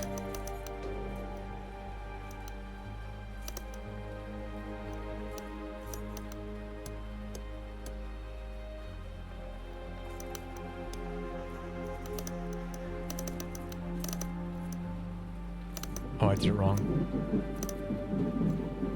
Did it wrong. Okay, he's got an open slot.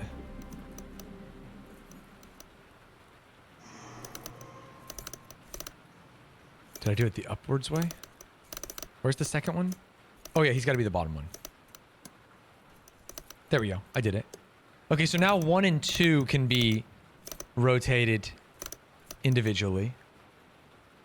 Just smashed my 84-inch TV in rage. Stanz is embarrassing me in front of my entire family. My 2 children are in tears, scared of my rage as I pace around the room trembling. I can't take this anymore. Solve the puzzle immediately or my kids will not get dinner tomorrow. All right. I am the master spinner. They call me the DJ. I can individually manipulate any line like a god amongst their realm. What is the value of individually manipulating any line? That's just what I don't freaking know. Oh. Now, okay, now that they match, they are paired together. 0, 1, 2. Wait, I get it now.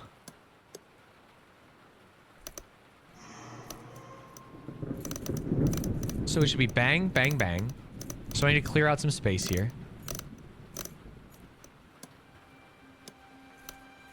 I need line 1 individually. Wait, I can't have line 1 individually now. Because my thinking is like dot, dot, dash, dash, 2, 2, all on the left. And that maybe we're good there. Where's our other missing spot? We should only have a flat number of missing spots. 1 there. 1 there. Okay, so now we have this. Now both of these rotate free. We have all 3 designs in a 2 block there. I mean, we're doing crazy stuff. We're doing crazy stuff. We're doing literal tricks on it, but I don't know if those tricks are valuable.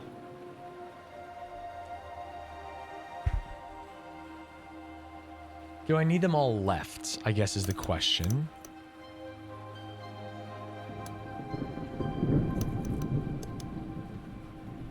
And to get them all left...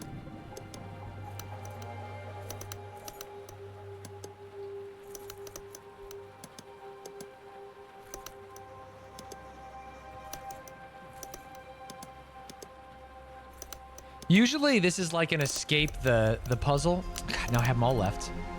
Where you usually need to get like the fat guy out of the hallway. You guys know what I'm talking about? Hallway, 2 gaps, fat guy in hallway, they walk through. That's how I always saw it. Stanz, did you hear who the next Fortnite Friday guest is? I heard Gavin Newsom. Is that real? You think old Gav wants to come on the Stanz show? I'd be interested in talking to him. Is it tomorrow or is it a different time?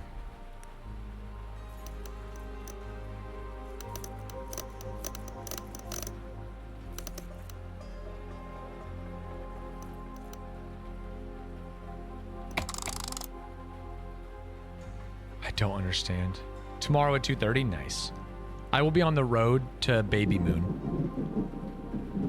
So maybe I can listen to it. Okay, I'm willing to give up. Well, all I need to know is what is my intention? What are your intentions with my daughter? Oh wait, I can get a hint. When you pull on the lever, the cylinders don't seem to spin properly. The fuck does that mean? What's wrong with how they spin?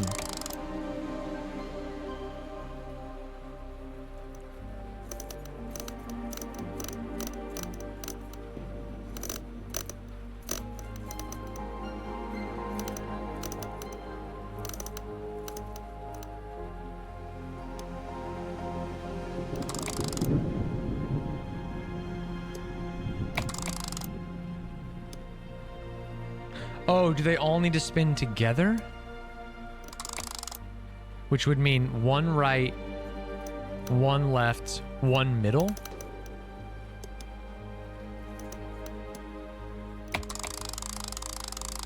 That was the solution? Actual dogs. I'm not gonna complain. I'm not gonna complain. I think that's... Even with that, that's hard to intuit. Like, why would I even want it to spin that way? You know what I mean? Fair enough. Whatever. Whatever. We're in. We made the friggin' light bulb or something. Sorry, do I need to go over here? Can I watch the fucking movie?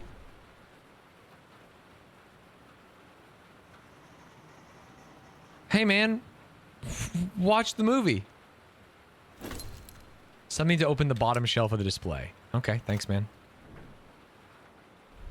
The bottom shelf, of course.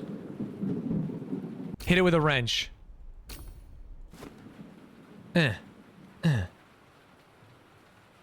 Tickle their toes. Oh, did something move when I did this and I wasn't paying attention?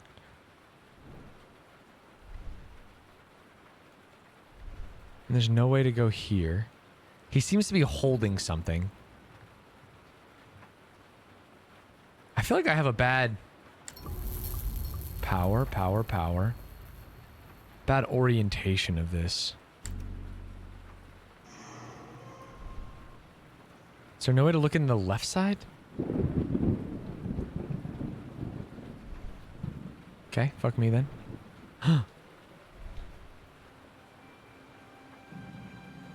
Okay, 1, 2, we've got most of them. Ooh, books? Was there already a book gambit that I did?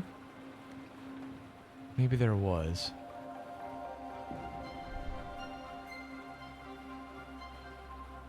Maybe you put something in these two? Hey, Chad, the streamers refuse to change the title, so I don't know what this game is called.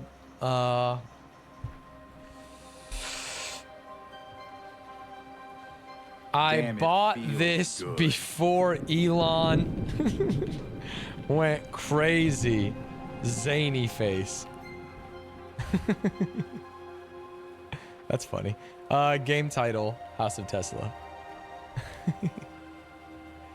Sorry, there's a million Tesla games. Holy. House of Terror, House of Tesla. There we go. Okay. I bought this before Elon went crazy. I have to open the bottom. I don't exactly know how to open the bottom. I've turned on the projector, but there's like a thing in the way. It's Nikola Tesla holding something. I feel like I have to move that shield or something. Stanz never notices when I do it before him. It doesn't update on my side. It just has whatever I typed in, and so if a chatter says something, I assume it's not changed. I get one guide easily.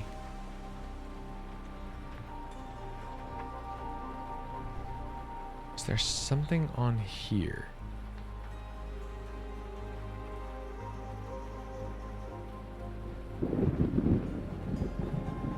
Of course. Already done the horse. That's unopenable.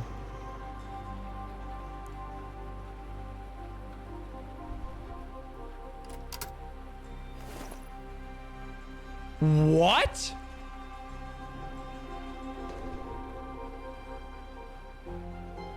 Well, that was kind of easy. Has that always been pull-offable? Damn, we just kind of ripped that shit for real, for real. JB Morgan & Co. Mr. Nikola Tesla, Wardenclyffe, Long Island, New York. Dear Mr. Tesla, I must regretfully inform you that neither I nor any of my companies will give you any further financial support. You already received 150 grand, more than we initially agreed upon for a very specific scope of work. It has come to my attention that you have significantly expanded the scale of your project without prior consultation, and in conjunction with rising prices of material, this has led to you running out of money. This is neither practical nor acceptable in business. I invested with the expectation of a commercially viable result. At present, I see no clear prospect of a return. This will be my final word on the matter. With due respect, J. Piermont Morgan. Okay, now we just solve an easy friggin' puzzle. I grab the electronic component.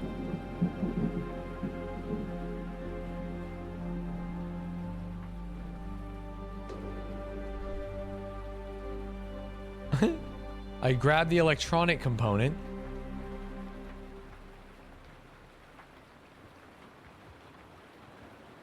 I grab the electronic component. It feels good. MBY, thank you for the gifted.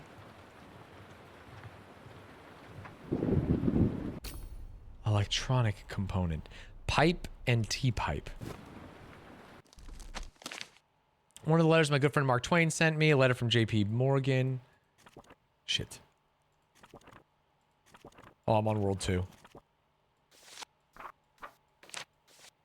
Damn, we don't have shit in our book. They're giving you all this money to invent stuff and you're just making steampunk puzzles for Stanz to solve? Honestly based. Nikola Tesla knew. You should try to find a way to get to the ground floor. I would have never in a million years gone back to the ground floor. I apologize.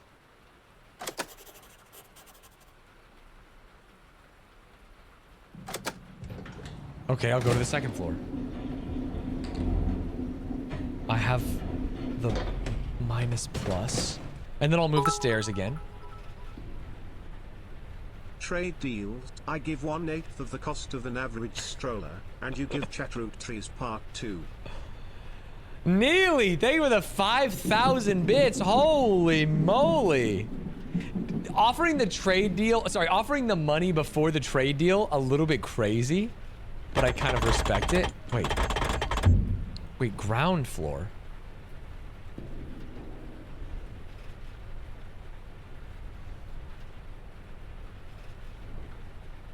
Wait, what does this shit want from me? Do I need to put an electric component in here? I'm stupider today than I was before. My whole goal is to get to the ground floor. I am so close. Something is presumably blocking it. Is the game darker than it was? Am I just getting worse? There's no way to turn it up? Okay, no worries, no worries. I'm just getting worse. Okay. Unk forgot how the game works? No, I remember the electricity thing. We've connected the lines. I'm in the elevator. I can go to floor 2. I can go to floor 3. Let's go to 3 for a second, which is where I was. That's the problem with taking a break in a puzzle game. The whole goal...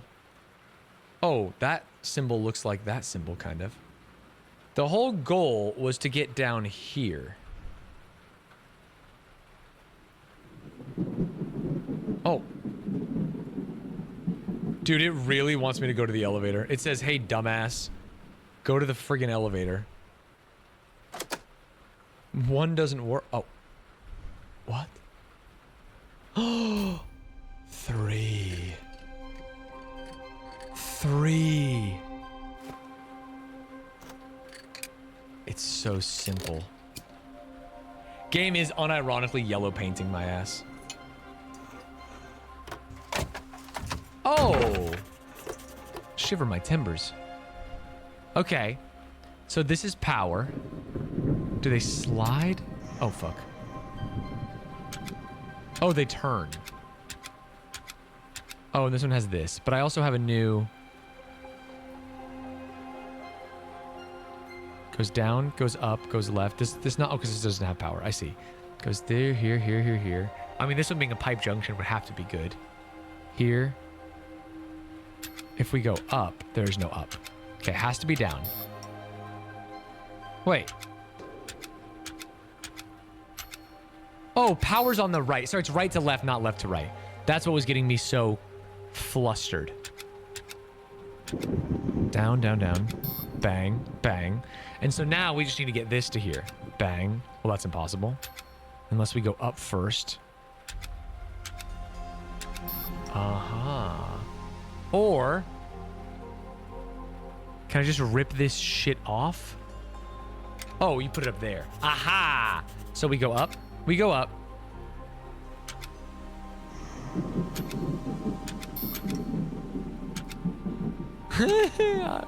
Ignore me. Why did I... Up, up, up. This one can't go up, so this one has to go over. But he can go up, but up doesn't help there, so he's got to go down. Wait, what? Unless we're not using power 1. Okay, let's say we're using power 2. Down, up. He cannot. He cannot at all. So he's got to go up. He's got to go left. He's got to go there. Power 2. Power 2 fixes power 1. Power 1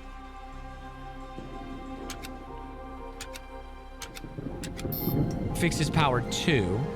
And power 3 does legitimately fucking nothing. So what we need is to find a better way to use this or take it off.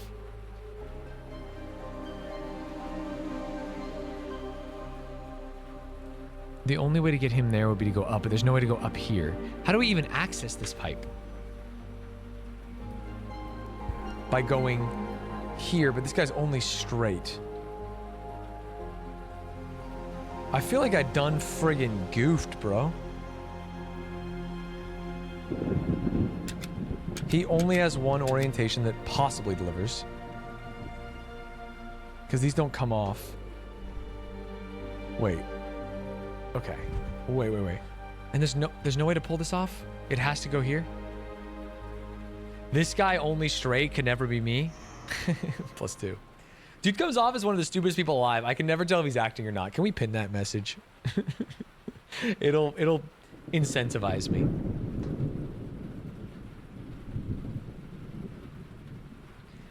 I need to utilize this bad boy. But unfortunately, there's legitimately no way to use him. Unless we go straight line up. But then straight line up doesn't work with this guy.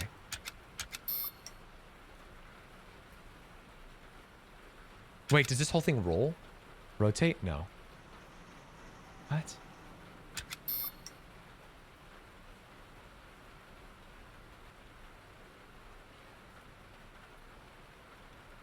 Wah wah wee wah.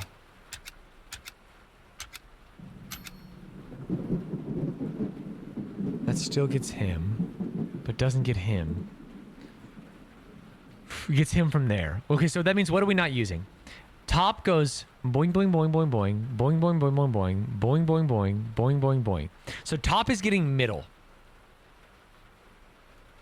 2 is getting top. So bottom has to juice me.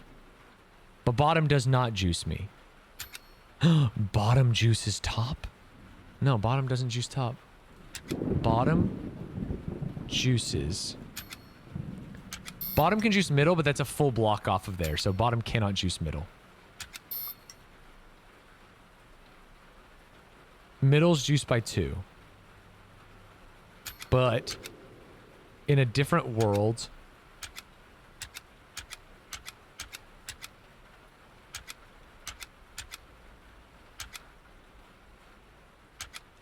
dude, what was the point of putting the piece in? Yeah, that's what I'm trying to figure out. Obviously, the piece has to enable something, and I feel like I want to put the piece somewhere else.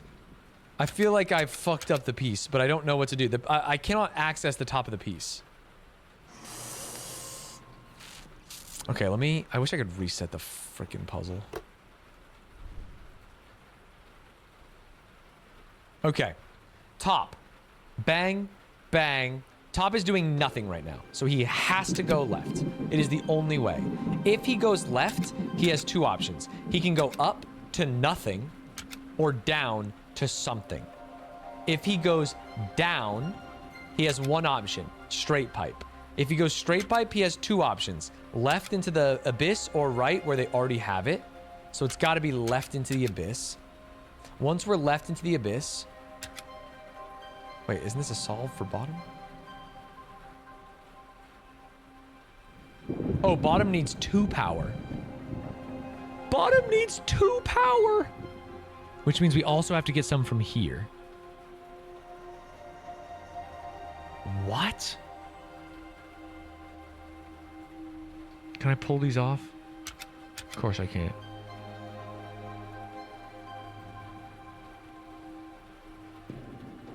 Some math ain't fucking math in here. The only way to get this guy anything. I can't because he's an L pipe. This guy has to go horizontal. So there's one. The easiest one. Top has to give me 2. So top has to give me both 2 and 3. How do we get 2? Wait, does he go through that? No, he doesn't go through that. Okay. Yeah, middle is only serving 1.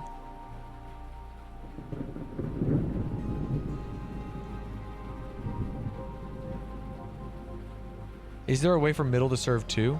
Only if this was like a T-pipe. Do you need another piece for the bottom? I almost assuredly do. I almost assuredly do. I truly think this is an impossible solve. But where the fuck do I get it? Why would you lead me here? You've left me to a treasure I cannot know. There's got to be another one somewhere.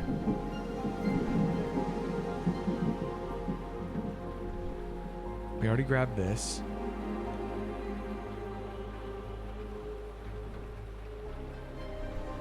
This one doesn't have anything. We got... Did we get anything from here? Yeah, we got one from in here.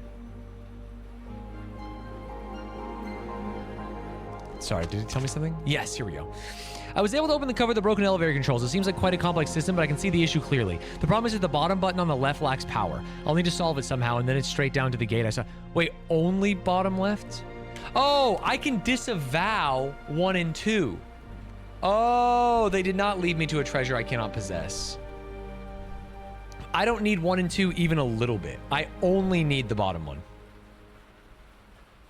And so to get 2 from the bottom one, 1 has to come from down here.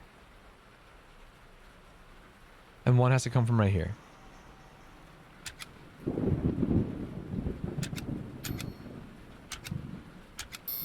That's 2. No. How do I get... Okay, bottom. Can bottom possibly serve?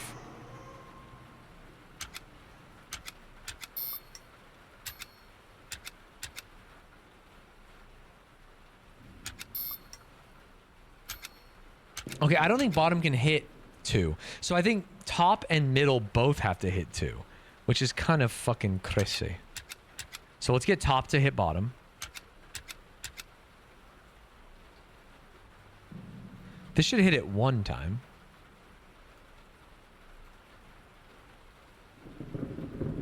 Sorry, no, it shouldn't.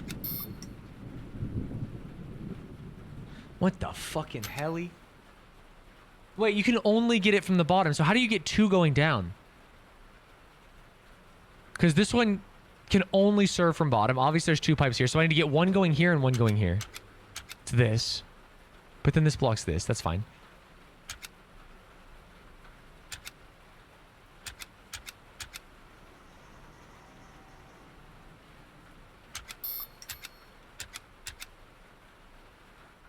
What?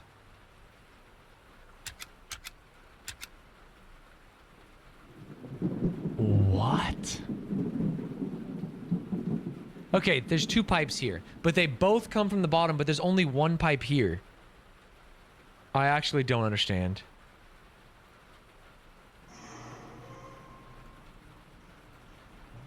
Oh. He has to go left. The L's are so limited.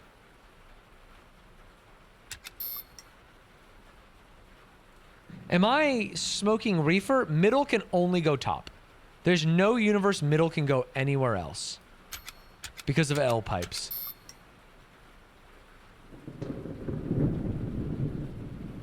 Correct. Correct. Middle can only hit top, which means top and bottom have to hit bottom if I am to theoretically get 2. Yes. Also, I don't really know how to use these things. This shit's confusing me. Is there like a big rotate? Whatever. Okay, so it goes there, goes there, goes there, goes down.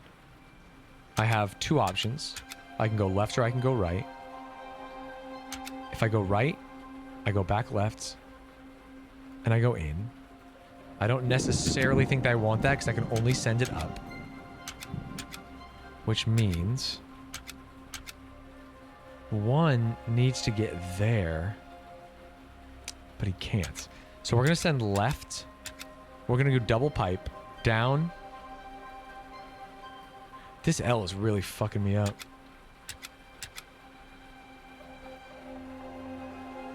Does this not? Up, down, left, down, up. So he's getting 1 electricity. How do I get the second electricity down here? I can't drag this. I can't move these? What the fuck is the point? I feel like I should be able to rotate the whole board based on everything being circles. I have to hit a hint. Open the lid to examine the elevator controls. Buddy, what do you think I just fucking did?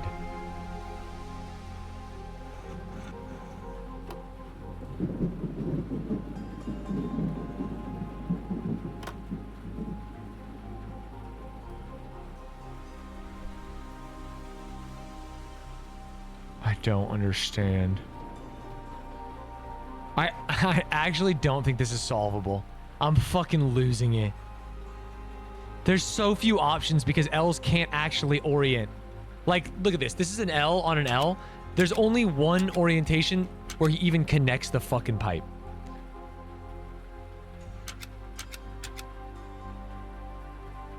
All right, I'm down for Elpers. I don't fucking understand this. Did I F? No, I'm here. Stanz, read and then ban. Hold. He didn't even read it. The black things are buttons. Ban me. Please. I clicked that! I fucking clicked that, man! Are you kidding me?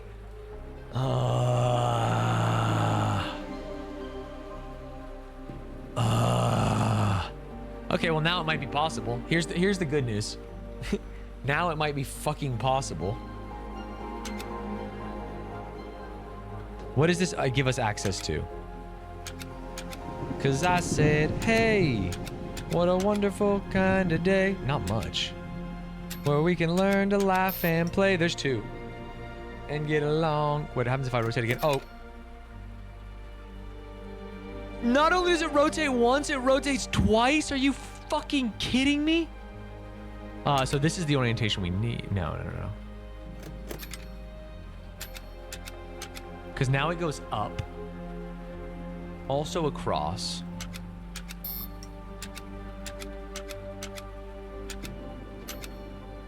I've overloaded the system.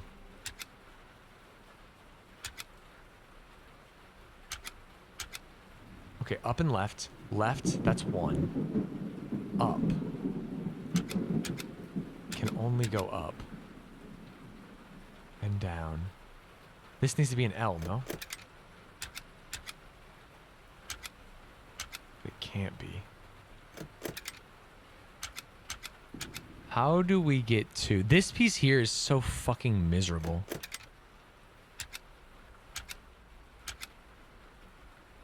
It can only receive... It can only receive from bottom. But we can't send two from down here. That's what I'm not really understanding.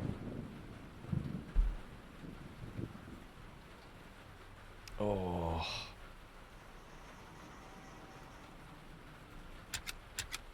I mean, this is a straight, so he doesn't matter. The gay agenda in 2040.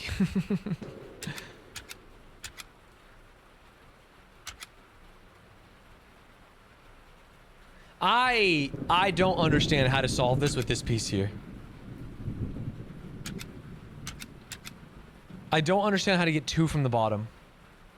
I guess if we just like literally juice, there's one. If we get one from here.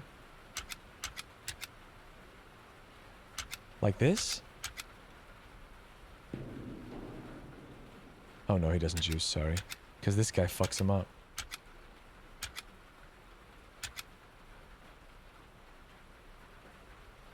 How do I get more juice down? There's two ways to add juice to the bottom circuit. Okay, wait, what if a top left T?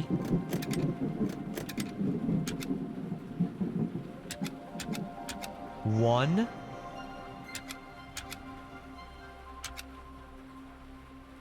Fucking L right there is so miserable. Which means it has to come down here. This is actually not poppable.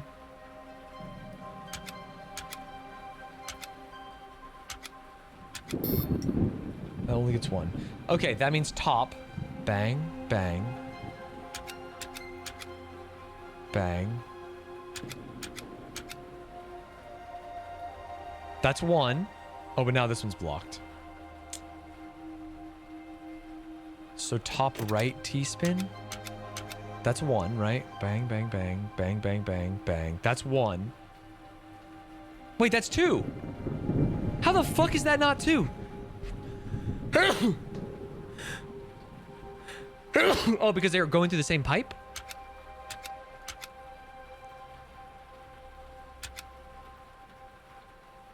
One.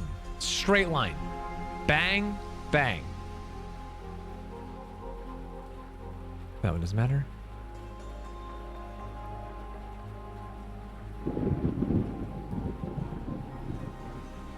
I don't get it. There are two.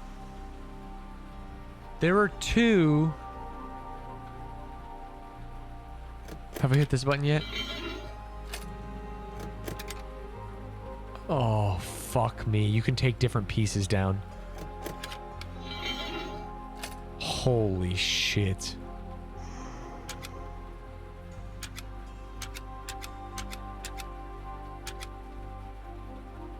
But still, there's no way to change this one. So they still have to be 2 down, but how do you get 2 down? I guess I don't really understand how you get 2 down. Does that make sense? Do I need L's or do I need straights? Like, this is 1.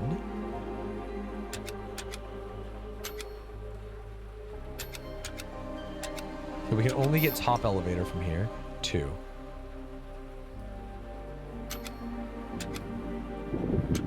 Oh, sorry, 2's giving it to me.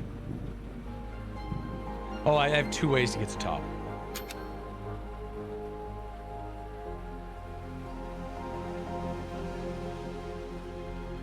Okay, earlier we had a way to bring in juice from top to there.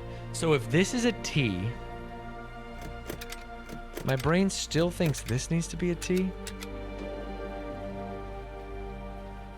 I think the straight is trash. Don't quote me on that.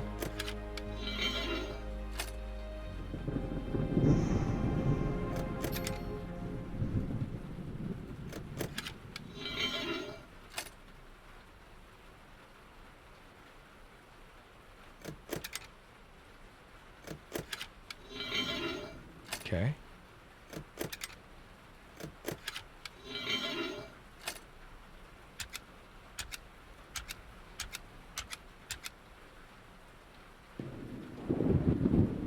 This piece is so ass.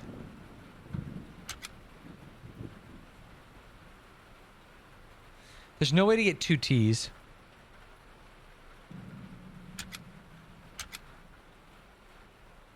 And there's no way to slurp.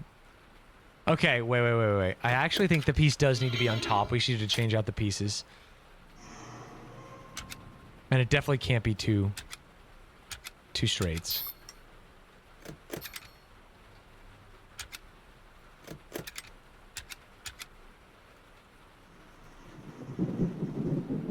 Oh, ha cha cha cha cha.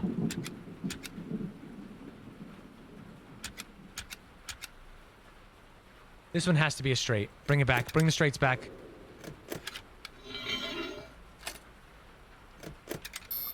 This one has to be a straight. Sorry, what the fuck? This one has to be a T, which means...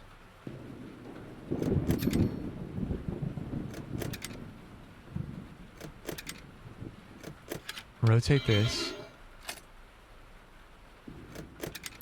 Whatever, just give me both straights and then I'll figure it out.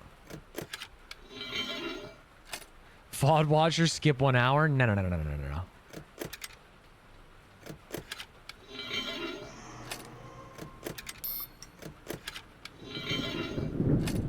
My brain is fucking engorged right now.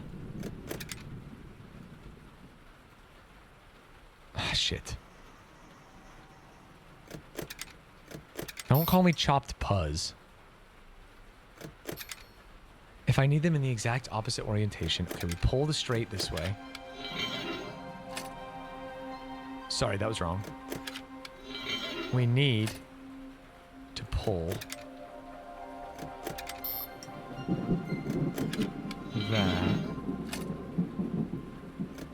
Rotate, rotate, rotate, pull.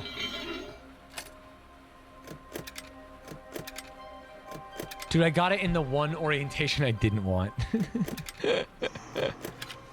Okay, no worries. Rotate, pull.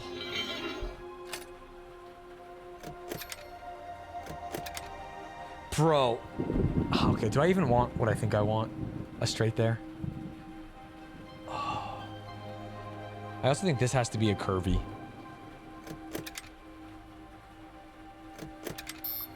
So let's take both our curvies. Curvy's avalanche.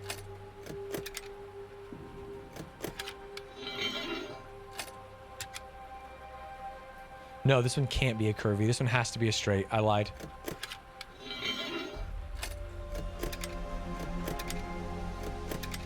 And this one has to be a curvy because our goal is to send it straight down through the middle.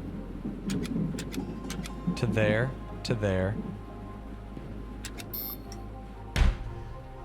Boom, baby! I actually thought I would need these two on the bottom. It was so much simpler. It was so much simpler than it seemed. Holy shit. Oh, I got a message from a friend.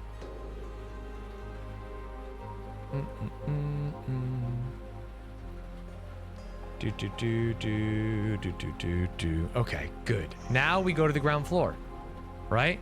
Close the door, get on the floor, everybody walk the dinosaur. Yeah, Can't sent me the answer. I messaged as soon as he solved it. Well, it's better than a message and then I solved it, right? Think about that one for a fucking second.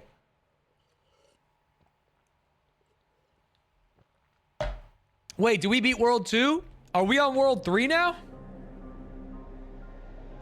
Oh, yeah, that's what I want. Oh, it's so bright in here. That's nice. That's nice for Peepaw's eyes. Whoa. What am I looking at?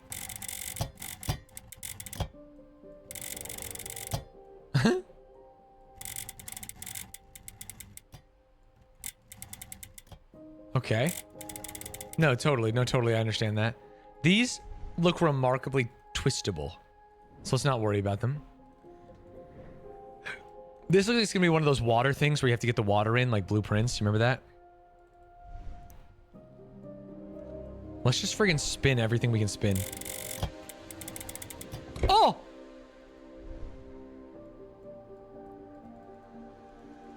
Okay, there's a part missing. A letter. Possible improvement to turbine engine. Hearing the hum of the turbine and looking at the plan in my hand got me thinking. The pure expansive power of the steam collides with the blades again and again, causing a great wear and tear.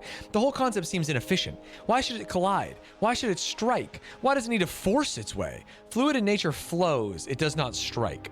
What if instead, hey, tell that to the freaking Grand Canyon that got absolutely cleft by the Colorado River. What if I allowed it to move freely and steadily? I could use sliding, adhesion, boundary layer interaction. A turbine without blades. No vanes, no buckets, only tight channels made by carefully spaced discs. Okay. I was thinking the same thing. I need the discs then.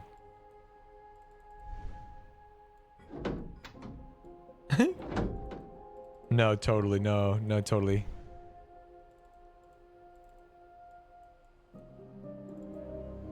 Poop chute. Okay, let's start with this machine, maybe? There's at least a puzzle ready. Notes on factory security. Before the factory starts operating in full on anything about security, there are two main concerns: unrestricted access by factory workers and break-ins after office hours. The first concern I dealt with using punched cards. There are two parts of the facility where security is extremely important. Underground with main furnace, where there's a high potential danger of heat and steam, and the large crane on the main floor, which could endanger workers from falling objects. Each has a different security code, and the right punched cards can be created on the Nixie tube printer next to the elevator. As for the second concern, I plan on creating a security board that will accommodate signals from sensors at the factory, laboratory, and tower. The board will be placed in the laboratory will immediately inform me of any potential break-in. Perfect. It's a punch card.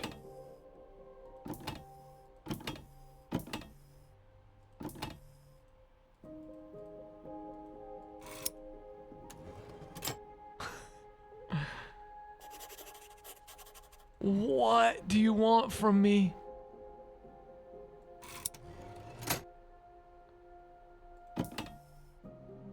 I need to create... Okay.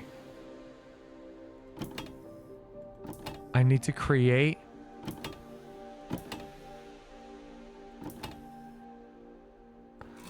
some kind of pattern. I was trying to make a cock and balls. Is it fair that I was trying to make a cock and balls?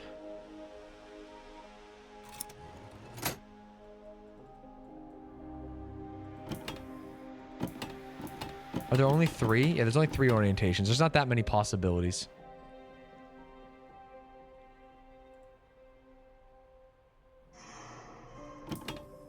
Oh? Oh.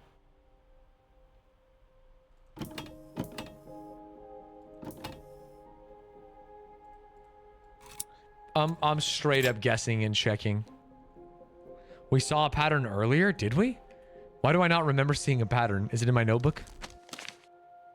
Ah, an eye. Between the elevator and turbine, I found this peculiar device. It seems to have several intricate lights. I wonder what it's for. Well, I mean, I have a pattern written in the book. A T for Tesla would make more sense.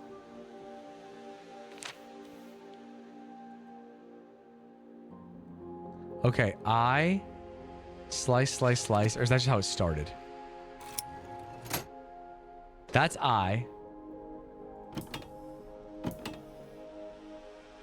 So it's this.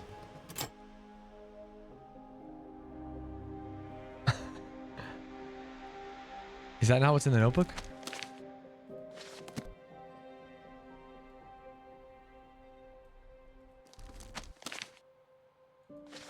Okay, unfortunately, it is what's in the notebook, but it's not what I need.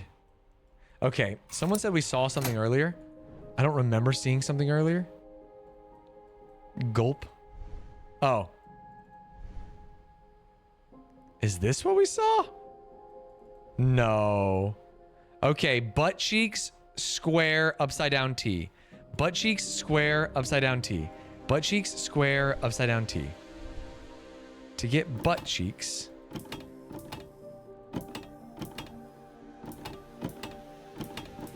Okay. Okay. How do I get the inside? There's no inside cheek. Wait, what?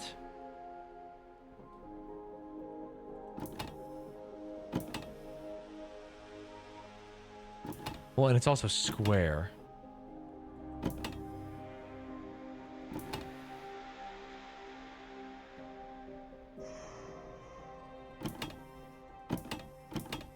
I actually have no idea how to make that shape.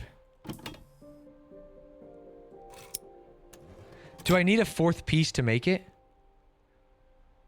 I mean, we're getting close.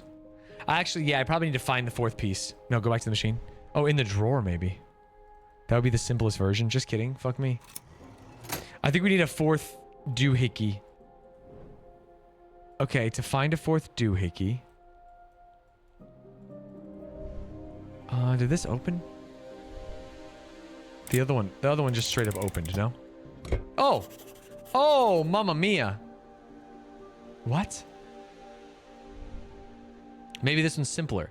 It's a flower. The thing is, I still think we're missing a card. Let's see if we can get there.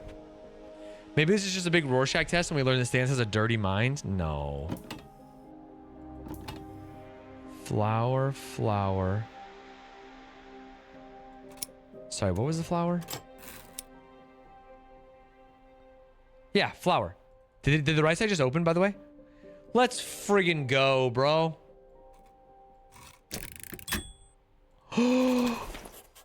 Punched card. Wait, we put it in the machine?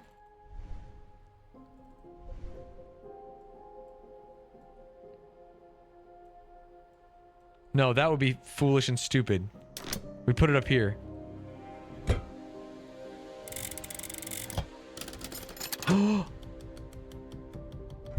Oh!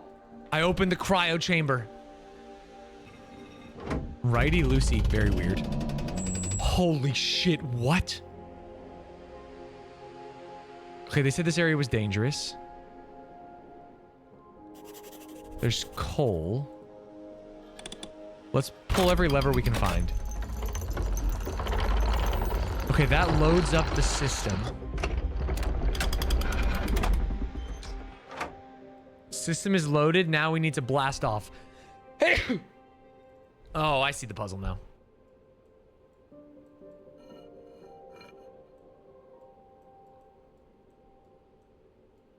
No, I don't.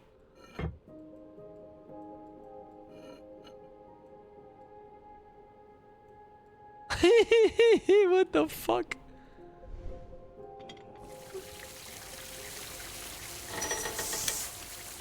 Okay, I gotta plug the hole. I've rented a place like that. Be careful with the coal. What are you talking about? I need to plug the hole. Oh, Lord in heaven. What?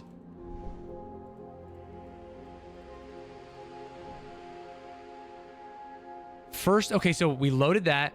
We have steam, but it's broken. Oh, what is this?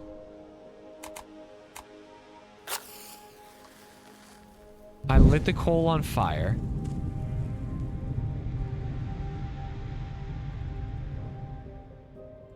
So now we have the system. We have to fix this. Unfortunately,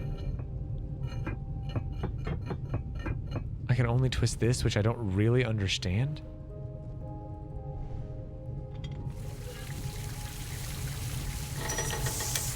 We can't make steam if our pipe is leaky. How do I stop the leak? Something on the ground, maybe?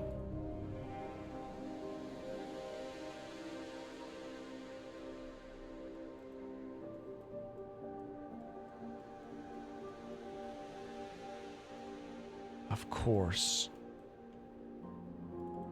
Is there something on top of that coal, by the way? Do you see that? Yes. Oh! A Nixie tube. Ah, that's for the punch card, by the way. I couldn't make the first thing. Working with this turbine, I decided to implement one of my ideas on how to make the system more effective and less prone to accidents. One recurring issue of steam engines is the problem of pressure reversal. A conventional check valve resists such reversal, but depending on the pressure, it might tear or lose its durability.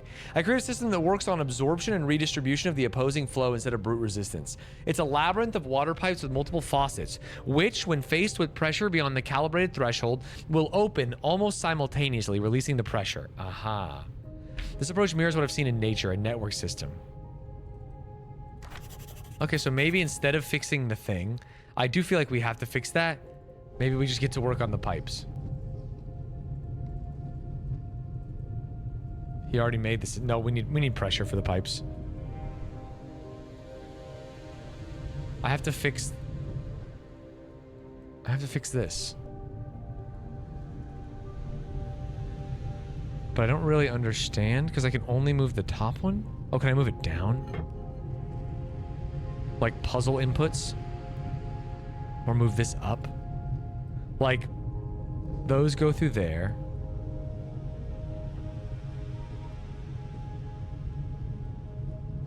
Do you see what I'm talking about? Like, these two can fill that slot and that one goes there, but I can't move any other ones.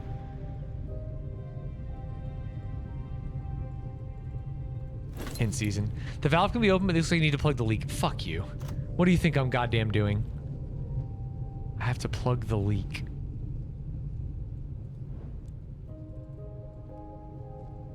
How do you plug a leak?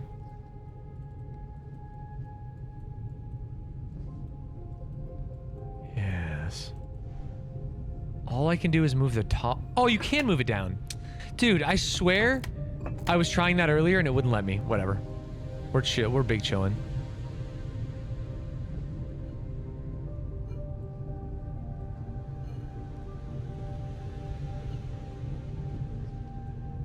Oh, it must just not have been in the right orientation.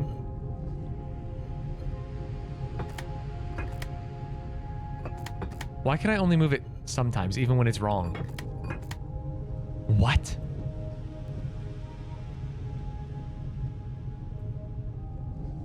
Dude, what? What am I doing mechanically that is incorrect, chat? Only sometimes am I allowed to check if I can go up or down.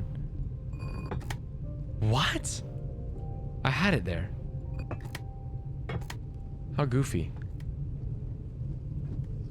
Well, now I can't go left and right. What the fuck? Oh, oh, the handle is up and down. The white is left and right.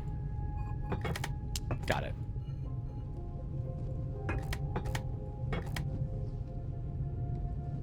What, that one needs a little more girth or what?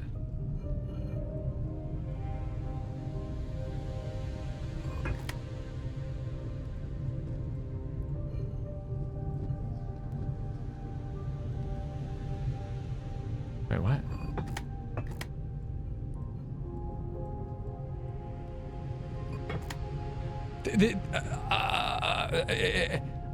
I know it's hard to tell because you're not playing. It makes no sense. That was the worst puzzle in the game. Sometimes it just doesn't let you pull it down. But you can't explain it unless you feel it.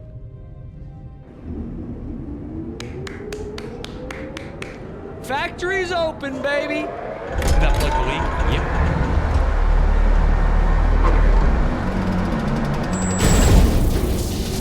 Whoopsies. Restore function of the turbine in the factory in the 3rd chapter. And now I fixed the labyrinth.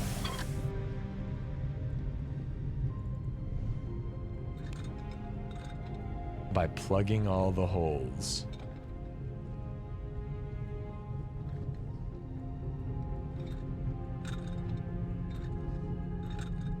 I just want everything to flow freely.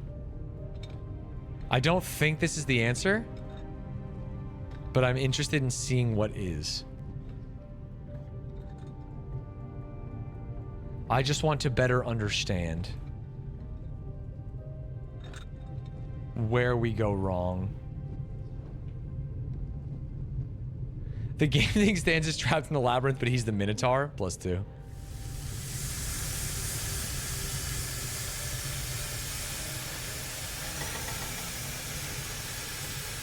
Okay.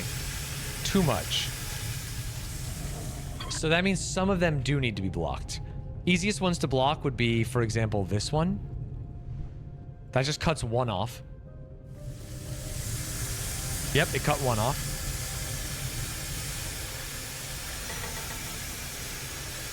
Okay, so now we just need to cut one off on the bottom. Which, again, should be quite easy. We could even cut 2 off. There's one right there. Let's cut 2 off and see what happens.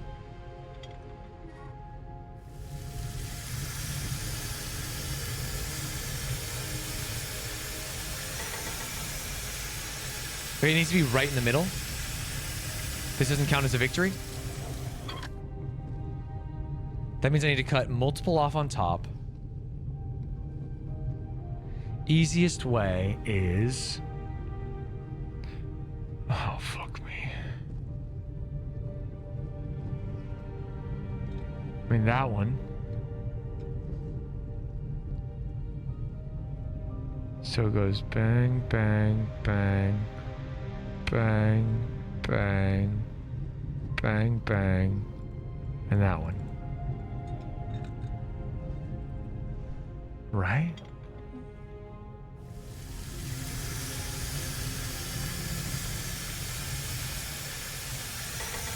Yeah, bottom is perfect. Top needs one more. Because right side is middle green. Sorry, what was... Bottom is perfect. Top needs one more? Sorry, I wasn't paying attention. Bottom's perfect. Top needs one more.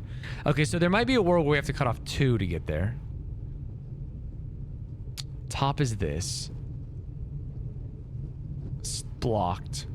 Forward. Forward. Forward. It's just this. Bottom still gets there, though. Which is perfect, right? Okay, middle green on right.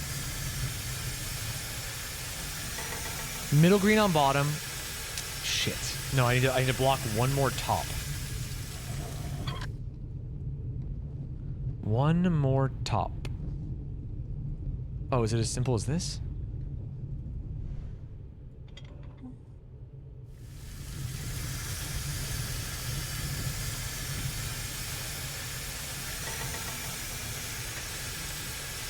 I don't think I'm actually understanding my inputs and outputs.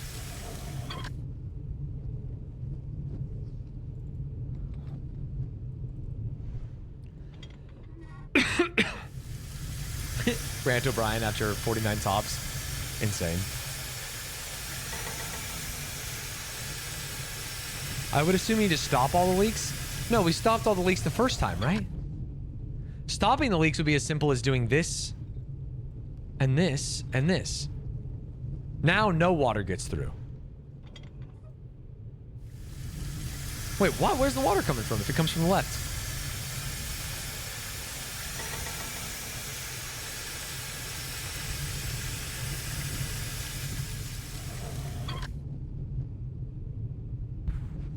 Water comes from the right and goes to the left? Oh, that changes everything. Oh, I was literally doing the opposite. Okay, let me see what needs more. So bottom's getting none. And top is getting very little.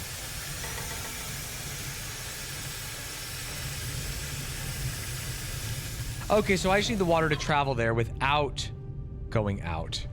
Which I think there's some pretty easy ways.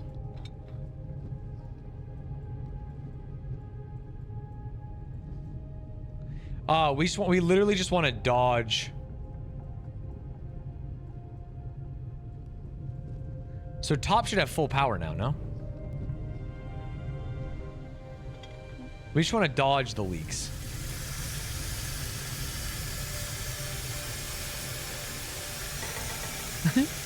Okay, never mind.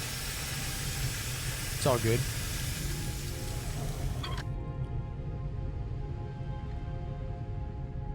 Okay. Bang, bang. Skip me. Skip me, skip me. Down. No. But then where does he go? Oh, he's middle. Middle. Middle just dies if I do that. So middle has to have one leak? Whoa, squeeze me?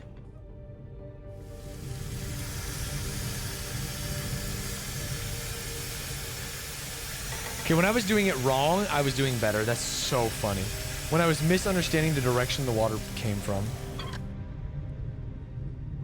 So he's getting water from there. I mean, we can do this one leak at a time. I don't give a shit.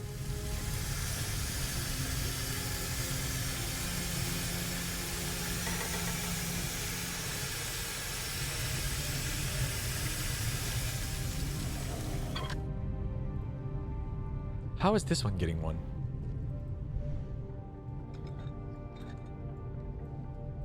I'm closing everything again. I'm closing everything and then we're just gonna actually do it as if it's a maze. Which I think is probably the easiest way to do it.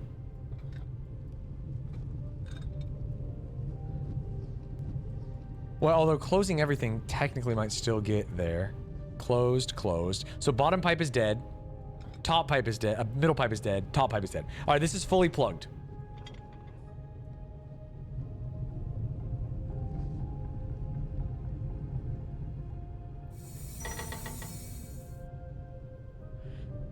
So they're getting 0 water. And now we just follow each path, get it to the end without having any leaks.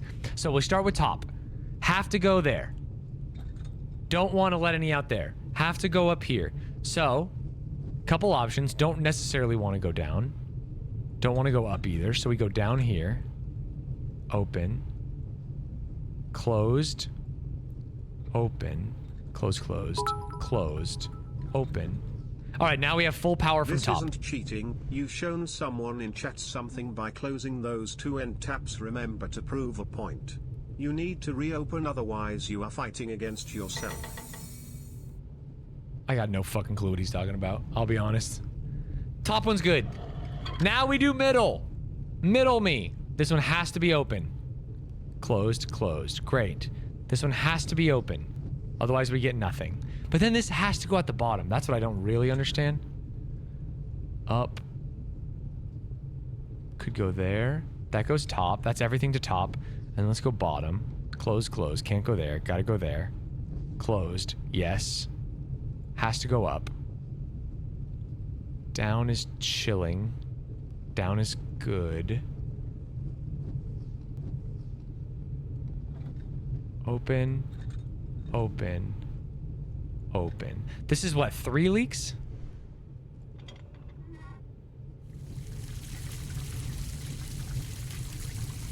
One, two.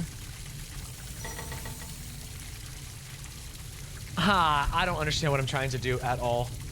I don't think there's a way to get all 3 to the to be split there. Also, do you need 1.5 going to each one? Because the problem comes from bottom, where you immediately have a leak. Guaranteed. Oh, no, you don't have a leak guaranteed. I'm an idiot. You don't have a leak guaranteed if you do this. Okay, bottom is clean, but it goes to top. Middle. Oh, middle's the one where you have to have a leak. How the fuck does middle work?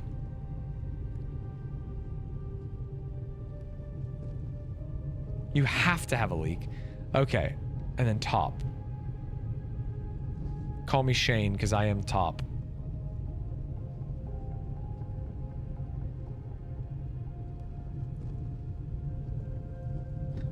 And that goes bottom. So that's 1 to top, 1 to bottom, 1 to nowhere. Is that anything? What's up, Horsebox?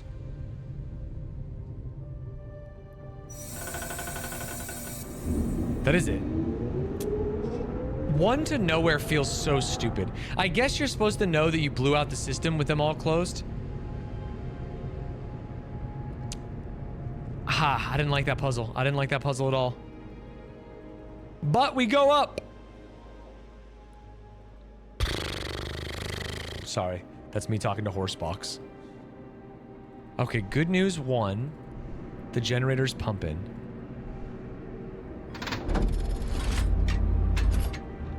Oh. Okay, they ain't ready for the big leagues. I need to make the t-shirt. Sorry, t-shirt on a stand. Mannequin on a stand. Which I know how to do. Open me. Boom. Okay, we need to make a t-shirt on a stand. It is presumably...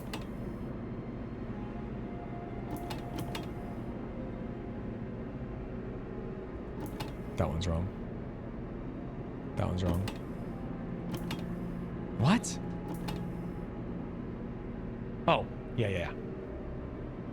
Top left, top right, bang, bang, bang, down. Is there a different top right? Does he have to be the bottom of the stand? Well, let's see how we're looking. We're so close. No, don't go away. I'm looking. Respectfully.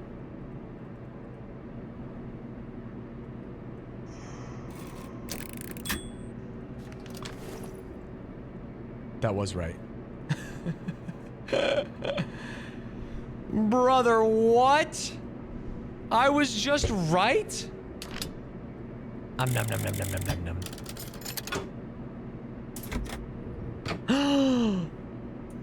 It's kind of hard to see with the lights. I'm in. There's not enough power to move the cabin. I need to restart what? Oh, the generator? We did that.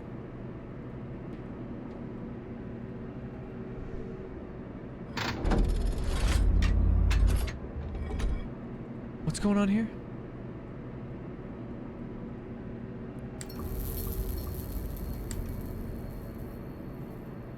What's wrong with this shit? This game looks fun. It is really good.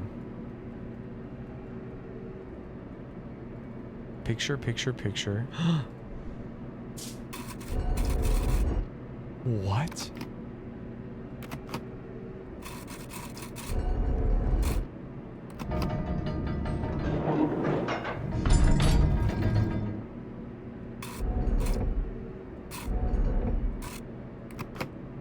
I don't know what I'm doing.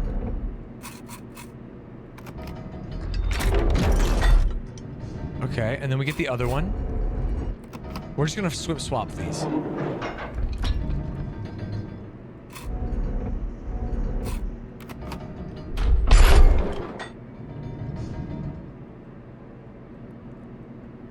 Oh, that's it. Sorry, I'm not allowed to move anymore. Did that change anything?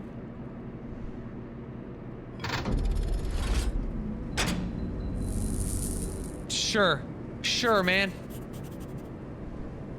Oh, that's a battery? I guess I didn't realize. Oh, I can't go because I have to move this first, maybe? Oh, forward.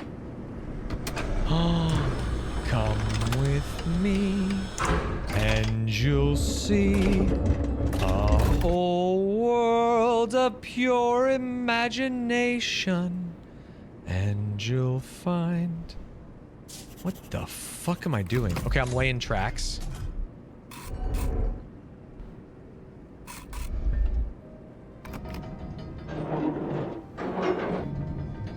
I need to move the cart?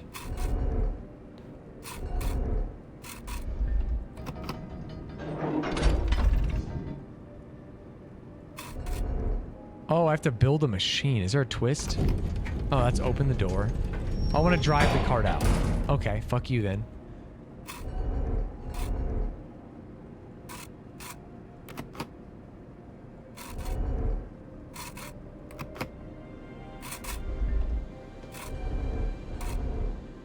Okay, let's just try and move. Sorry, wrong button.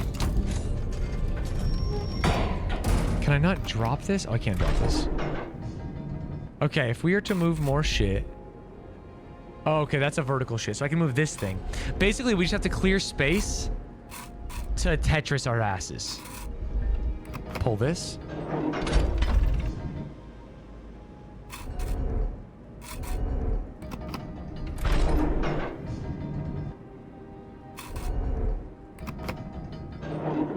Oh, that can't be grabbed? Oh, the handle's over there. Sorry. Oh, that is not the shape I thought it was.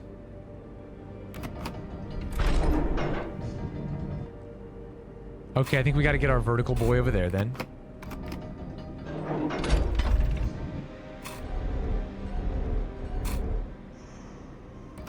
Is that where he started? That'd be kind of embarrassing. I think I can put one of these in the cart, maybe? It looks like it. Yeah, perfect.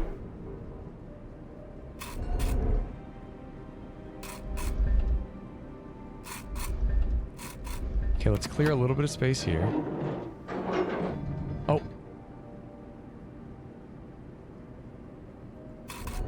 You have to grab onto the handle part. If you don't grab onto the handle part, it doesn't work, of course.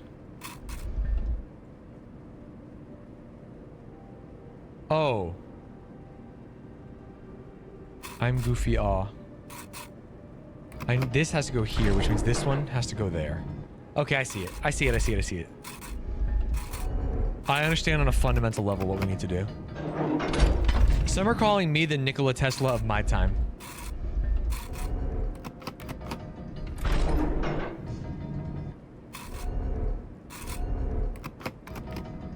Mostly because I'm gonna die penniless and sad.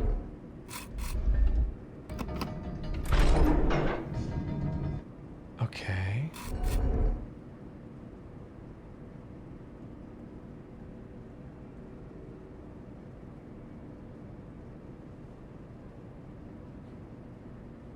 Don't look at me. Oh.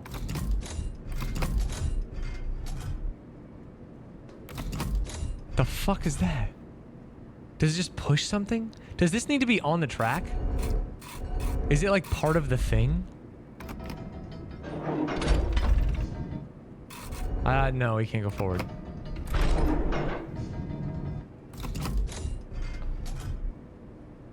I don't know what that means. Okay, here's what we're gonna do though. We're just using that as a holding space, which is legal. Then we drop this. And then we grab Big Dog. You know, I was thinking about that. Remember that movie game we played? I've been thinking about that movie we wrote, the Big Dog Barks or whatever, Big Dog Cries. It was truly beautiful. Pick me up. The Executive. Yeah, not Hollywood Animal, the Executive. The simpler version. Okay, just to make sure, I don't think we're supposed to have this out there. So now we grab this.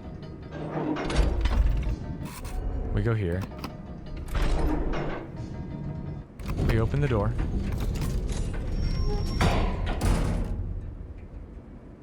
What? Sorry, what is the little fucking wiener popping out? What am I looking at?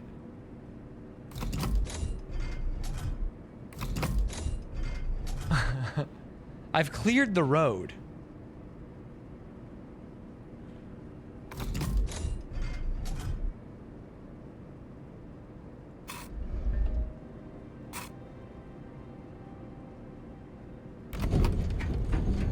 Okay. I know what I have to do. But it's very... I have to block the door by putting an upper in this spot. But to put an upper in this spot... Oh, fucking annoying. Okay. No worries. No worries. It's not like a really convoluted control system. It's quite annoying. We'll be fine. Wait, am I even sure that's what I need to do? How do I get it in the door?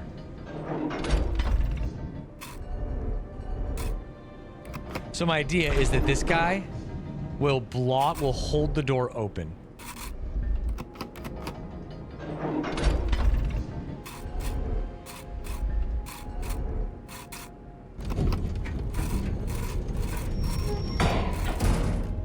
What the helly?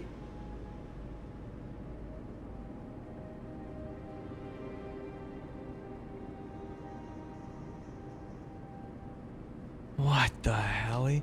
How would the crane go out the door? Well, one way you could swing it. Two is that, like, the point of grabbing. So theoretically, if the point of grabbing was upside down, we could just place it out because this goes here.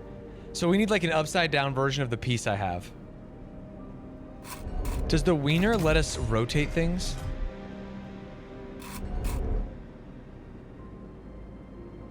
That would be crazy.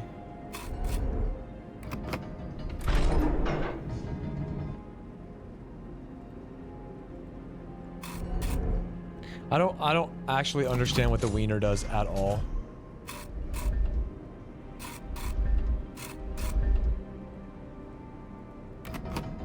I'm sorry.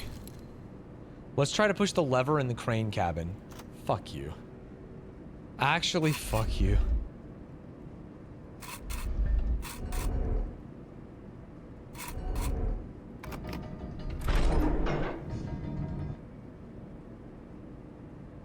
The tongue doesn't seem to push things, though, is the problem. Am I crazy? Whoops, wrong button.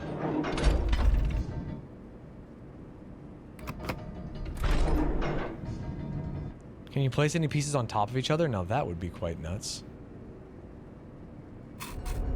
Maybe pieces... My first thought when I saw the tongue was that this would, like, activate a piece and you have to, like, make a device.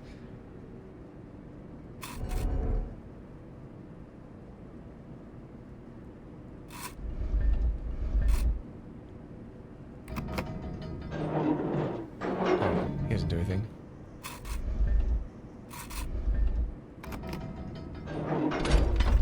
Hold, but there's no way to rotate.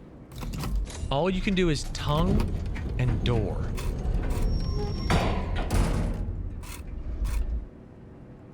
And you can't drop stuff on top of stuff. Wait, I get it. It's so dumb. What is it? I'm willing to take a helper. I'm just too confused. Let me clear the path again.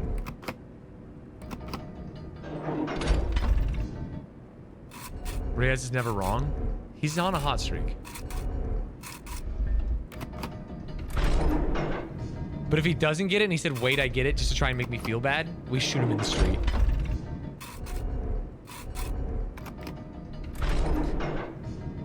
You don't need a red cup.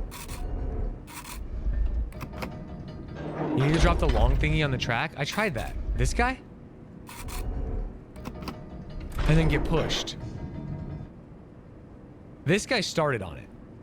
And then tongue it while the door is opening. But the tongue doesn't move it. Can I not... Can we not admit that? If the tongue moved it, the tongue moved it. Look at it, it doesn't move.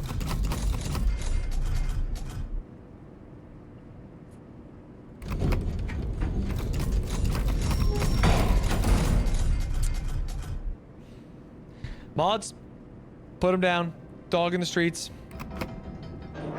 One up. We literally tried that 10 minutes ago, bud. That's the real crazy thing.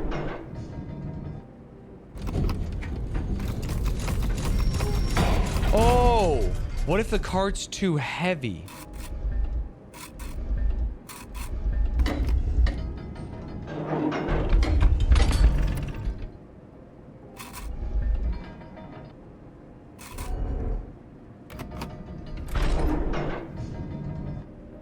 It feels like we have to make a machine of some sort.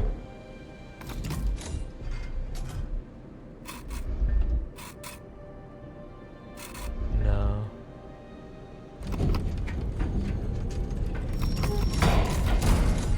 All right, chat. I think that's all my brain power for today. I'm sorry. And the old battery too. Can't get the old battery out. It won't let me. I don't think I can solve it. I think my brain is broken. Appreciate you all. Great dive. Great Puzz game. Thank you for the subs. Thank you for the vibes. I will see you a little earlier tomorrow because then we are going on a small baby moon. See y'all tomorrow. Goodbye. Shoot Riaz. Literally one step away. Probably a lie. Yeah, I don't really know. I don't get it. So I'm out of here. Goodbye.